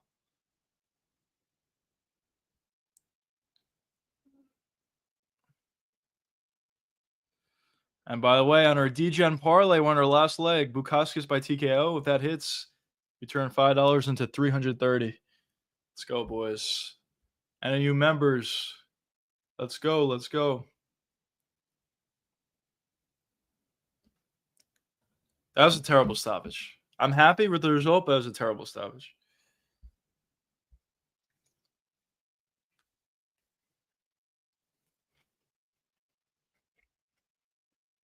Boys, look at this shit. In a monsoon.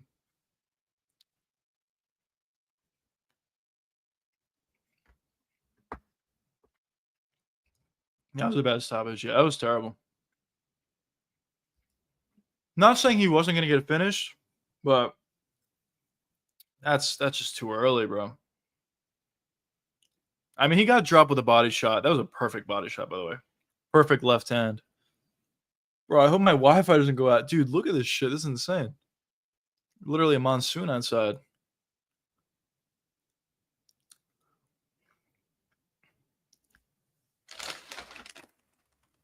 Bad stoppage, but what's new? But good fight regardless.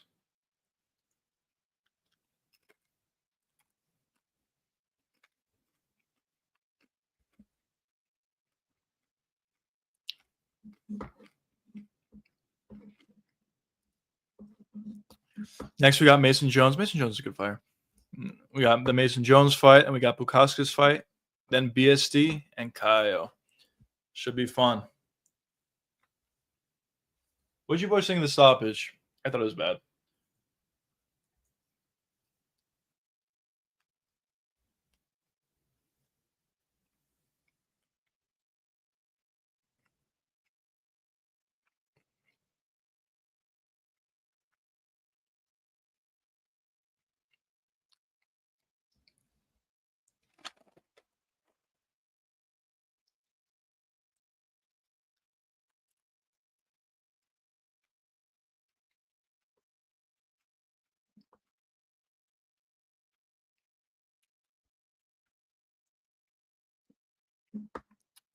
Let's go. Let's see what Twitter's saying about it.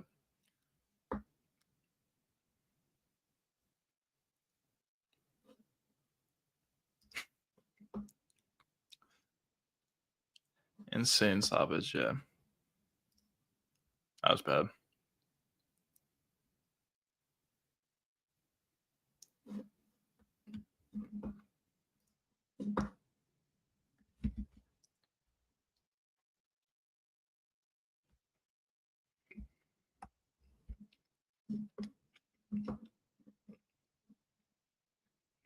Oh boy, you have more technical difficulties? I might be behind them. I don't have any yet.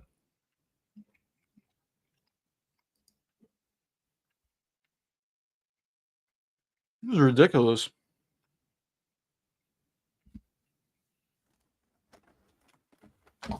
I might be behind. I don't have any technical difficulties yet.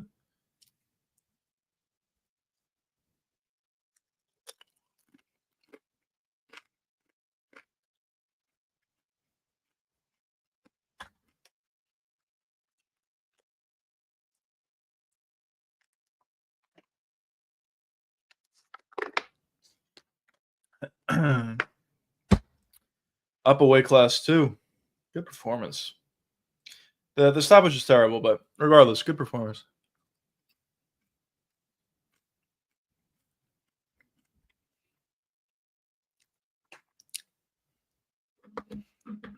Let's go, boys. We have what do we have? 9 fights, 8 finishes.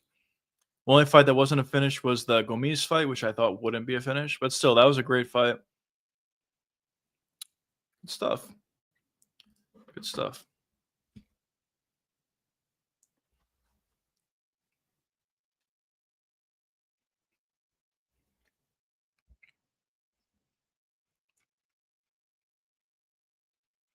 Beautiful body shot.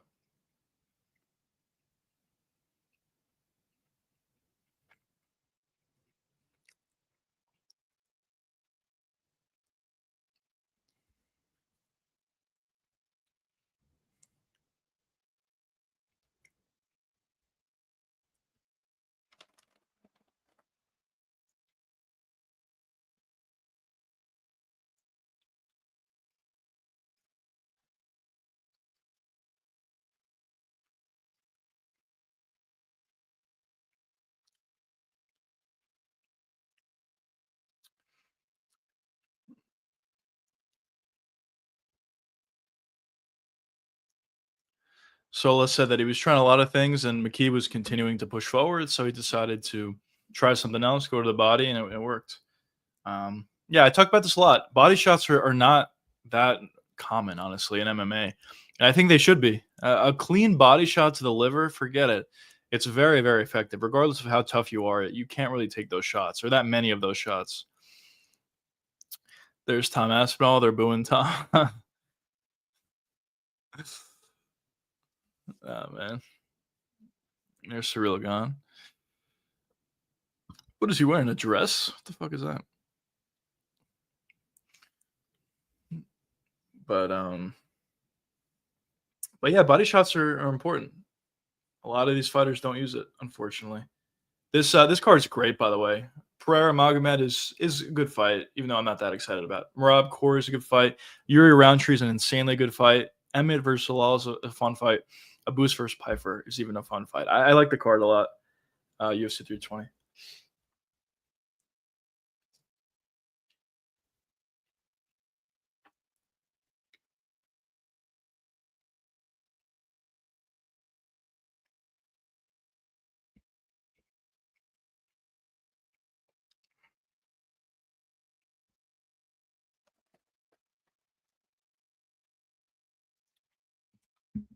Let's go, boys. Here we go. We got the boys walking out.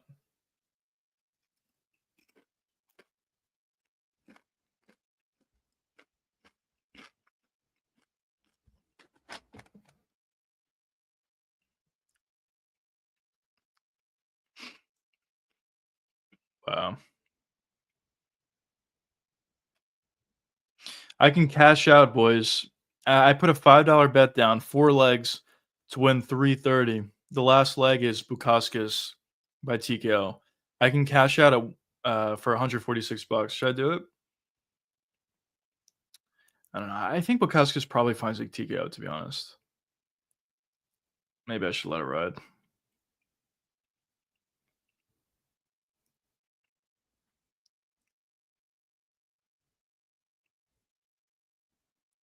But I do have Paul Craig's submission.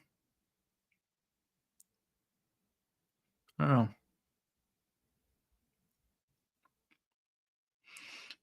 All right. Betting wise, though, let's give you boys an update. So let's look at my full slate. So we have Ante that hit, Sam Patterson that hit, Fakardinov under 2.5 rounds that hit. We have Brenson Hibero slight on that missed. Brad Tavares versus William Gomes or plus William Gomes that missed. And then we have a couple other coming up. All right, we're not doing bad though. Not doing bad.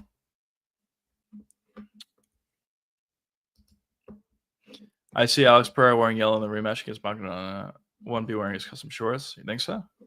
I think he'll probably be wearing his custom shorts. Who knows? Who knows, chat?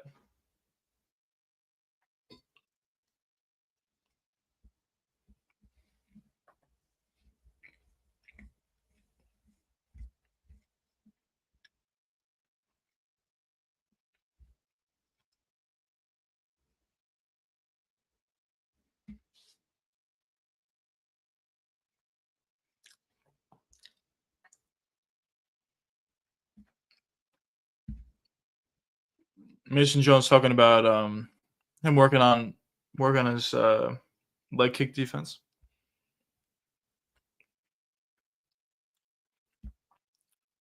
Five win streak. Mason Jones is a pretty good fighter. Coming in from Cage Warriors.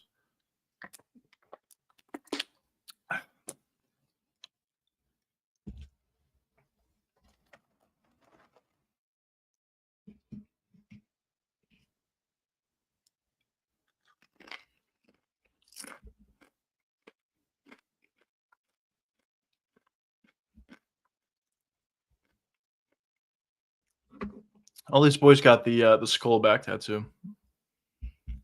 Let's go, fellas.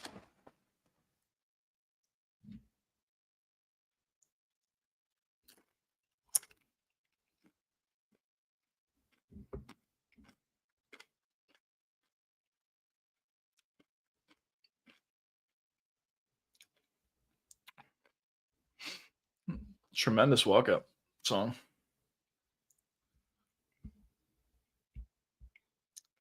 All right. Pretty good fighter too. I mean, he lost against Chris Duncan, who's been running really hot as of late. So that's not a bad loss or anything. Out of Belgium.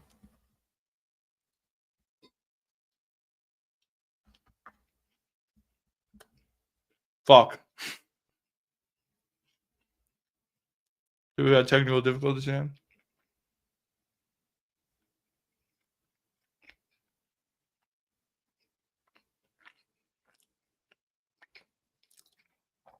Okie dokie. We got Gamrot there. The legend. Bro, if this thing goes out again, I'm going to be actually annoyed. Seems like there's technical difficulties again.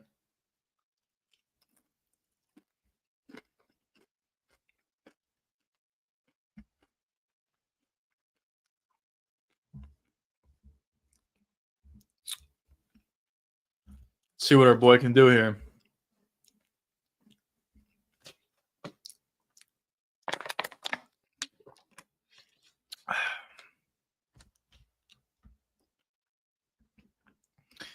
Fueling the juices. Yep.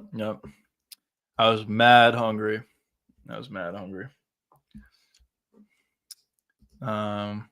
be so strange if UFC fighting in this. That'd be hilarious. Just fighting in street clothes.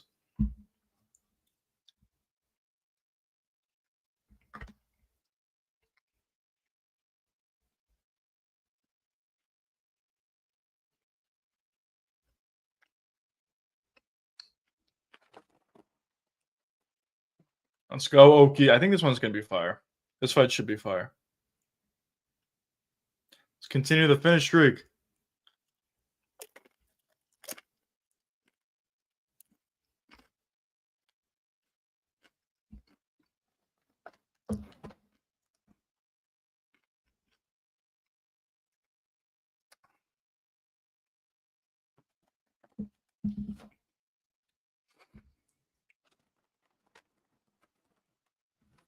Let's go, boys. Just doing the announcements here. We'll get right into the fight.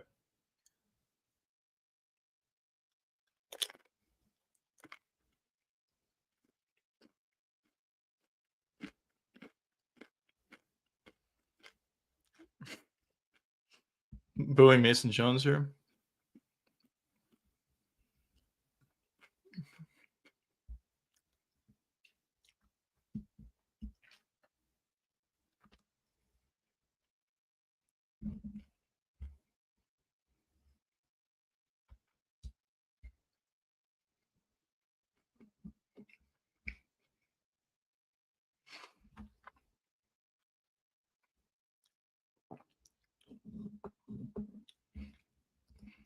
What's your take on the upcoming Street Fighter movie?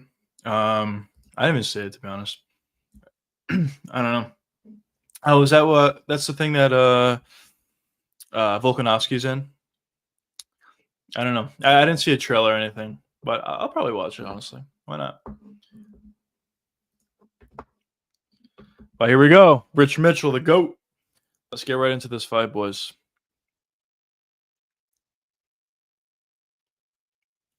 It should be good.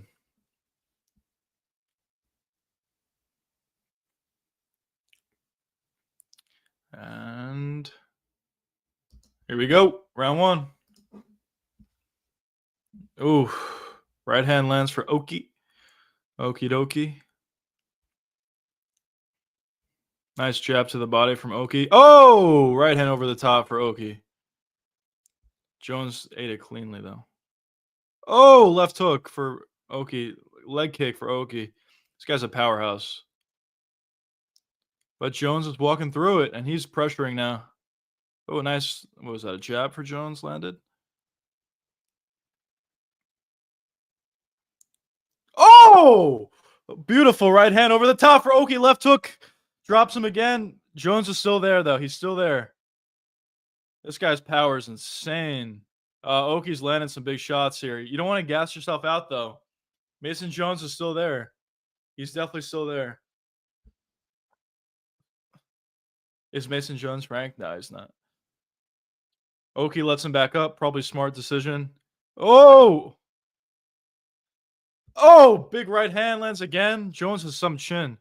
Oh, left hand lands. Oh, man. Oki's all over him here. You just got to be careful of gassing out here. Because Mason Jones is still there. He's very tough. Oki, nice jab to the body. Uppercut swinging for the bleachers. Comes up short. Nice body. Nice shot to the body. Nice right hand. Nice left hook. Right hand again. He's landing, but he's not hurting him that badly. You got to be careful. This could this could definitely be a circumstance of Oki gassing out.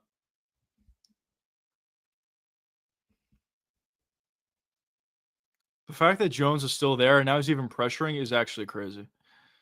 Insane toughness, insane chin.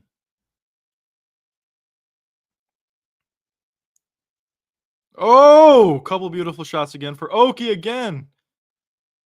Dude, this is insane, the fact that he's eating these shots. Damn, Oki power is nuts. Yeah, he's got insane power. But Jones has got an insane chin. This is a good fight. If I'm Jones, I'm trying to go to the body a lot here, which he is with these front kicks to the body.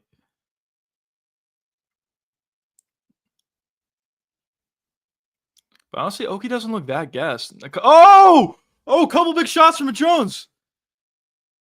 Oh, no, he's not. No, I don't think he has that guillotine. No, he doesn't have the angle. Oh, couple elbows for Jones.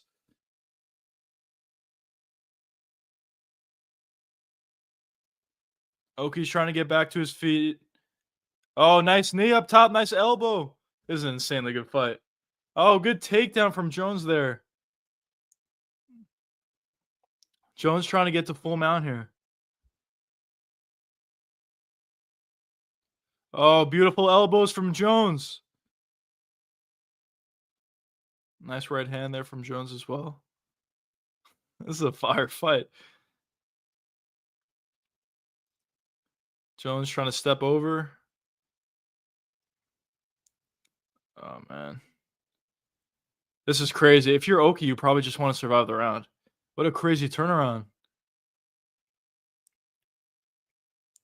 Jones getting to side control, trying to pass the full mount. Oki's doing a good job at avoiding that. If I'm Jones here, I probably look to land some knees to the body.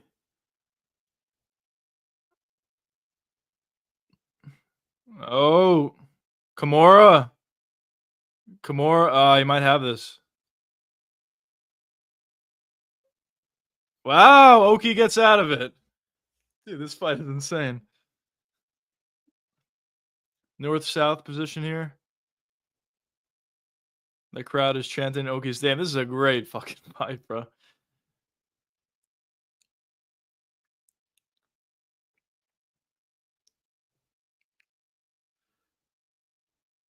Yeah, Jones is trying to get it again. The Kimura.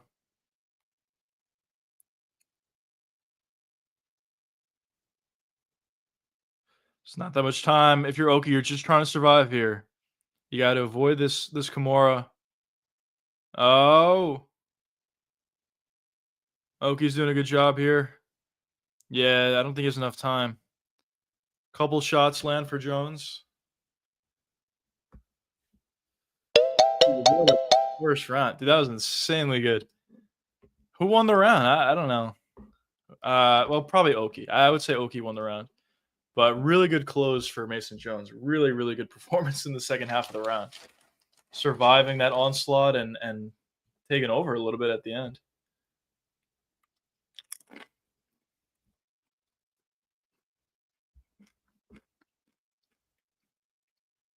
(10-9) Oki.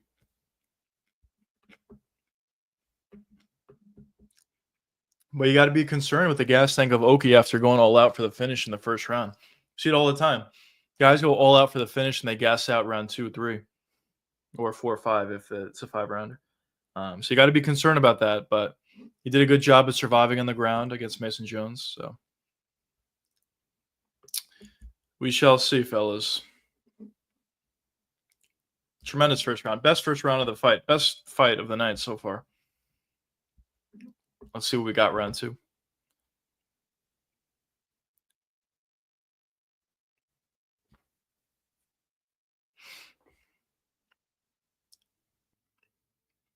Here we go. Here we go. Round 2. Nice leg kick for what's his face? Jones.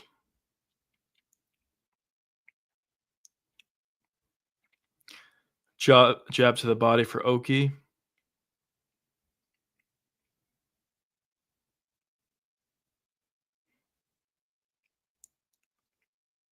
Good pressure here from Jones. Nice jabs. Good jabs from Jones here. Nice leg kick from Oki. Nice jab to the body. Oh, nice couple shots. Nice combination for Jones in that one. That sequence. Crowd is cheering for Oki. Oki's getting picked apart with the jab here, though.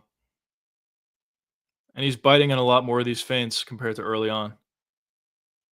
Really good pressure here from Jones. Oh, there you go. Nice left hand for Oki. Couple shots come up short for Jones. Oki is definitely more tired here than what he was. Oh, nice front kick up the middle. Jones's pressure is just tiring. He's there. He's still there. First round, Oki finishes most guys with the shots he was able to land, but Jones is still there, and now he's pressuring. Just very tiring.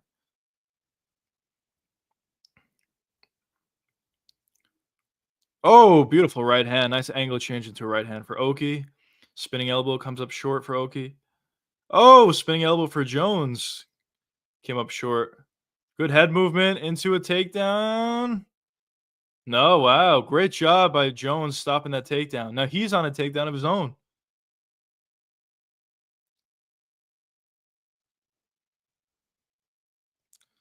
What beautiful throw. Wow. Mason Jones is starting to pull away a little bit here. He's looking great.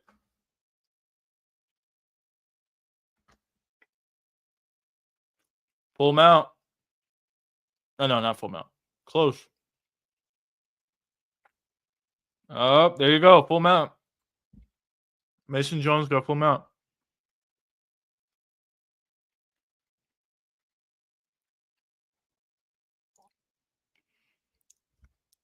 Oh, he's got to keep those hands together that he breaks. Yeah, 12-6 elbows are legal now.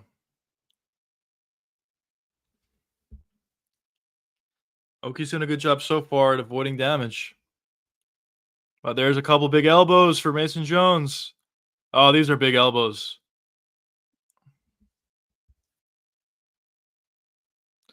Oh, these are big shot. Well, these are getting blocked. That landed. Oh, these are big elbows. Oh, that's a huge elbow.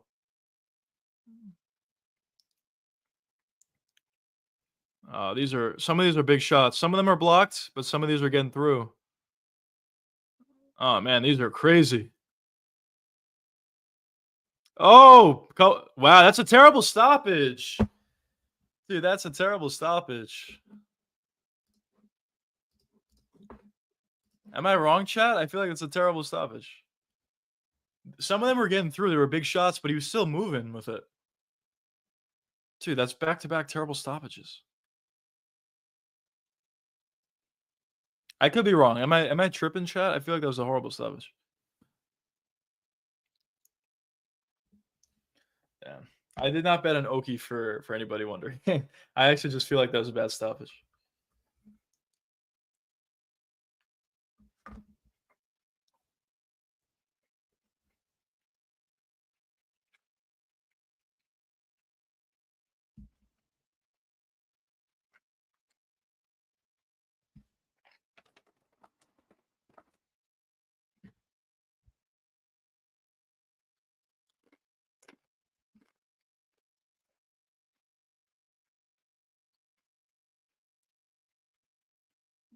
I mean, he was landing big shots, but I think it's probably a bad stoppage. I mean, Oki was still moving.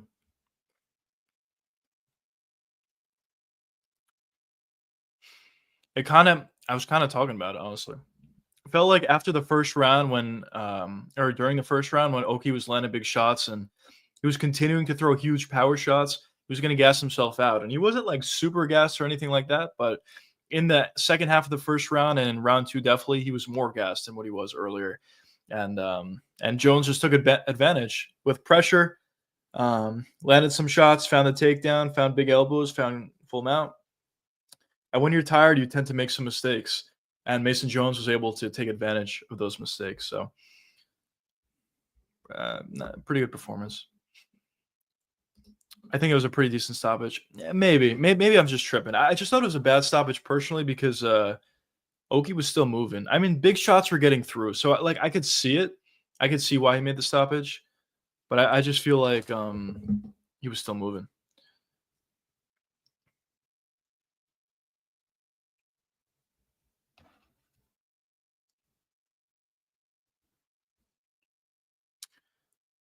But good fight though. Regardless of the stoppage, amazing fight.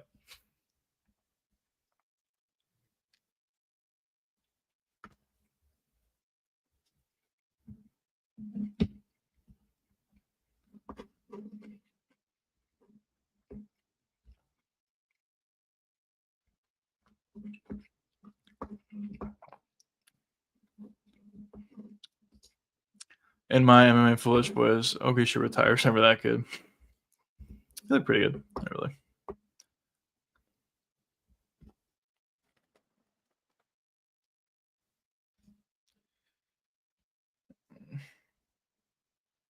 Yeah, it's close. Can't agree with you more. Yeah, it was close for sure.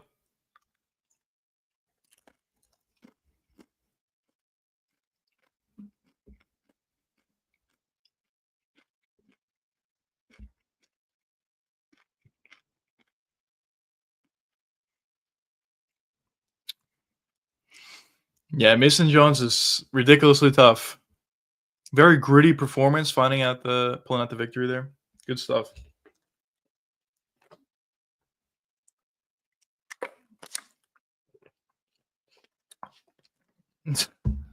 He wasn't hurt, he says. Mason Jones says.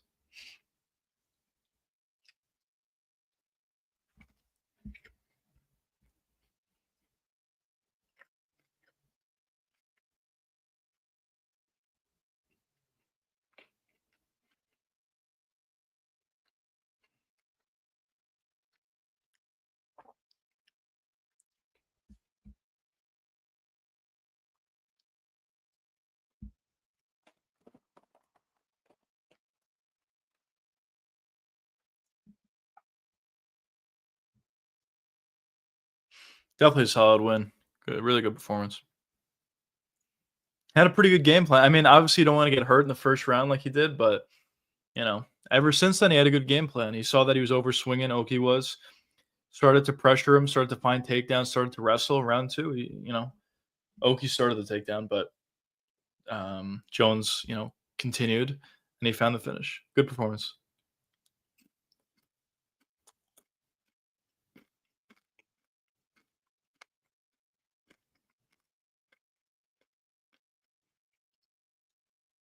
That throw was beautiful in the second round.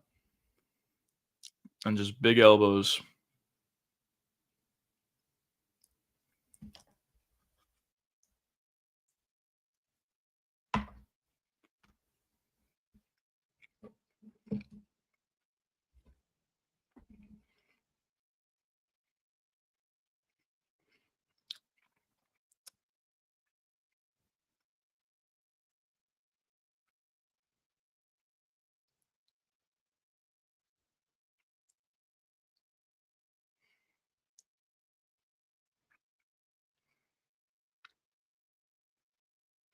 Mason Jones wants to be on the Qatar card. Fuck it. Put it on the card. He deserves it. That was a great fight. If he is added to the Qatar card, it just gets another good fight. Mason Jones is, as we said, he's never in a boring fight. So if they put him on the card, why not? That'd be really fun. That Qatar card is already looking really, really good.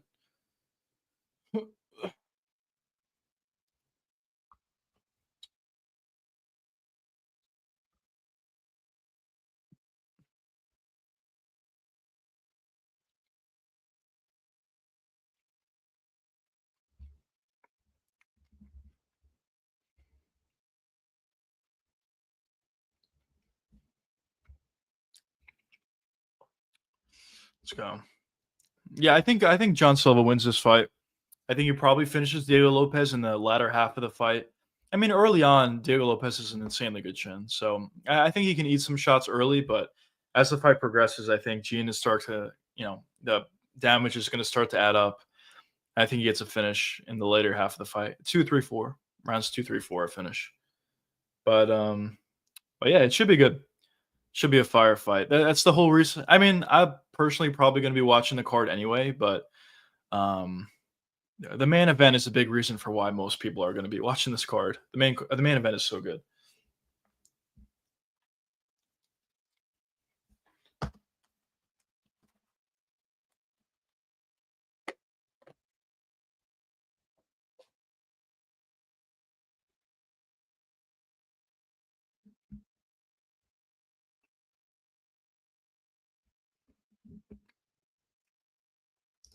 No, I appreciate that. No problem, Bob. Thanks for just being here. Yeah, my bad. I was just mad hungry. I was just super hungry before, so I was trying to eat and watch the fights at the same time, but almost done.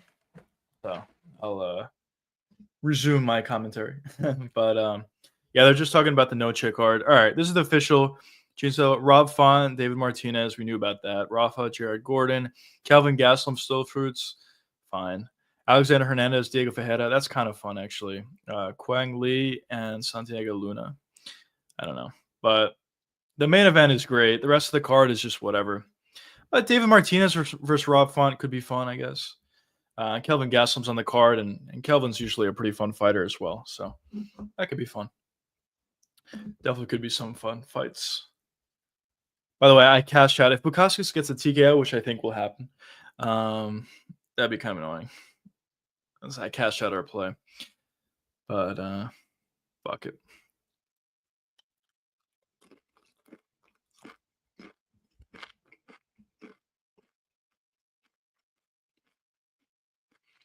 Let's go, Paul Craig. Just get beat up early and find a submission. Fuck it.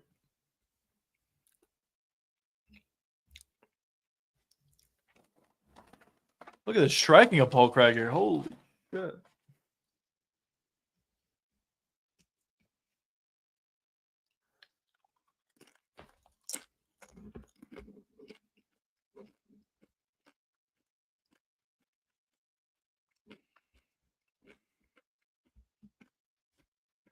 A lot of promotion. Canelo Crawford. Should be good. 41-0 undefeated. Terrence Crawford. Terrence Crawford is a beast. I saw a clip of his coach telling him in one fight. I forgot who he was fighting, but he was in one fight. He was losing the fight. His coaches were telling him he was losing the fight. So he goes into the round and knocks out his opponent immediately. He's kind of badass.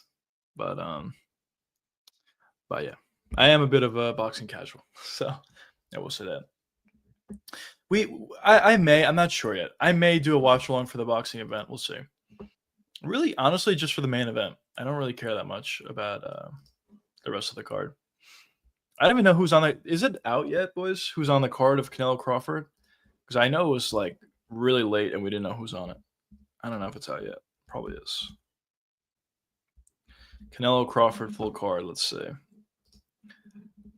Okay, here we go. We have Kalen Walsh, Fernando Vargas. I've heard of them before.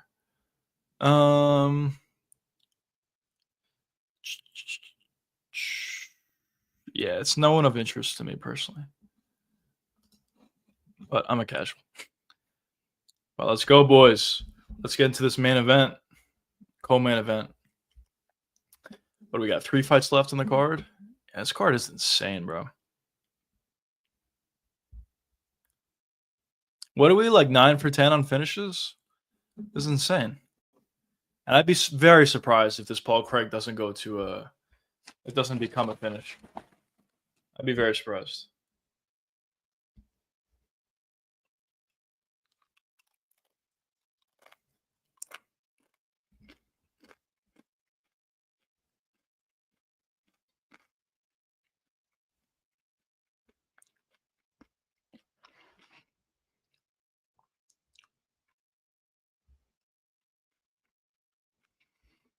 Bukakis has been looking really good as of late. Ah, look at that. Backflip. He has been looking really good lately. His striking looks good.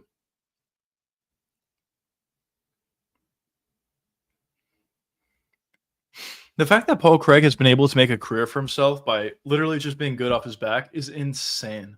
I mean, he does like nothing on the feet, nothing of any sort of significance. But the fact that he just went and he's beaten some really good guys just by being good off his back is honestly really insane and really impressive to see how far he's gotten. Obviously, he's not going to be a champion or anything like that, or even that high of a contender, but he's going to get some big wins. And the fact that he's able to win any of his fights, honestly, is pretty impressive.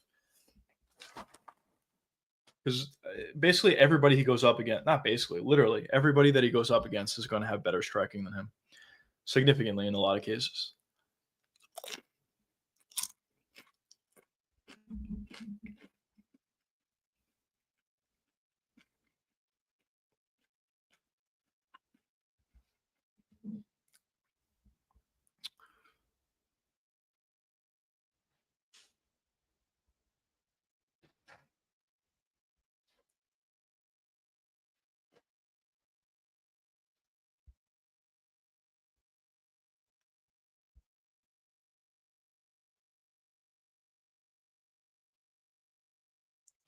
My bad, boys.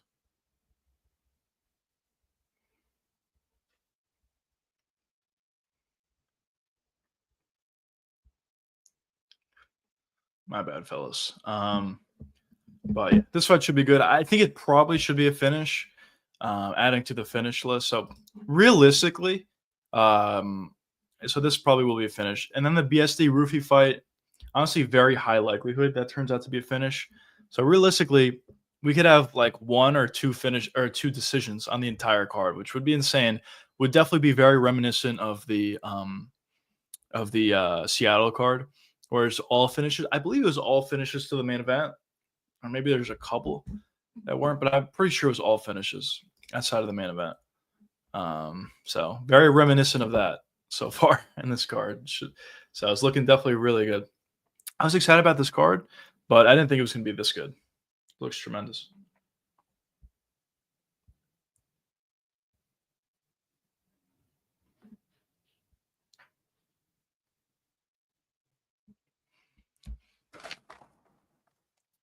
Let's see if Paul Craig's able to pull off the unbelievable again.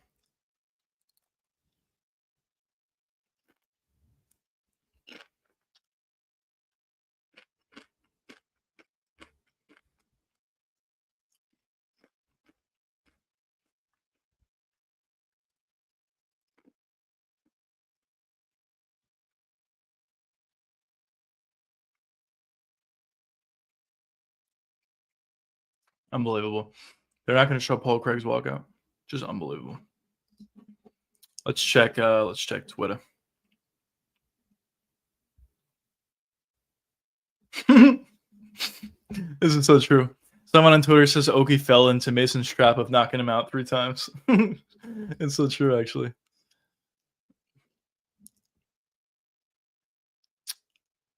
People are talking about the technical difficulties going on, which is annoying.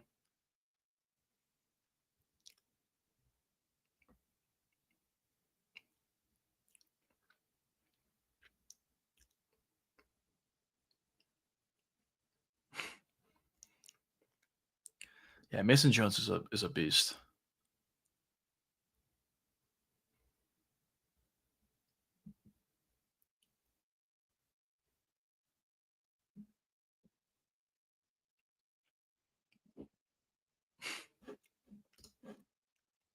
All right, boys. Here we go.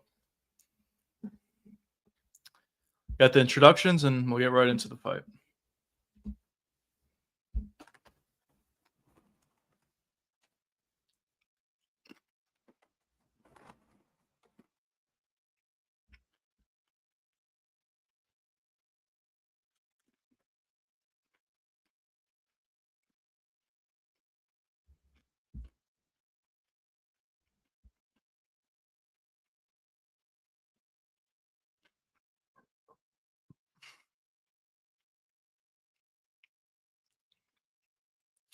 Hair transplant didn't stick that well, but Let's go, Paul Craig.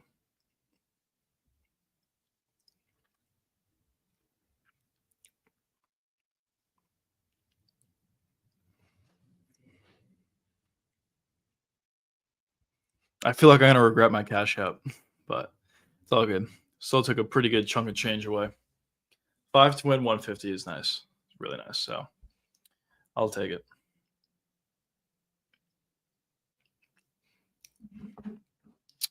But all right, boys, here we go. Let's get into this fight. Mark Goddard. Could be an early stoppage here, boys. Let's get it.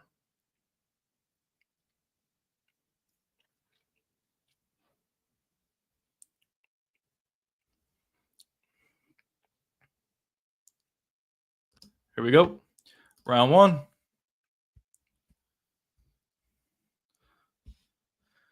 Koskis is trying to get on the inside a little bit, or at least pressure, I should say, which is what he should be doing. Nice little bicycle kick. Oh, a couple big shots for Bukauskas lands. Paul Craig really has his chin up in the air when he backs up like that. Oh, man. You would think after fighting for so long, he would make adjustments, but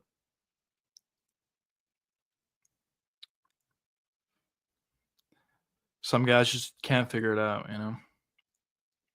Obviously, for Paul Craig, it's obvious. What he wants is the fight on the ground. And for Bukauskas, he's going to want to keep the fight on the feet, land a couple of big shots over the top, find the knockout. That's what he's going to want to do.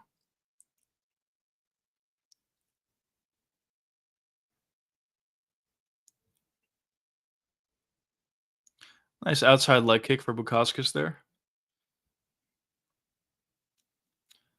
Couple leg kicks land for Paul Craig. Bukauskas is being a little bit hesitant. There we go. Now Bukauskas is on. This is very interesting that he's in the clinch here, potentially looking for a takedown. Very interesting. If I'm Paul Craig, I literally just fall to the ground.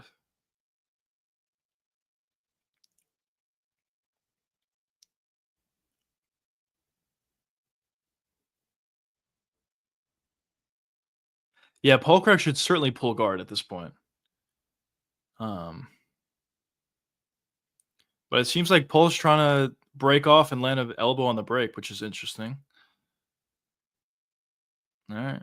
Bukauskas just backs away.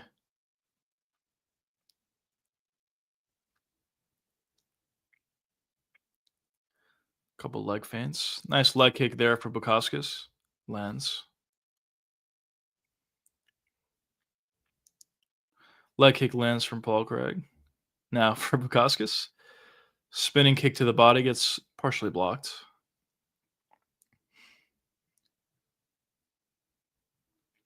Lead leg of Paul Craig is looking a little beat up here. Oh, nice right hand lands for Bukauskas. Definitely leaning in, lunging a lot for these shots. A better striker would probably be able to counter these sort of shots, but oh, nice spinning kick to the body for Paul Craig.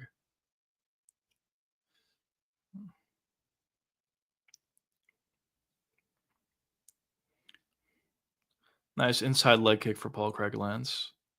Honestly, on the feet, that's really what he's going to do. Just leg kicks. Head kick there. Gets blocked. Ooh. Nice bicycle kick. Oh, he's really lunging in, Bukauskas is, for the shots. Paul Craig's trying to... Look at this. Paul Craig's on the clinch here. Now he's trying to find the takedown.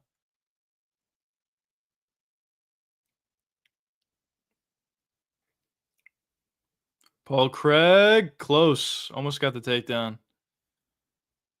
He's got double underhooks here. He's going to want to look to trip out Bukauskas, which he's doing now. Bukauskas is doing a good job at avoiding that. Paul Craig's close.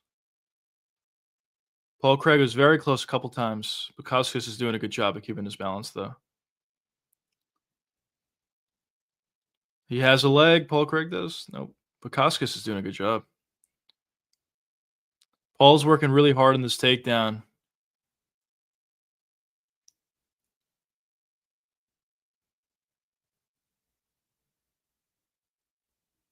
Now Bukauskas is on the clinch here. I would assume he'll just break off. Nice knees to the body for Paul Craig land.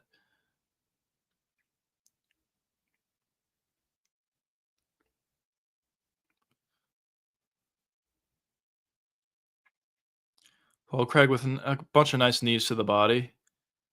Trying to find a trip on Bukauskas. But yeah, honestly, Bukauskas is doing a good job at just stopping the takedowns. A lot of knees, though, for Craig. Oh, Paul Craig pulls guard. Oh, a couple big shots on top for Bukauskas. Oh, wow, a lot of big shots. He's starting to pick up. Paul Craig's eating some big shots here. Well, Paul's actually not. Paul's fine here. But Bukauskas is officially on the ground against Paul Craig, which is very dangerous. But there's not a lot of time left here. Couple big shots land for Bukauskas. Oh, that was a big elbow. Oh, oh, he's out. He's out. Paul Craig is out. Wow. Paul Craig was out on the final second. Final elbow landed.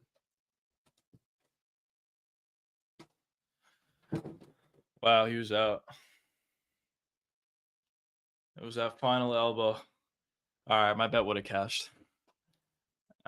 I kind of saw that coming, honestly, but I didn't want to take the risk.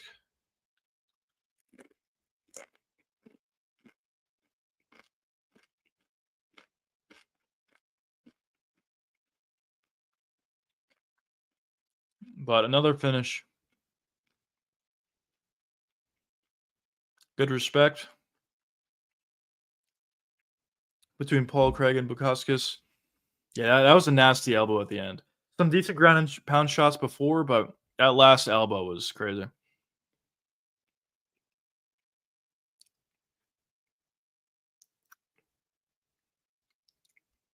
No, Paul, that was a good stoppage. Obviously, Paul Craig was really hurt.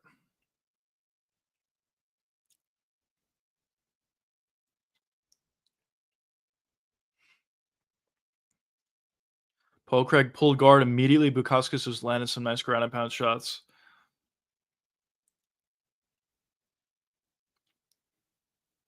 Oh, that last elbow, clean.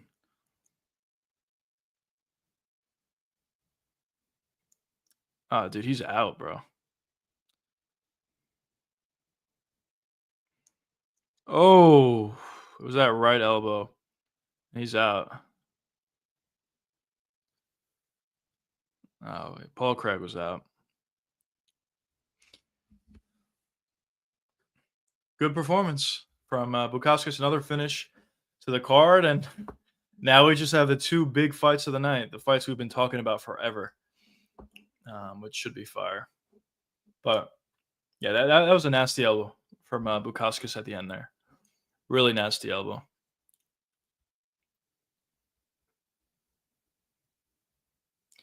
Paul Craig with his gloves off. Is he retiring? I heard some rumors that he was going to retire previous. He might be retiring here.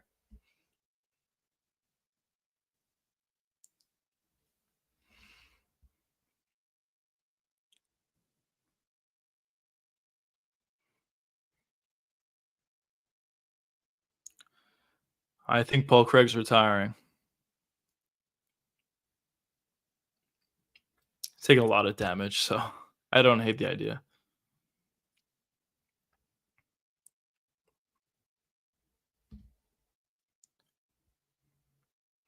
4-5 win streak for Bukauskas. He's done a good job. His process is actually really good. Bukauskas is.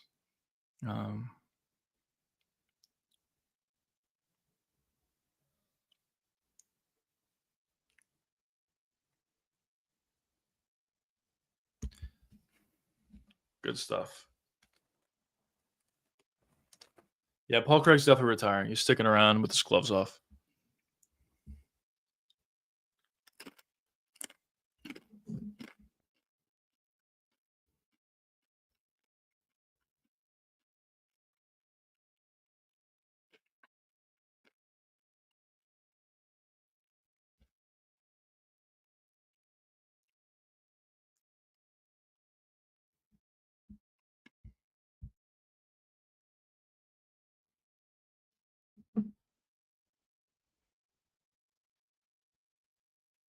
Bukauskas wants a top 15 fight next.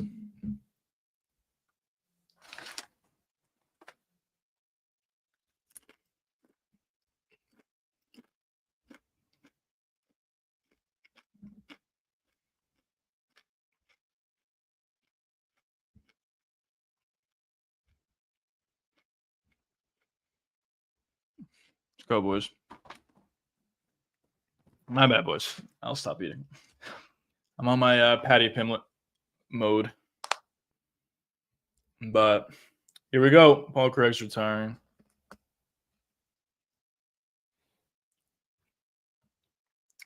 Not surprised, but good time for retirement, honestly.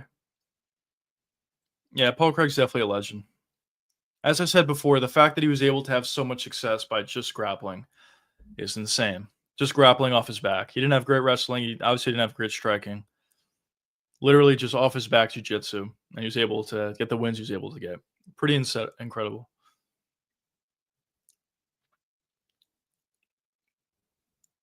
Let's go, Paul Craig.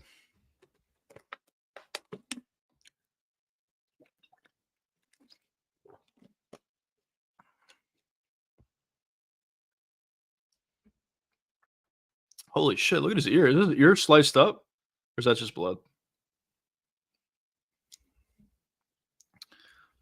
Let's go, Paul Craig. I think his ear's sliced up. Holy shit.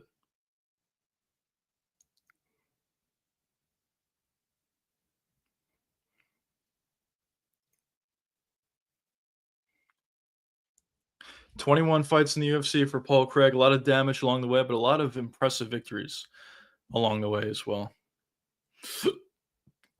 So, good career.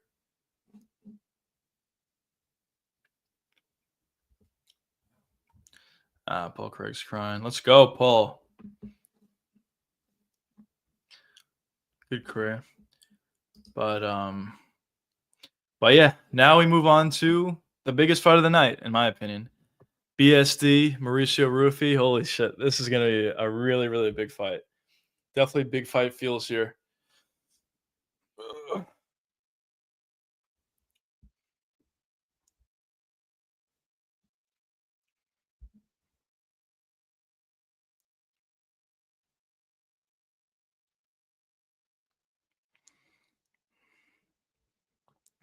Let's go, boys. Really, really excited for this one, actually. Just talking about Paul Craig here. Yeah, definitely a legendary career for Paul. As I said, the type of victories he was able to get over some of these guys were just incredible. And he beat Magomed Ankalaev one time, long time ago. He beat Magomed, so definitely some really good victories. Jamal Hill, although Jamal is not looking the best at this point, but still, when you look stylistically at what Jamal Hill was able to do against Glover Teixeira, the fact that Paul Craig was able to beat this guy, pretty impressive. Stylistically, tough fight. So, but here we go, boys. We got our Contender Series this upcoming Tuesday, which I will be doing a watch along for, obviously. Main event for this Contender Series is going to be a heavyweight fight. So that's fire. We already got one heavyweight contender added to the division today with Ante. He looked really, really good. Fast hands, pretty good technique. Hopefully we can find another legitimate heavyweight contender here as well. This Tuesday at the Contender Series, as I said, the main event of the Contender Series is going to be a heavyweight bout. So I talk about it all the time. I really hope we can find more and more talent. The thing is, the way to fix the heavyweight division is not just to add, one really good fighter. It's to add 2, 3, 4, 5, really start to make this division competitive, which is really what we need at this point. So that's why I keep saying the more heavyweight guys we can get added to the company, the better it's going to be overall. So the fact that we just added one today, a legitimate contender, it seems, as well as the fact that we have this Tuesday on the Contender, we have a heavyweight bout. Hopefully that person can turn out to be good, whoever wins that one. But yeah, boys, this is a really, really big one. BSD versus Mauricio Rufy. This is a really big fight. So excited about this. As I said, I'm more excited about this than the main event. This is the big one. And you boys can see my reaction live. If I'm wrong, I may be absolutely wrong. Maybe Rufy finds a first round KO, but we'll see. I'm on BSD. That's the side I'm on here. Bro, I'm excited. I might start predicting KOs in my sleep for that. Let's go. Yeah, it should be good. This fight should be really, really good. It's honestly, I don't really see this going any other way. I think first round knockout for Rufi or decision or later finish for BSD. I don't really see it going any other way. I know that's a lot of options, but still, I don't really see it going any other way besides that. But leaning with BSD. I'll be sure to get a lot of hate on my video if BSD gets knocked out early, but we'll see.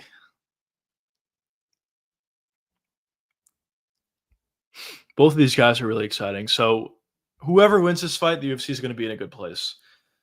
They're both really exciting fighters. But here we go. Oh, come on. They're not going to show their walkouts? Unbelievable, chat. Unbelievable. Man. Let's see what Twitter has to say.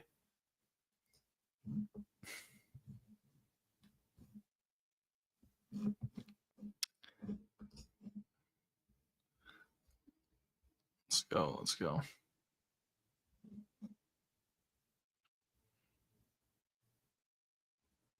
That elbow, man, from Bukauskas was insane. Honestly insane. Paul Craig retires. Heavy boost for Tom Aspinall. Dude, I'll say it and I'll say it again. I've said it and I'll say it again.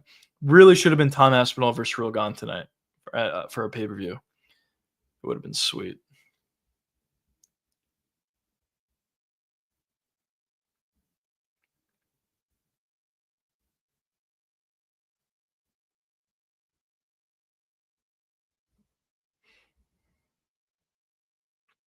Holy shit.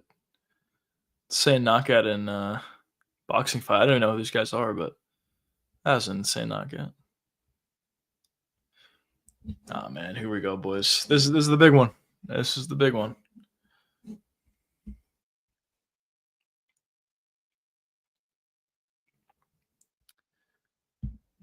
Inching closer.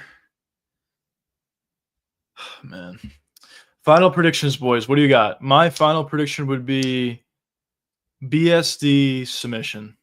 That's my final prediction. But what about you, boys?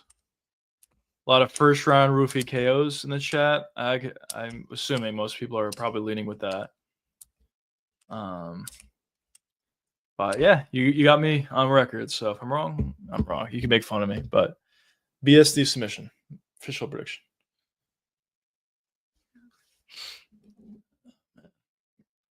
This is the big one, fellas. This is definitely the big one.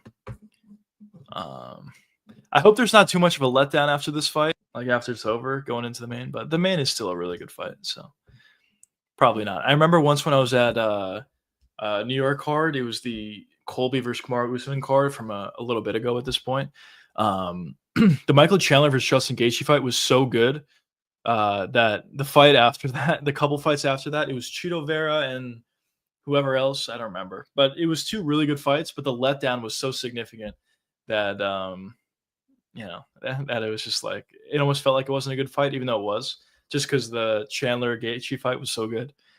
So I'm kind of hoping it's not a similar thing here, but the main event should be pretty good. Bro, don't say that. Don't say like that. Oh, what do you mean? Like that'll be a letdown? I don't think so. If I had to say, I don't think so. I think we're probably in store for a couple good fights for co-main and main. So should be good. Let's go. We got these boys walking out. I'm really excited to hear the crowd reactions for this fight.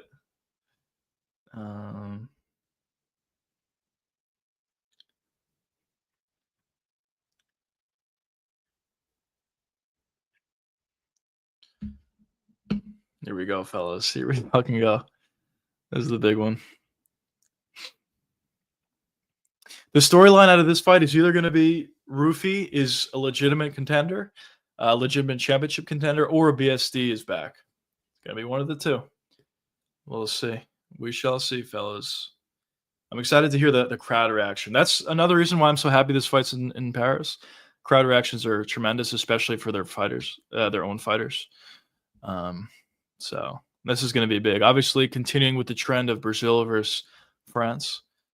So we'll see.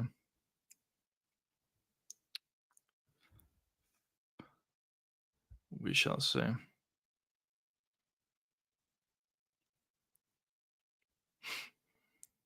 I know they were talking about on the pre-show that BSD has kind of made some improvements to his game, being a little bit more.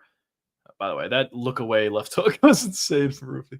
But I know BSD's team was talking about, and maybe BSD himself, we're talking about how he's made improvements to his game, being a little bit more defensively sound, which I think is very important in this fight versus Rufy. But we'll see. Guys say they make improvements all the time, and it doesn't turn out to happen on the night of the fight. But we'll see. Let's go. Just got to get right into these fights, boys. This is like a pay-per-view type feel.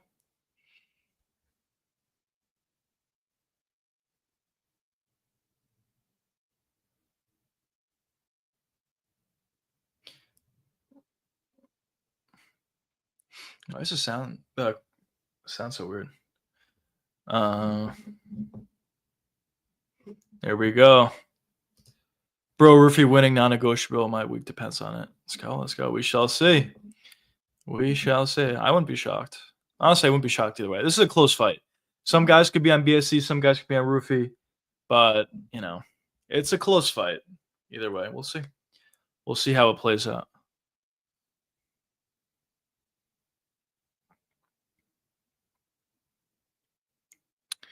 The start of the Fighting Nerds versus France. Let's see how it goes.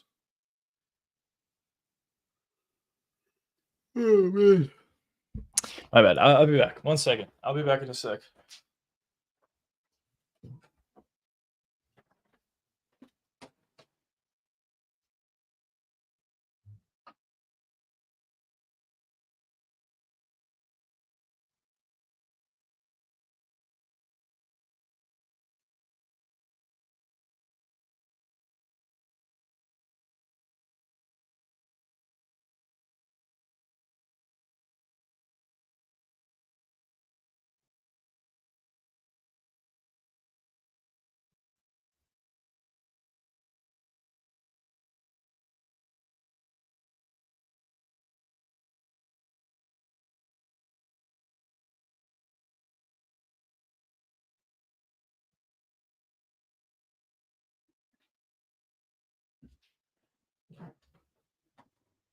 Chat. Here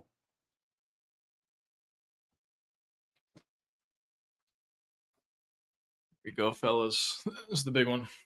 I heard they were talking about on the broadcast. I think it's accurate that Rufy makes it difficult to get taken down because of his angle changes. I think that's a good shout. I actually do.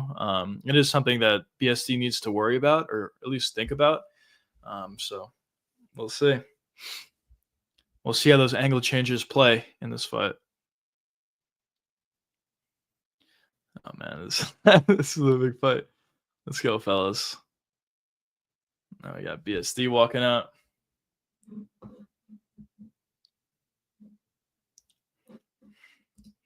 Okay, let's forget the stress. Write it down. Rufy's winning, no excuse. Final and clear. Let's go. Let's go. Let's see. Let's see. Here we go. We got BSD walking out. Tremendous walkout. Here we go, fellas. The atmosphere is just really, really good. Honestly, like a lot of places in Europe, but especially Paris, the atmosphere is always great, especially when there's French fighters walking out and someone like BSD, who's a pretty big star over there. Or a relatively big star, I should say, but still. This is big. Clearly big. BSD looks pretty calm going into there.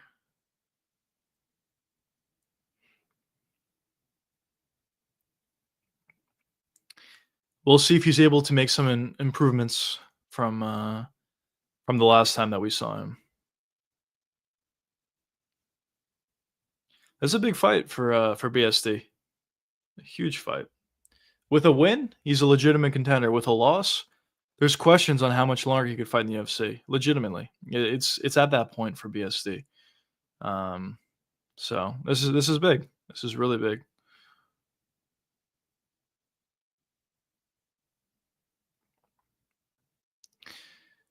We'll see. We'll see how many more shots he could take. That's the only thing that I worry about a little bit with BSD. He takes a lot of damage in a lot of his fights, and he's shown an amazing chin, which is a part of the reason why he's been so good. But after a while, that damage, adds up. Bro, if once you win, so he punched me in the face. Don't worry, I won't do it. I won't do it. Oh man, this is big, boys. This is tremendous.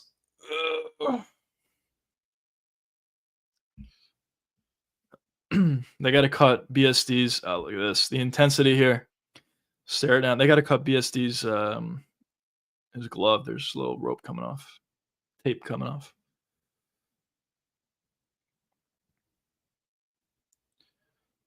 This is big. Both 29, both same height, and essentially same reach. Roofy's got a little bit of an advantage, but 2 inches is not going to do that much, I don't think.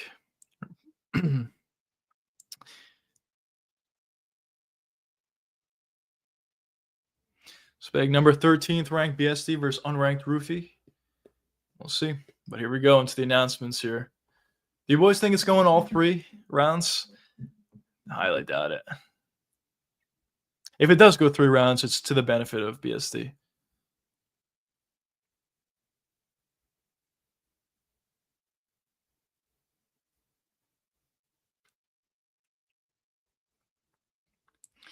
Minus 150 favorite against BSD.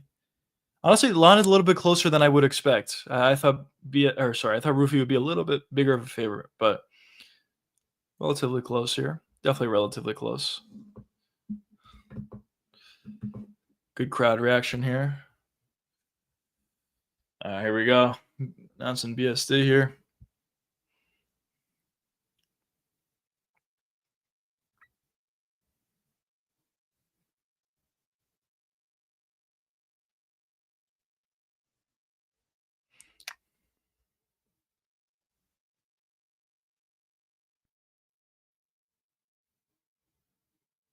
There we go, BSD.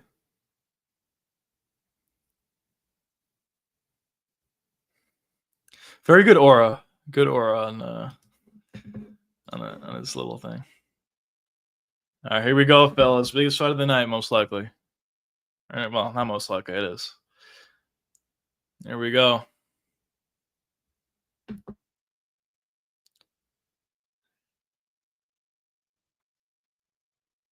And here we go.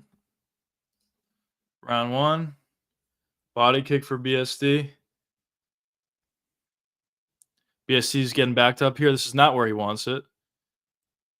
Oh, head kick partially lands for Roofy. BSD about to prove the doubters wrong. Yeah, let's see. Let's see. Big question. BSD can land. I land light punch. Maybe.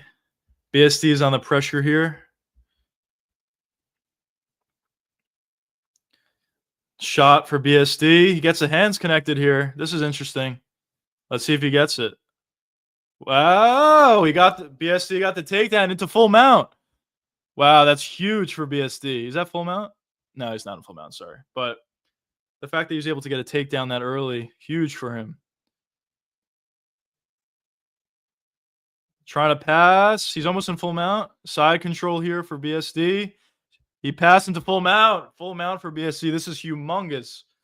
This is very, very big for BSD. Let's see what he can do from here. Very big. Full mount early. They're dry as well. Don't forget about that.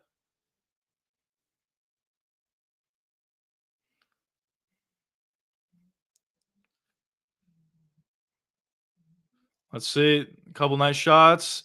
Roofy gives up the back. BSD gets a body triangle locked in.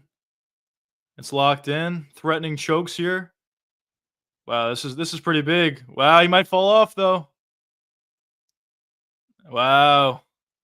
Roofy did a really good job there getting on top. He was in a bad spot. If I'm Roofy, I'd probably just let him up, which he is.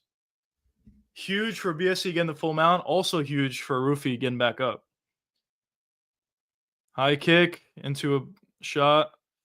This is what BSD is going to want to do. He's got to be careful. Oh, almost another takedown for BSD. Almost got flying knee.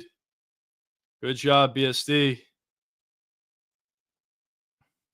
This is what you want to do early to Roofy. Try to gas him out like this.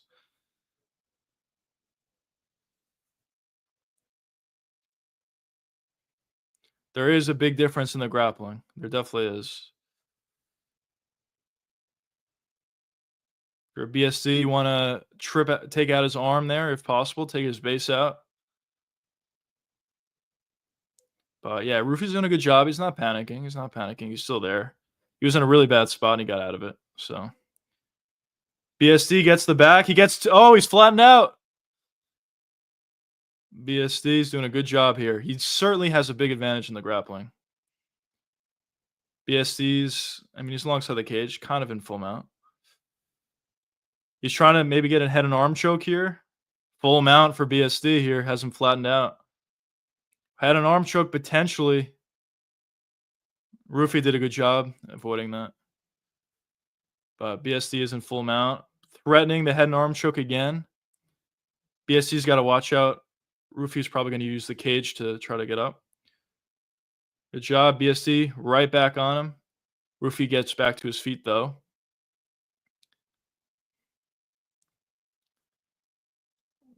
Rufy's doing a good job here, breaking the hands. Now Rufy's on the pressure. He's probably going to back away, land an elbow. Oh, maybe not. BSD turns it around. Nice knee. Couple nice knees from BSD to the body. No, those were fine. No, Rufy's complaining about... No, don't break this up. No, come on. You gotta be kidding me there. Dude, that's insane. You gotta be kidding me with that. There was no knee to the groin there. And they break them up? Oh, come on. Oh, maybe. All right, maybe. I thought it was fine, but...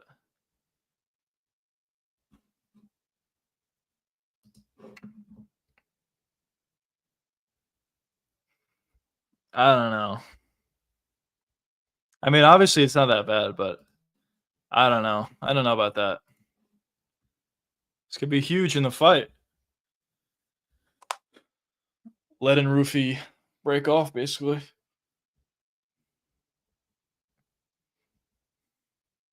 I thought those knees were fine, personally, but... All right.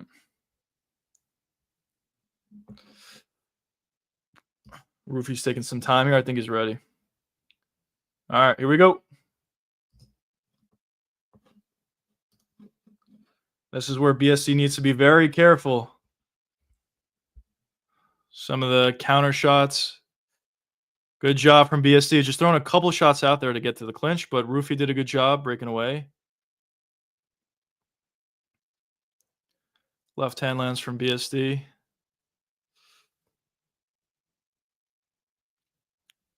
Watch a spinning wheel kick from Rufy. He's feinting it. Nice body kick lands for BSD. Nice body kick again. Nice body kick again for BSD. This is where BSD does not want to be.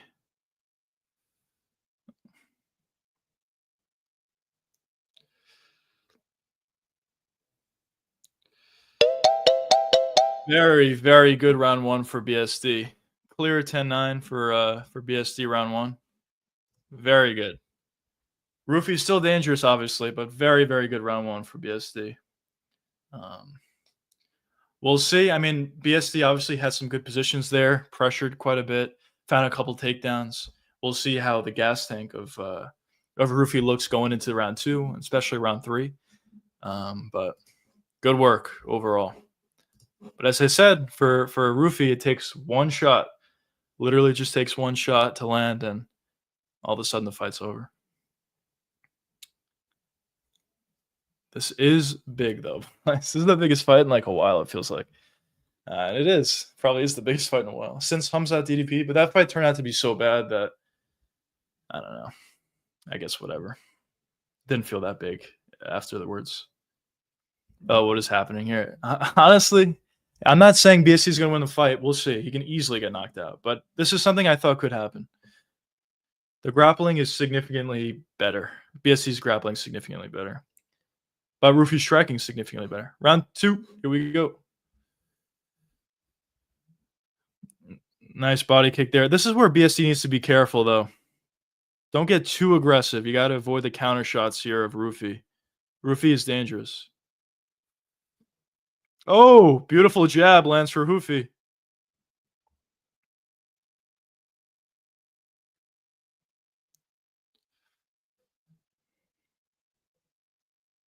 Oh! Flying knee. I guess it didn't land. Wow, BSC's got to be careful here. Oh, nice elbow land for Hoofy, but BSD gets on. He's trying to trip out Roofy here. He's in the clinch, and he gets it. Roofy's trying to get on top, and he does not. Wow, Roofy does. Hoofy gets on top there. Nice scrambling from Hoofy.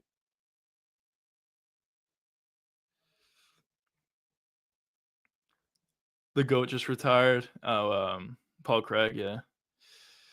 BSC, yeah, Roofy just lets him up. Oh. Roofy did a much better job there stopping the takedown. Nice body kick lands for BSD.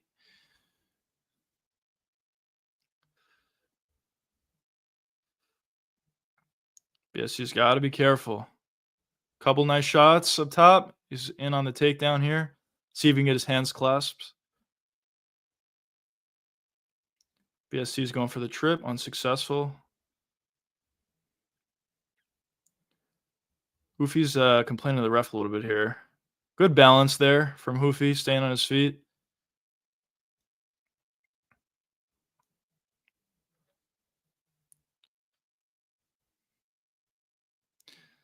By Craig, yeah. Craig had a great career for sure. Beating some good fighters. Beautiful takedown. He's got his hand pinned as well. This could be big.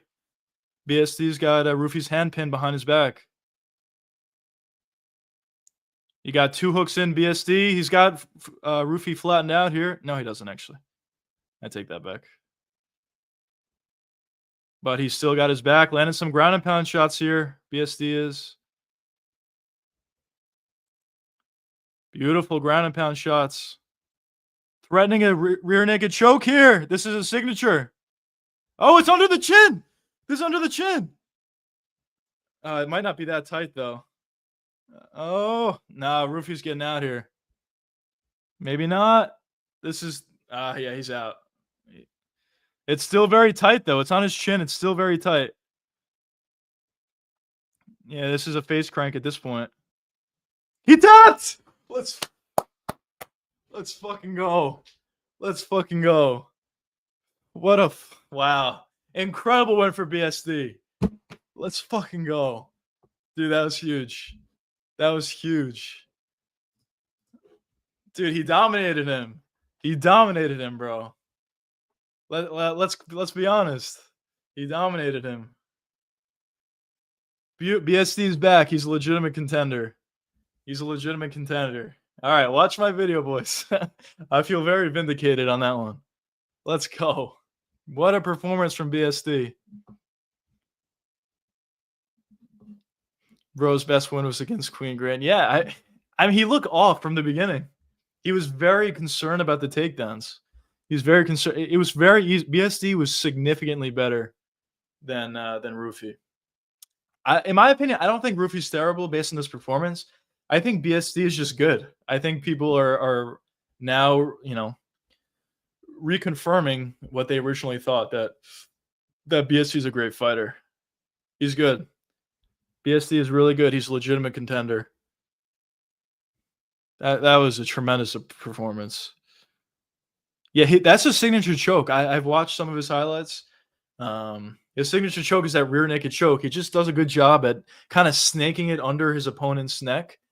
And even his it was a face crank that Roofy tapped to, but it's just so tight. BSD's back, boys. He's officially back. Let's go, bro. Me too, bro. I feel so vindicated. Tremendous. Tremendous performance from BSD. He literally walked through him, if we're being honest. He literally walked through him. See, everyone counted out BSD. Yeah, I didn't.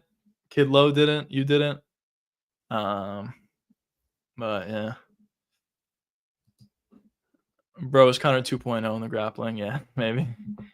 Yeah. Predicted. Yes, sir, you did. Let's go. Yeah, not too many people predicted BSD. I guess this is a perfect time to shout this out. Also, betting wise, boys, if you guys are a member, Beautiful cash. Round 2 submission for BSD. Yeah, did put out BSD will wear down Mauricio Rufy. Put out that video a couple days ago. Turned out to be a good call. Let's go, boys.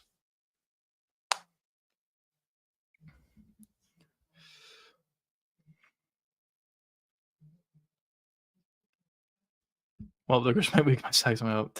Damn. I don't think Rufy's a bad fighter, even after this performance. I think BSC is just good.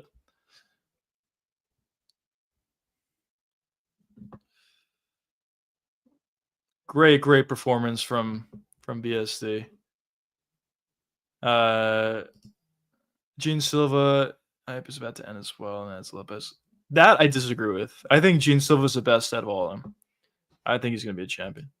Bro, Bahia losing. We'll see. I'm on the other side. I'm on Bahia, but we'll see. We'll see if I go 1-1 or 2-0. But the BSD fight was that was the fight of the night. This was the big one. Obviously, the main event is huge, but this is the big one. Imagine Rufy and Bahali losing the same night. Yeah, we'll see. It's possible. The crazy thing about this fight for BSD is he didn't even take that much damage at all, bro. I mean, he took a couple shots, but usually BSD takes a lot of punishment before he wins or loses. But in what seemingly was the most dangerous fight for BSD, he took no damage, which is kind of crazy. Really, really good performance from BSD here. He's back.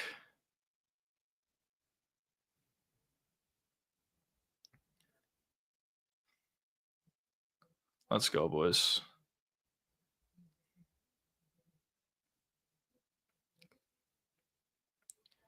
BSD submission round 2. Tremendous.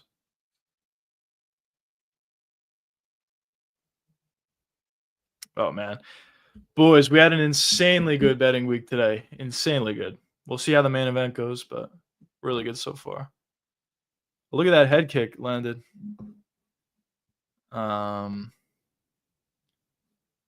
What if Lopez beats Silva? I mean, it could. I don't think it's going to happen. I highly doubt it, but obviously it could happen. Lopez is very dangerous. Just how good is Moicano? That's the question. That's the question. Just how good is Moicano?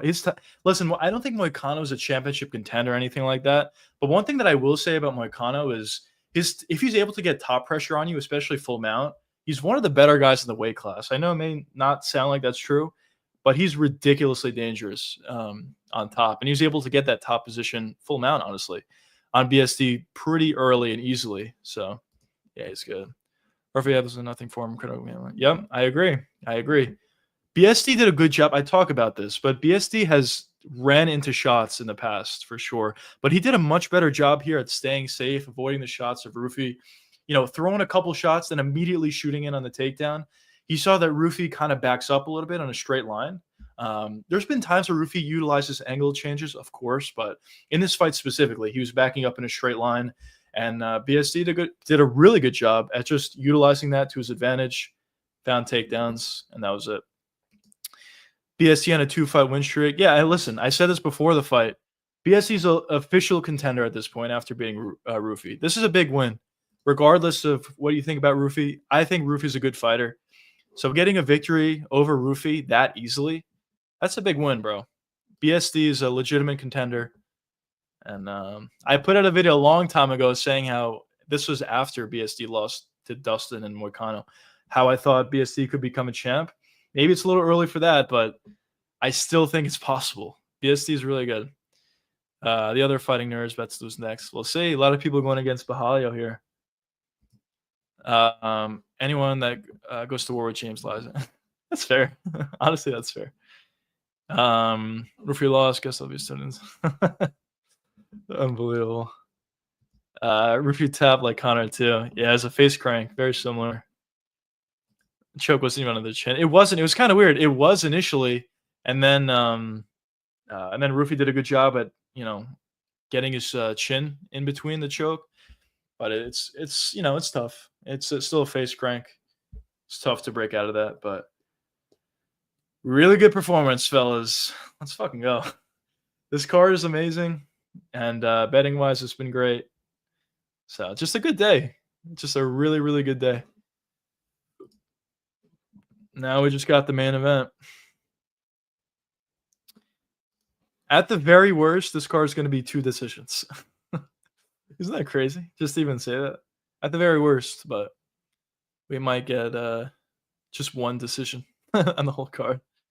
Card has been generational so far.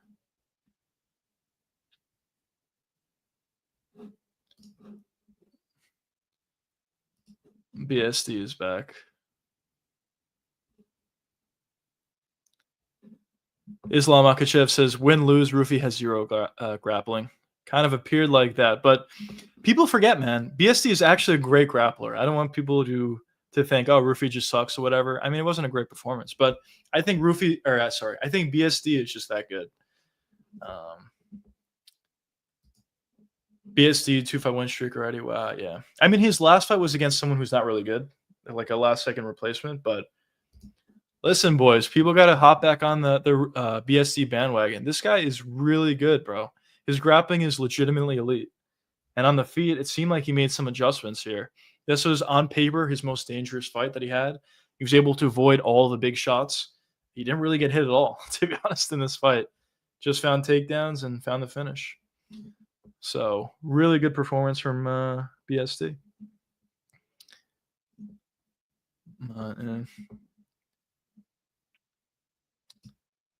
Rufi was calling out Islam after being Queen Green. Oh, is that why Islam responded? I didn't know he called him out. But yeah, Islam called him out on Twitter.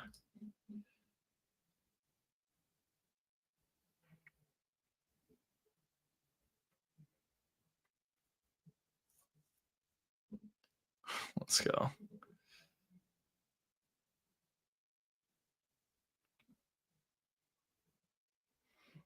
Process. The fighting nerds are. I hate to see it because they're all exciting fighters and really good fighters, but a lot of them are starting to lose. First Carlos Prates, now Rufi. But I guess at the same time, it is kind of impressive that just them losing a fight is having everyone be like, holy shit. I don't know. We'll see. Imavov better finish the fight before the 4th round or he's losing. If he gasses out. Yeah, I can see that. I do think the later it goes, the better it is for Bahalio.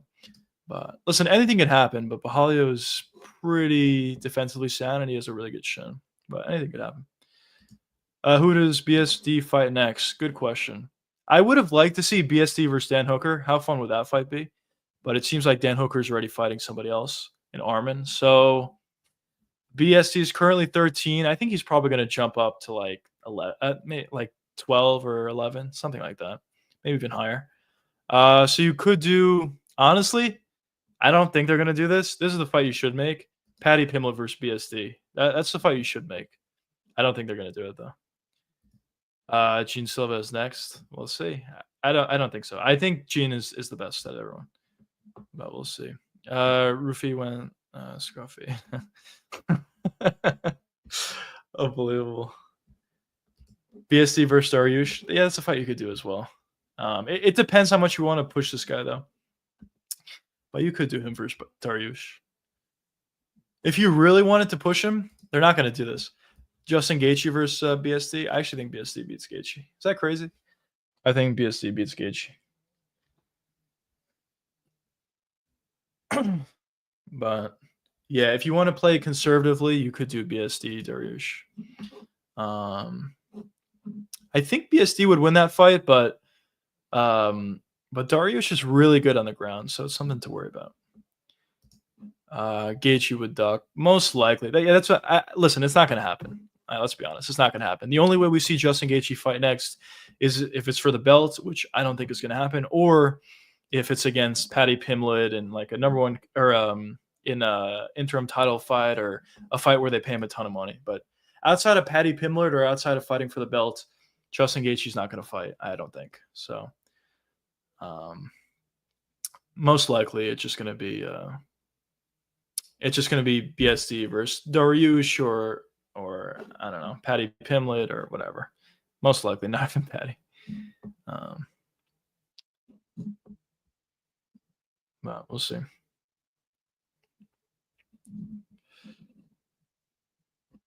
Imavov versus Bahalia next. Yeah, dude, this card is honestly generational.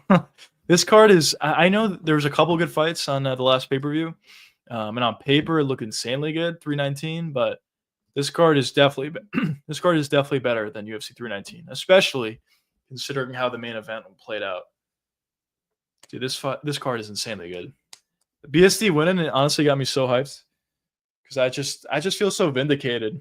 Everyone's like, nah, BSD sucks. He's washed, whatever. I always thought he was going to be good, even after he lost to Moicano. So yeah, it feels vindicating for sure. But great card, yeah. Bro made me a lot of money. Dude, me too. It's insane. The odds, I don't know. Well, looking back, the odds made no sense. BSD literally ran through him, and he was the underdog. But getting BSD submission round 2 at plus 1,000 is honestly like literally robbery. how good those odds were. But yeah, we're back, fellas. We are back.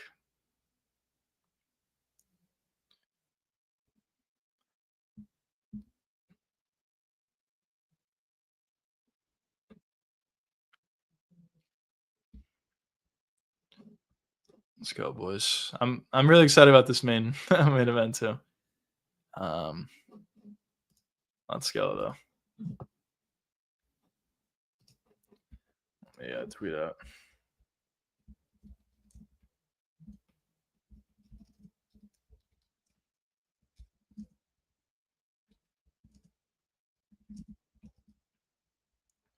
One second, fellas.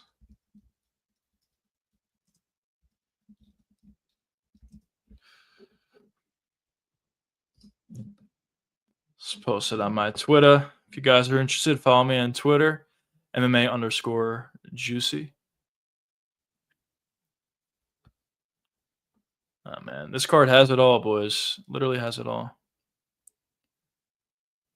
Carlos Prates was not happy about Rufi's performance.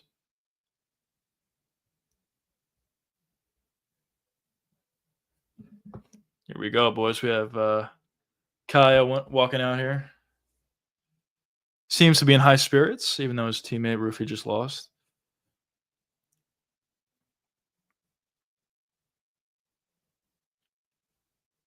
I wonder if it affects him at all. It probably does. I mean, Kaya doesn't look affected at all, but yeah, this atmosphere is pretty legit. But I wonder if it affects him at all if their teammate just lost right after they're fighting, or right before they're fighting. There's Prates. Prates really needs a win here for the sake of the team. Oh, my iPad is slow here. Let's get this thing charged up.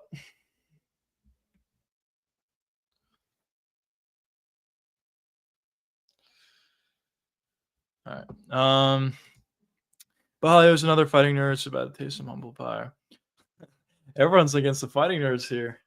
The Rufi one I agree with. I was against Rufi. I think Rufi's a good fighter still, but I was on BSD. But on this one, I'm actually on Kaio. Let's see, though. Could be wrong.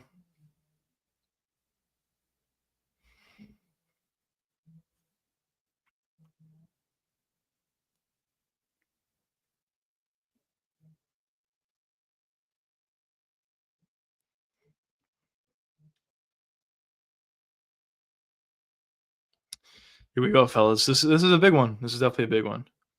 Brown lose, I will say it was because of his teammate losing. Well, I don't know about that. It probably could play a factor, but if he loses, he lost. It's because he lost. But let's see. Oh, fuck. AirPods are low.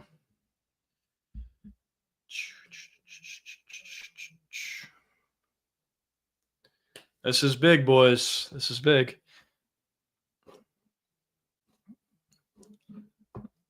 Really, really big fight.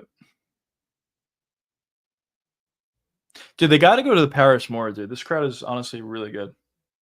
Dude, honestly, fuck it. Go like twice a year or 3 times a year for some one pay-per-view and a couple fight nights, or one fight night, let's say. Pay-per-view fight night. This crowd is really good. I think this is either the best crowd. No, it's probably the second best crowd. I think the best crowd is Australia, and Paris is number 2. 3 is maybe UK. 4 is New York.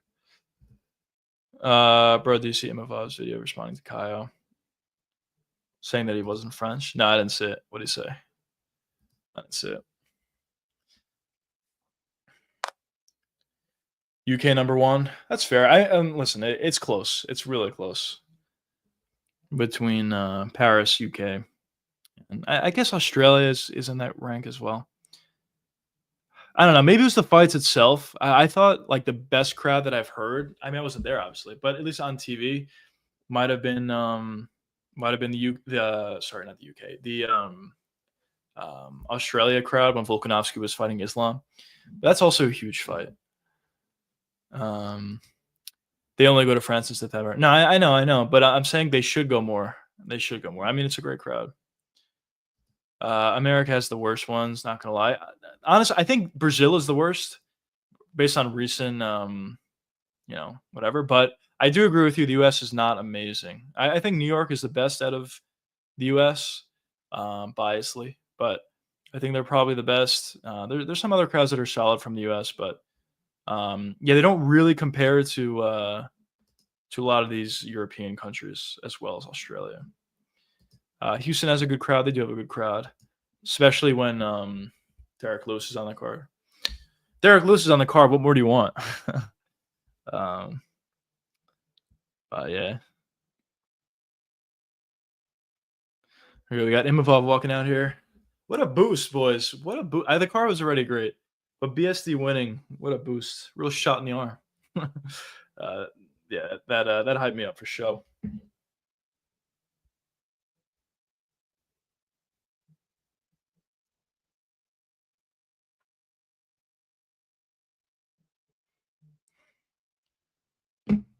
Let's go, fellas.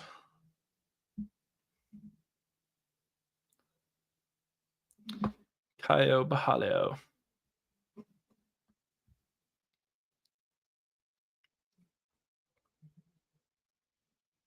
Shocked the world. I think he was a favorite, but good fight, good performance against Izzy. Imavov walkout aura. Yeah, pretty good walkout.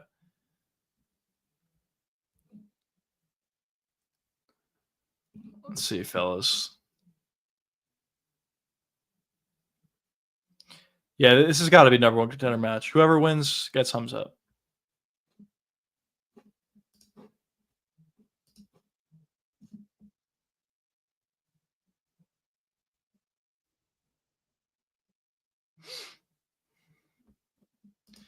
This roofie post. Oh, man.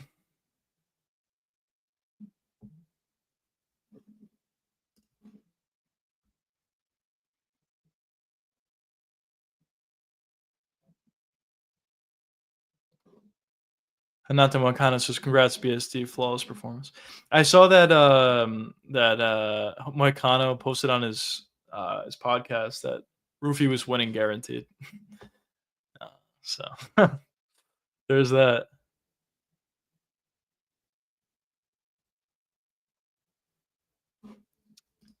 The grappling was such a big difference. The one thing that I'll say though is maybe to an extent, I guess it wasn't that long of a fight, but it's not that Roofy gassed out and that's why BSD won.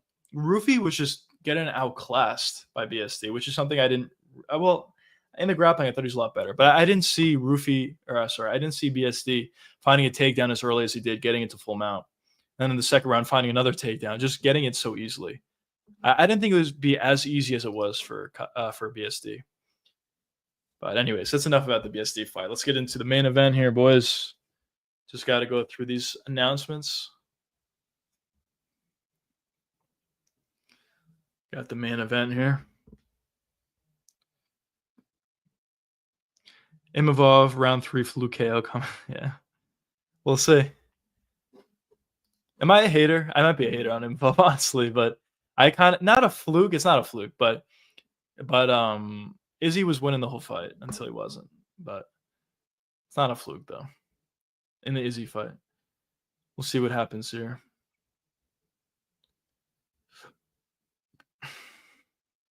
And even the Cannonier fight, on 2 of the 3 judges' scorecards, it was 2-1 Jared Cannonier. But we'll see. Imhov's really good though. He's good. He's got really good striking. He's pretty powerful, obviously. He's really fast, very explosive. So we'll see.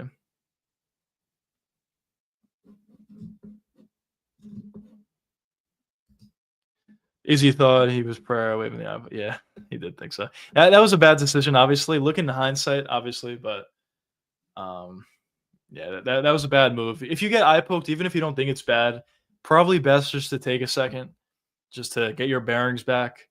But he decided to continue, and he got knocked out like literally like 3 seconds later.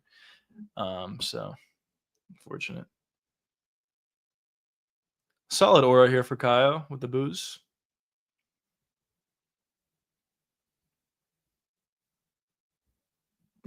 Bruce is louder than normal. Yeah, it's a big fight. You're actually right. He is. But this is a big fight. Bruce is hyped for this card.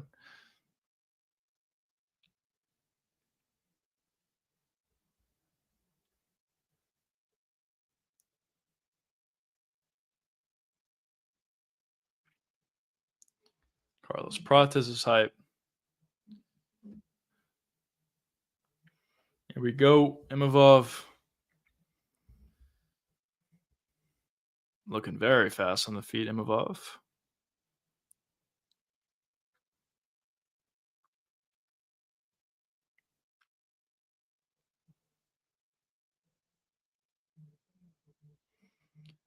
By the way, Prates wins against Leon decision. Yeah, I would. Yeah, I agree. I think he probably knocks him out. But yeah, I think he wins. I think he wins for show. You going live tomorrow? I don't think so. I don't think so. But I'll let you boys knows it. I'll let you boys know if I change my mind.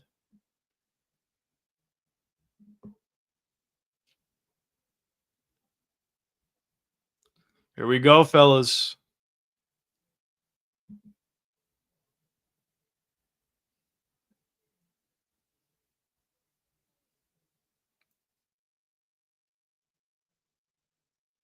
Holly are looking for a 4th round finish.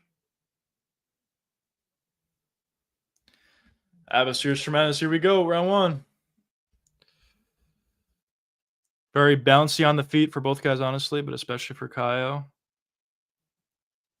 A lot of leg kicks from Kaio is what I'm predicting. Imavov doesn't check leg kicks that well. Nice little front kick for Imavov. Head kick blocked by Kaio.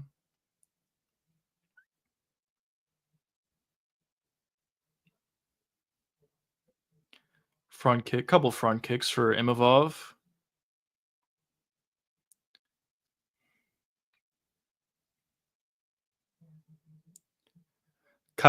For Kaio, you're definitely going to want to look to pressure Imavov. Obviously, a lot easier said than done, but that's what he's going to try to look to do.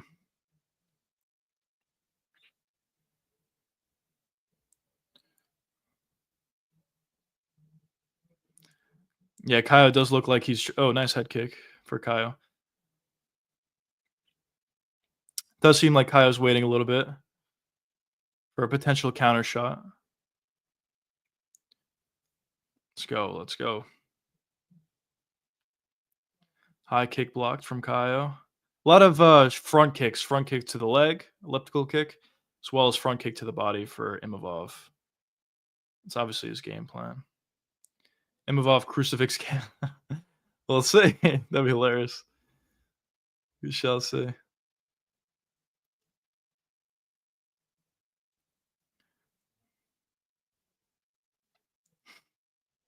If he does that, does that mean he's better than Hamzat? Because Hamzat couldn't do it in 5 rounds. Ooh, some conventional stance for Kaio. That's different. Looking for some leg kicks. Going back to southpaw for Kaio.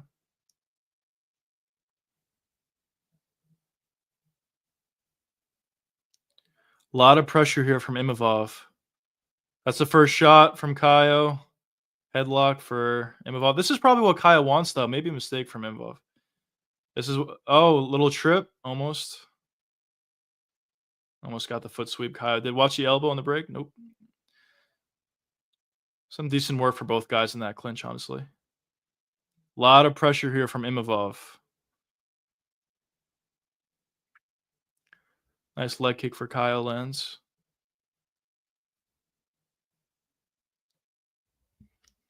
Couple shots land for Imavov.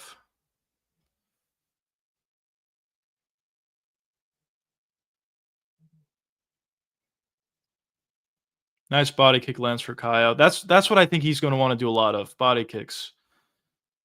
But we'll see. Easier said than done. Kyle's breaking some of the pressure here.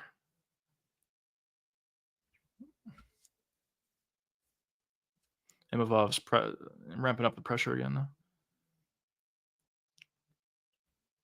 Nice body kick again lands for Kyle. Nice jab lands for Kyle. It's a very low volume type fight, but this is kind of what we thought it would be. Neither one of these guys are high volume fighters. Nice uppercut lands for Imavov. Nothing too clean, but very fast.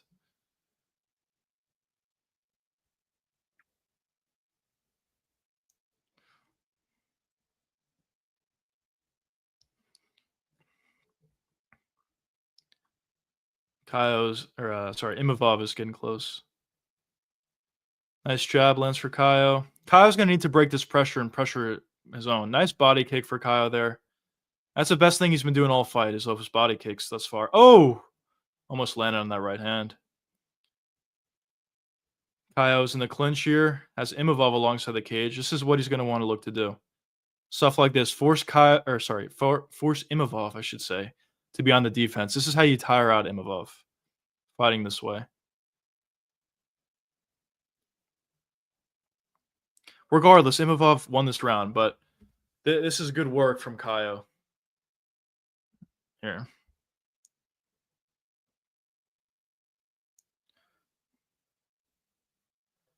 Kyle's doing a good job holding on to position here, not allowing Imavov to break free, at least so far. Basically, he's not winning the round here, but what he's doing here is just trying to gas out Imavov, landing some knees along the way.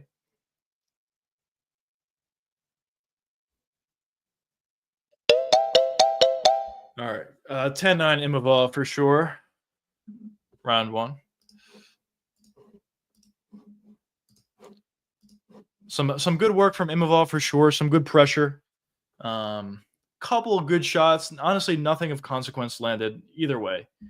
But some definitely the better work done by Imavov in that round. But at the end of the round, some good stuff from Kyle. Getting Imavov alongside the cage. Landing a couple knees to the body. That's really what Kyle's going to want to do here. Look to wear on Imavov. Imavov's very dangerous when he's fresh. But he has been tired before, so the more tired you can get him, the better it's going to be for Kyle. The later the fight goes, the better it's going to be for Kyle. At least that's how I see it.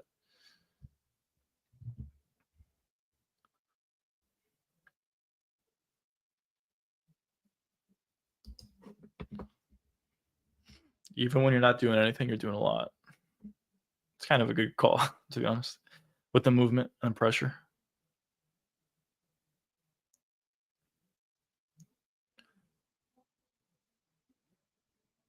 Get into round two.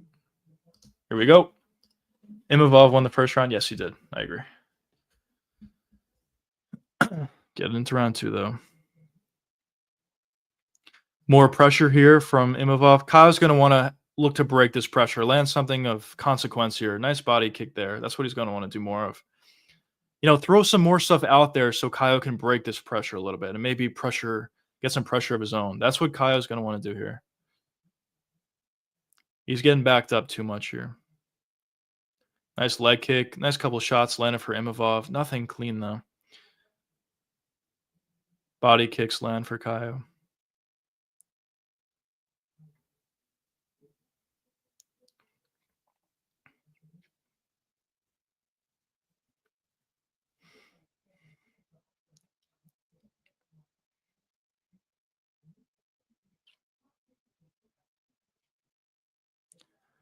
Couple shots come up short for Kaio. Body kick lands for Kaio.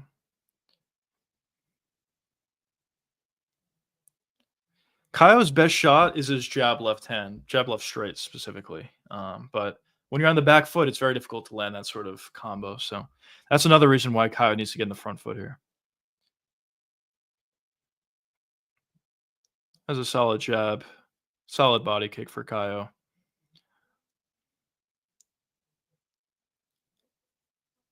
Nice little front kick to the body for Imavov. Very low output. As I said before, this is kind of what we expected. Low output. Neither one of these guys are high output fighters. Yeah, more feints for Kaio would benefit him, I agree. Oh, nice left hook for Imavov. That landed kind of clean. A lot of body kicks landing for Kaio. I don't know how much effect they're having, but over the course of a fight, it would be nice. Nice little right hand for Kaio. Kaio is biting on a lot of the feints when they're getting in close, which is to the benefit of Imavov. Imavov is clearly faster. Oh, beautiful body shot for Imavov. That was nice.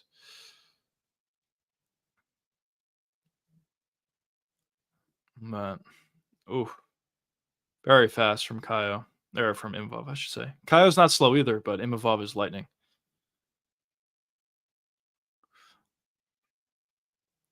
Imavov keeps leaning back on those head kicks or even body kicks.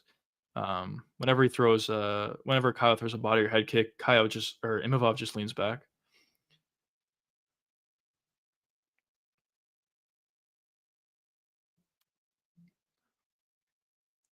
Did it again there.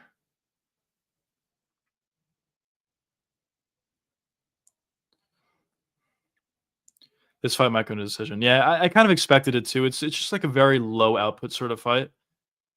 And Imavov's controlling it so far. Ooh, spinning back fist partially landed for Imavov after a body kick for Kaio.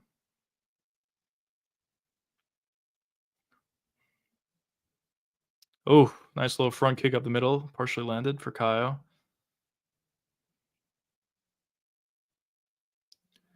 There you go. Good shot from Kaio there. But Imavov did a good job at stopping it. But even that just threatened the takedown for Kaio. That's you want to, throw some things out at Imavov. Force him to be on the back foot a little bit. Force him to be on the defense a little bit. But most of this fight so far has been Imavov on the front foot. Kaio just, backing up. Which he does fight like that, Kaio does, on the back foot a lot of times, but oh shit. Some big shots landed for Kaio. Or Jesus. For Imavov. My bad, boys. Keep fucking it up. Oh, nice jab for Kaio there. Oh. Now these guys are landing a little bit more. Both of them, honestly.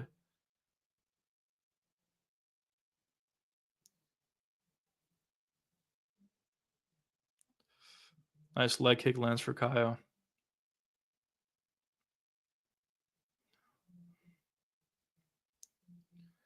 Kaio's in the center here. Those are the best it's been for a while. The whole fight for him. But now he's backing up once again. Bouncing on the feet, light on the feet. Looking to land a jab left hand. That's his best combo. But it's just hard to land on someone who's so much faster than you. Kaio's really fast, but Imavov's lightning fast. Body kick, maybe? Nope. He just walks away. All right. It's 2-0 Imavov. Some good stuff. Kaio definitely needs to make some adjustments here. He's got to be on the front foot. He's got to be on the front foot here. The fact that he's backing up the whole fight is kind of playing into Imavov's game. It's not really gassing out Imavov that much. He's on the front foot the whole time. And also, in terms of any offense that Kaio has, he's got to press forward. As I said, on the feet, his best weapons are his leg kick, his jab left hand, and occasional hooks. And he's not really able to land any of those shots backing up. So he's got to press forward. Look at that shot to the body. That was nice from Imavov. Spinning back fist. It landed, but Kaio was turning away. Nice straight right for Imavov, sorry. As an advantage to the wrestling, but later I can answer grapple. He has advantage in the wrestling. Probably the wrestling, yeah. But if the fight gets to the ground, I think Kaio has the advantage. But in the wrestling, you may be right. Let's see. And I agree with you, though. Kaio does need to grapple. But he's got to get in the front foot to do so. All right, round 3. Here we go.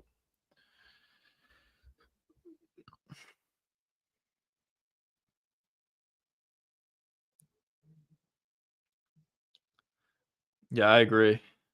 Bisping says that, Bahalio's got to get going, and good job there. Be a little bit more aggressive, which he is doing a little bit here. Oh!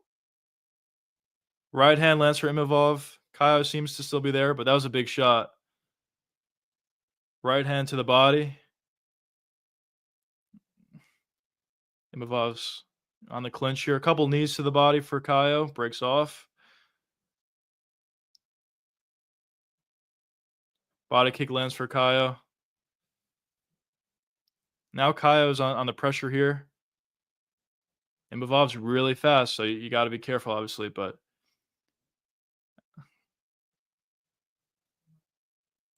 all right, fight. Are they going to stop it or what? You need him in the balls.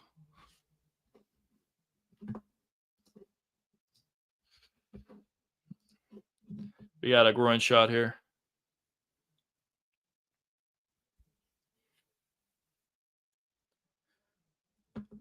Oh. Yeah.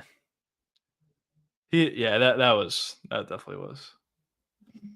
He's cracked. Yeah, he was cracked.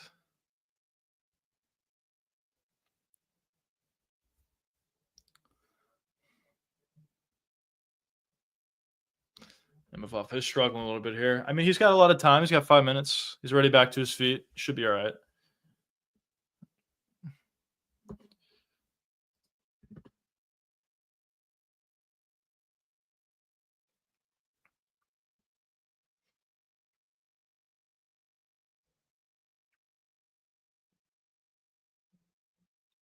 This probably also favors Imavov a little bit.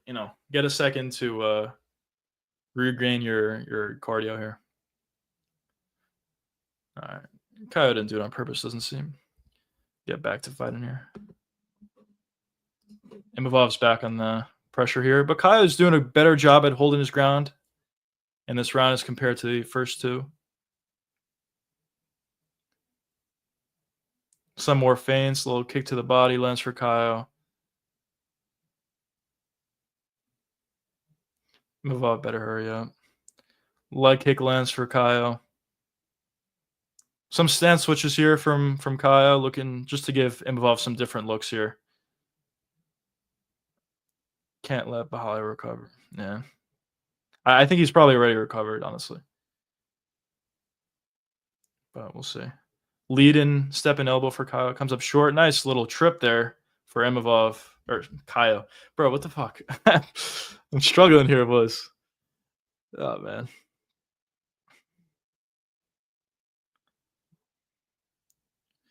Nice little body kick landed for Kaio.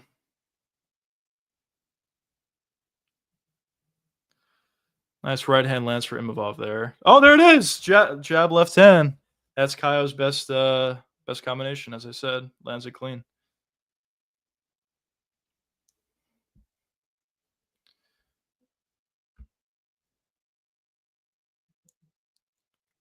This is Kaio's best round so far. I know he got hurt early, and he's losing the round, but this is his best round compared to the first two. Nice little leg kick there for Kaio. That's one of his better weapons, his calf kick. And Imavov doesn't really check kicks, so little front kick to the face comes up a little short for Kaio.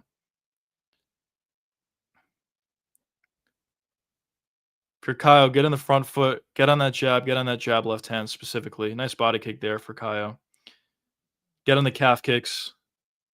Went for a jab left hand there, but it was blocked.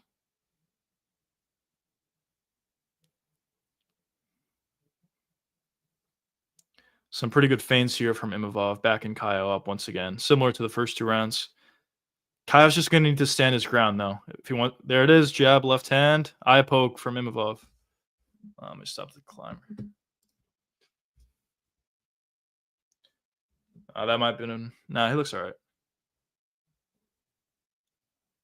The next foul on either guy could be a point deduction. Kyle looks fine, but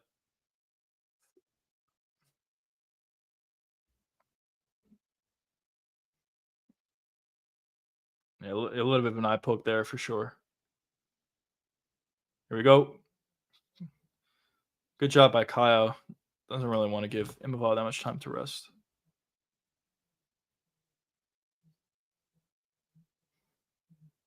Yeah, but Holly's got a good jab. He's got to use it. Nice body kick lands for Kyle. There it is. The jab left hand lands for Kyle. Now Kyle's feeling pretty good. He might have landed that left hand. I think he did. But it didn't really affect Imavov. Nice takedown. Good takedown defense from Imavov. But Kyle pushes him all the way back alongside the cage.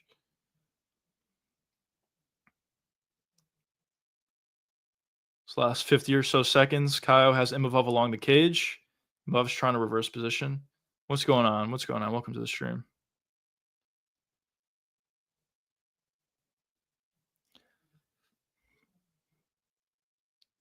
Imavov switches position. He's trying to break off, and he does. I feel like Kyle needs a finish. This is his best round by far, but I think he's still losing this round. Good jab from Kyle. He is picking it up. Oh, big right hand over the top for Kyle. Head kick comes up short. There's an argument Kyle won that round, but it's an Imavov round. I think it's 30-27 Imavov right now. But look, Imavov's a little tired here. The momentum is certainly with Kyle. I think Kyle needs a finish, 10-8 round or a finish. But that's a good shout by Imavov's corner. They're saying that Kyle doesn't know how to counter. Whenever you go first, he's not going to counter you. It's been true so far this fight. The only time that Kyle has been having success is when he's on the front foot, landing the jab left hand, landing leg kicks, landing body kicks. But in terms of his countering, he's not really countering at all. So it's a pretty good read from Imavov's corner. Well, listen, Kyle is building for sure. Imavov is the more tired guy. I think Imavov won round 3. I think so as well, but that was certainly Kyle's best round. But it's probably 30-27 at this point. Kyle needs a finish or a 10-8 round.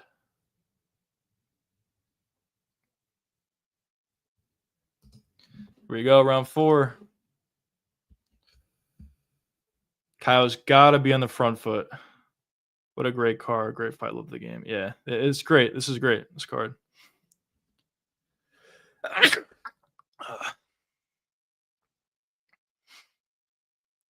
Kyle's back in the back foot, which is what you don't want to see for Kyle. He's got to hold his ground here. What was that? Nice little... Oh!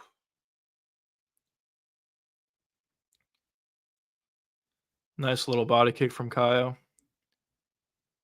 Nice leg kick lands for Kyle. The calf kicks could be big for him.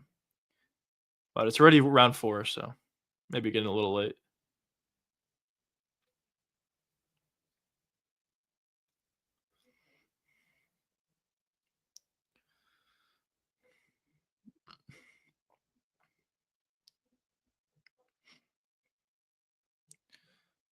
Some nice, good shots from Imavov, but nothing landed of consequence.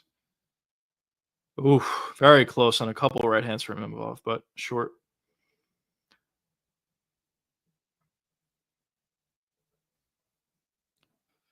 No.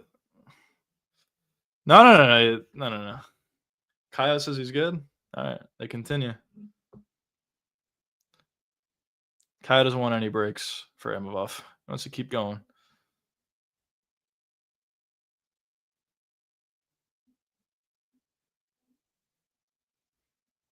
Oof.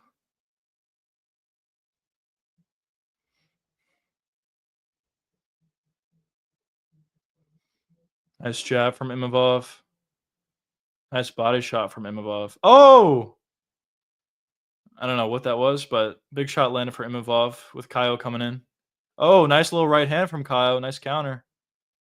Oh, Imavov's really getting going here. Kaio's still game, though. He's still there. Nice calf kick for Kaio.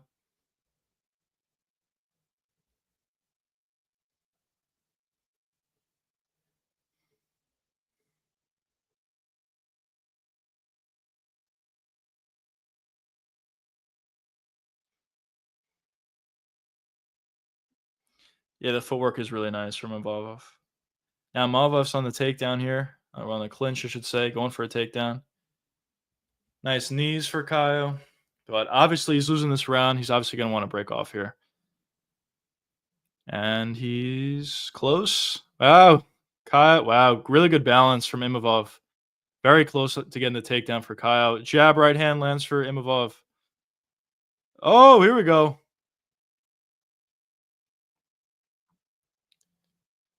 They swinging. Yeah, they are. They definitely are.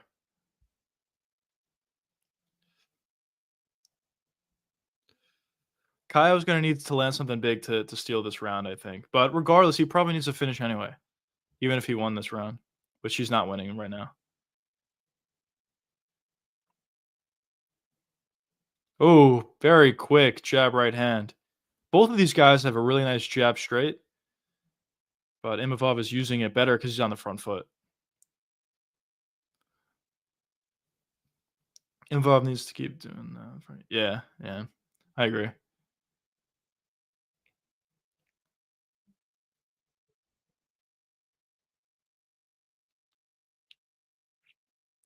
And also, Imavov doesn't really look that tired because he's on the front foot the whole time. Oh, nice little right hand over the top lands for Kaio. Yeah, Kaio needs like a clean flush shot that like wobbles Imavov at the very least, or of course even finds a finish.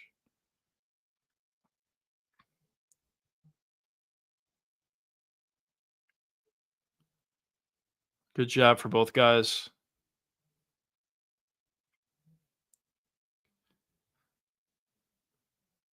For Kyle, he might be. Here we go in the clinch again. Imavov initiates the clinch.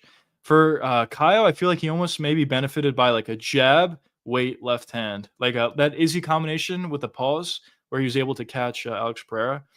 Because listen, Kaio is not faster than Imavov. Imavov is seeing a lot of the shots Kaio is throwing, so I almost feel like that may benefit him a little bit.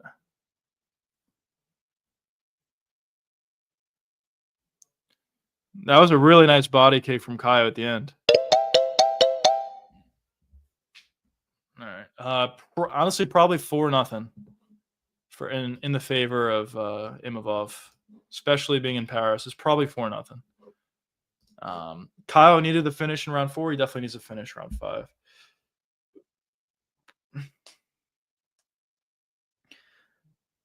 Kaio's corner sum is 3-1. Same difference. 3-1, 4-0. Honestly, that's the same difference. Kaio needs the finish here.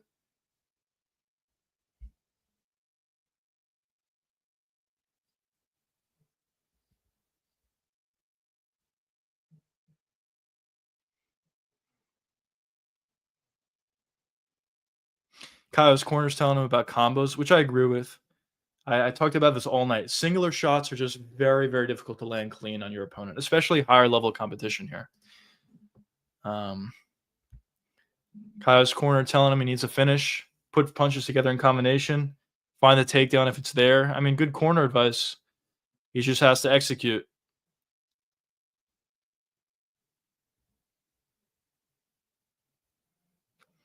Imavov's not really tired here either.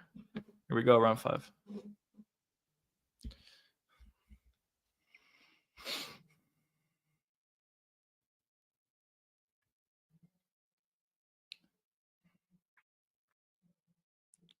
Nice little right hand lands for Kaio.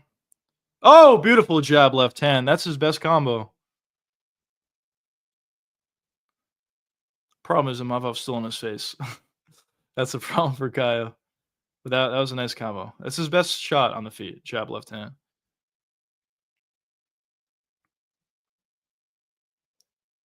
Oh, nice right hand over the top for Imavov.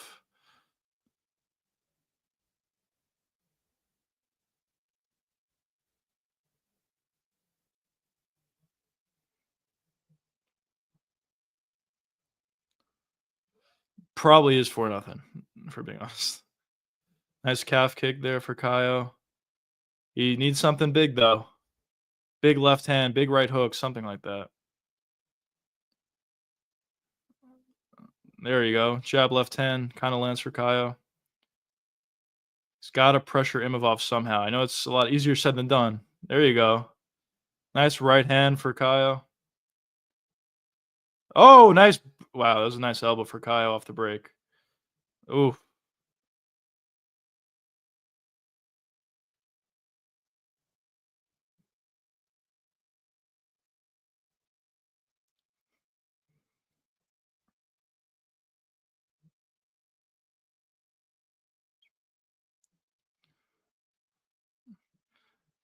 Nice little calf kick for Kaio. Slipping away, though. He's got to go if he's going to get the victory here. It is slipping away for him.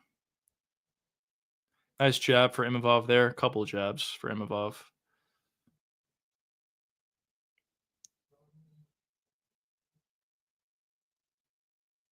Ooh, nice little right hand for Imavov.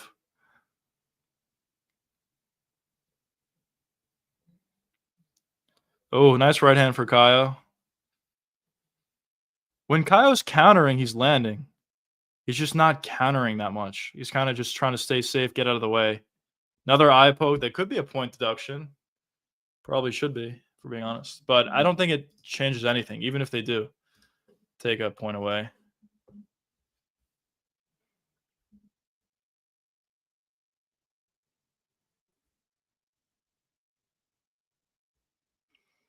That one was a little bit worse. I think he's fine, but eye poke is a little worse.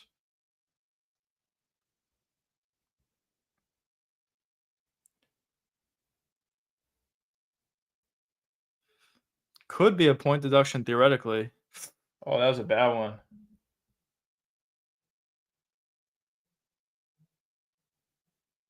Kaio says he's all right, I'm assuming.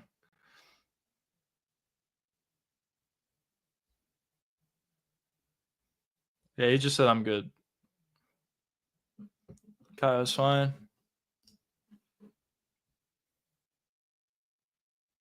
Could take a point away, but it won't change anything. It's a hard warning for Kaio. It's not going to change. I think they probably should have taken a point, but it's not going to change that much.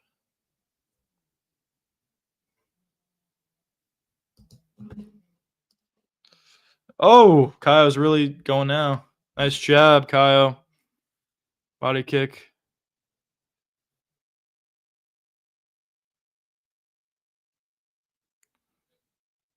Maybe another eye poke there. Nice right hand for Imavov. Nice calf kick for Kaio. Oh, big right hand lands for Imavov. Imavov's looking to grapple. Now Kaio turns it around, breaks free.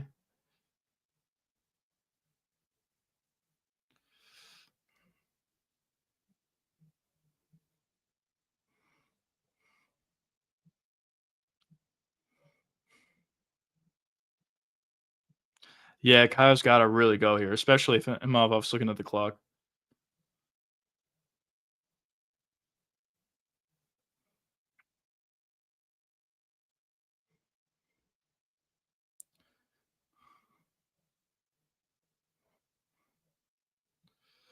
Kaio's going to need to break off here, which he does.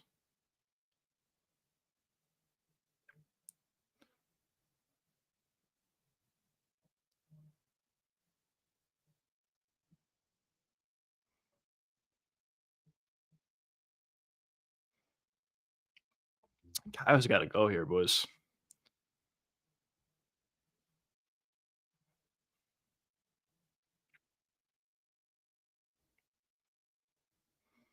Very low output, which I guess could make it tricky, but listen, let's be honest. It's either 3-1 or 4-0 Imavov here, and he's winning this 5th round.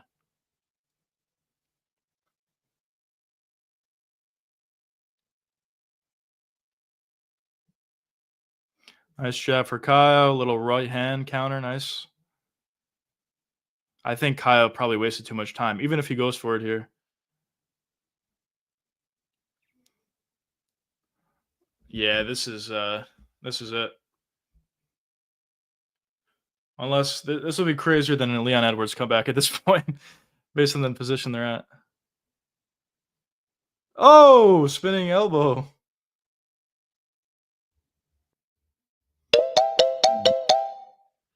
That was probably 5-0 Imavov, honestly. That it was like relatively competitive, but Imavov was definitely better. Like probably every round. Um so yeah, probably a 50-45, if I have to say. We're 1 for 1, boys. Was right on BSD, ran through Roofy. Was certainly wrong on the Imavov fight. But yeah. I feel like I almost talked myself into it with Kyle, but yeah. It wasn't that it was like a terrible performance. He needed to go a little bit more. He was on the back foot the whole time, and he just needed to go a little bit more. So definitely a good performance from Imavov. You know, obviously it's easier said than done, but you know, Imavov forced Kyle to be on the back foot the whole time. I'm sure Kyle was trying to be on the front foot, but he was kind of forcing him to be there. So good performance from Imavov for show.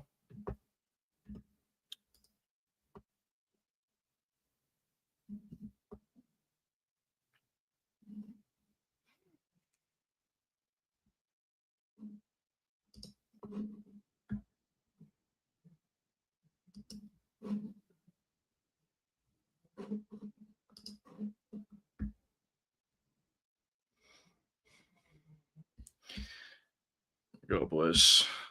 Just curious to see what the number is going to be. Probably 50-45, if I had to say.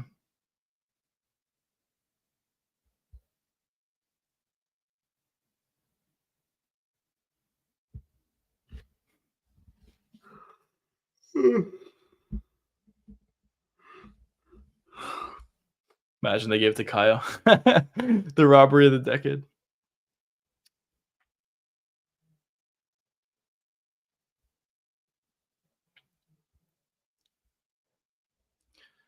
$49-46 on 2 cards.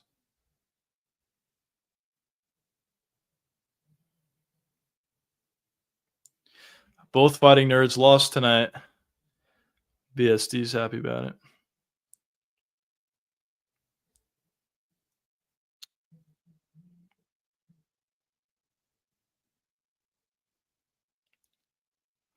Let's see what these boys got to say, and then I think I'm going to hop off stream.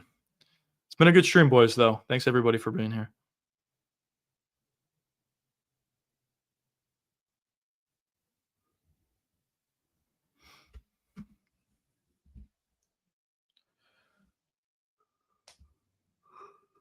The question after this fight is, how good was Phil Hawes? That's the question. Phil Hawes beat this guy back in the day. And Sean Strickland. How good is Sean Strickland?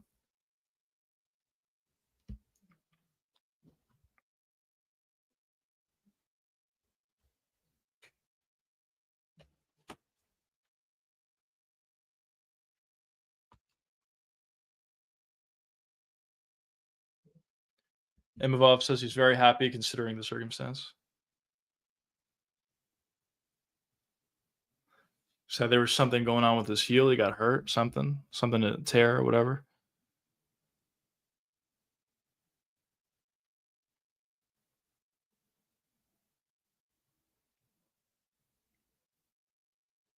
Got the main commanders. I would correct. Love that they're both underdogs. Let's go, bro. Good picks, fella.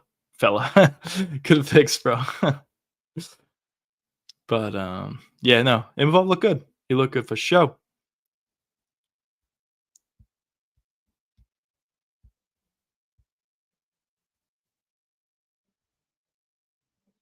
Should be Imavov and Hamzat next.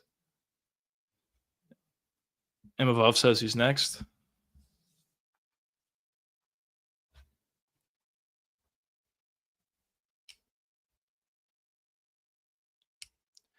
Definitely will be Imavov next. Imavov versus Hamzat. It's a tough fight, honestly. Really tough fight for Imavov, but we'll see. We'll see. On the feet, he's really difficult to deal with. But I don't know. I would say I would very, very heavily favor Hamzat in that match.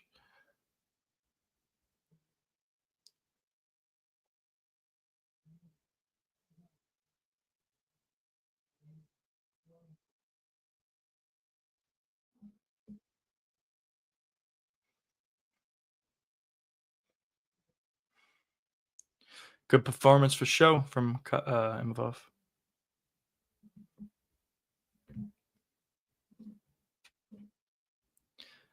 Booking now for January, so hard to. Yeah, I agree. Why not? Put it together quickly. I mean, he did say he had some injury though. Imavov did. So I don't know. We'll see how long that takes to heal or whatever it's going on. But in an ideal world, yeah, why not? Book it for January. RDR and Fluffy are fighting in what, October, I think. So yeah, they won't have to wait that long. That does happen. The only thing is you are also dealing with Hamzat, who hasn't been historically all that active.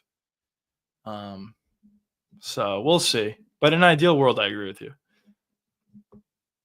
Involved by decision, BSD by sub. Let's go. Good shit. Good shit. Yeah, it was a really, really good betting day overall for me as well. It was tremendous. Let's go, boys.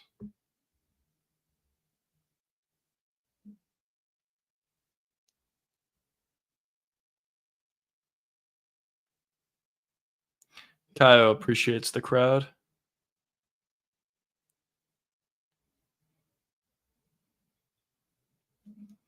Kyle saying the fans are great.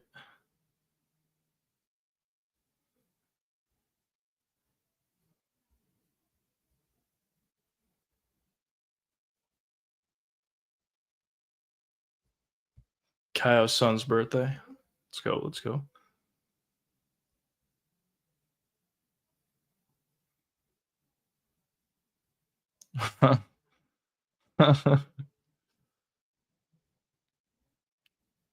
Very cute. Kaya said Imavov was a better man today.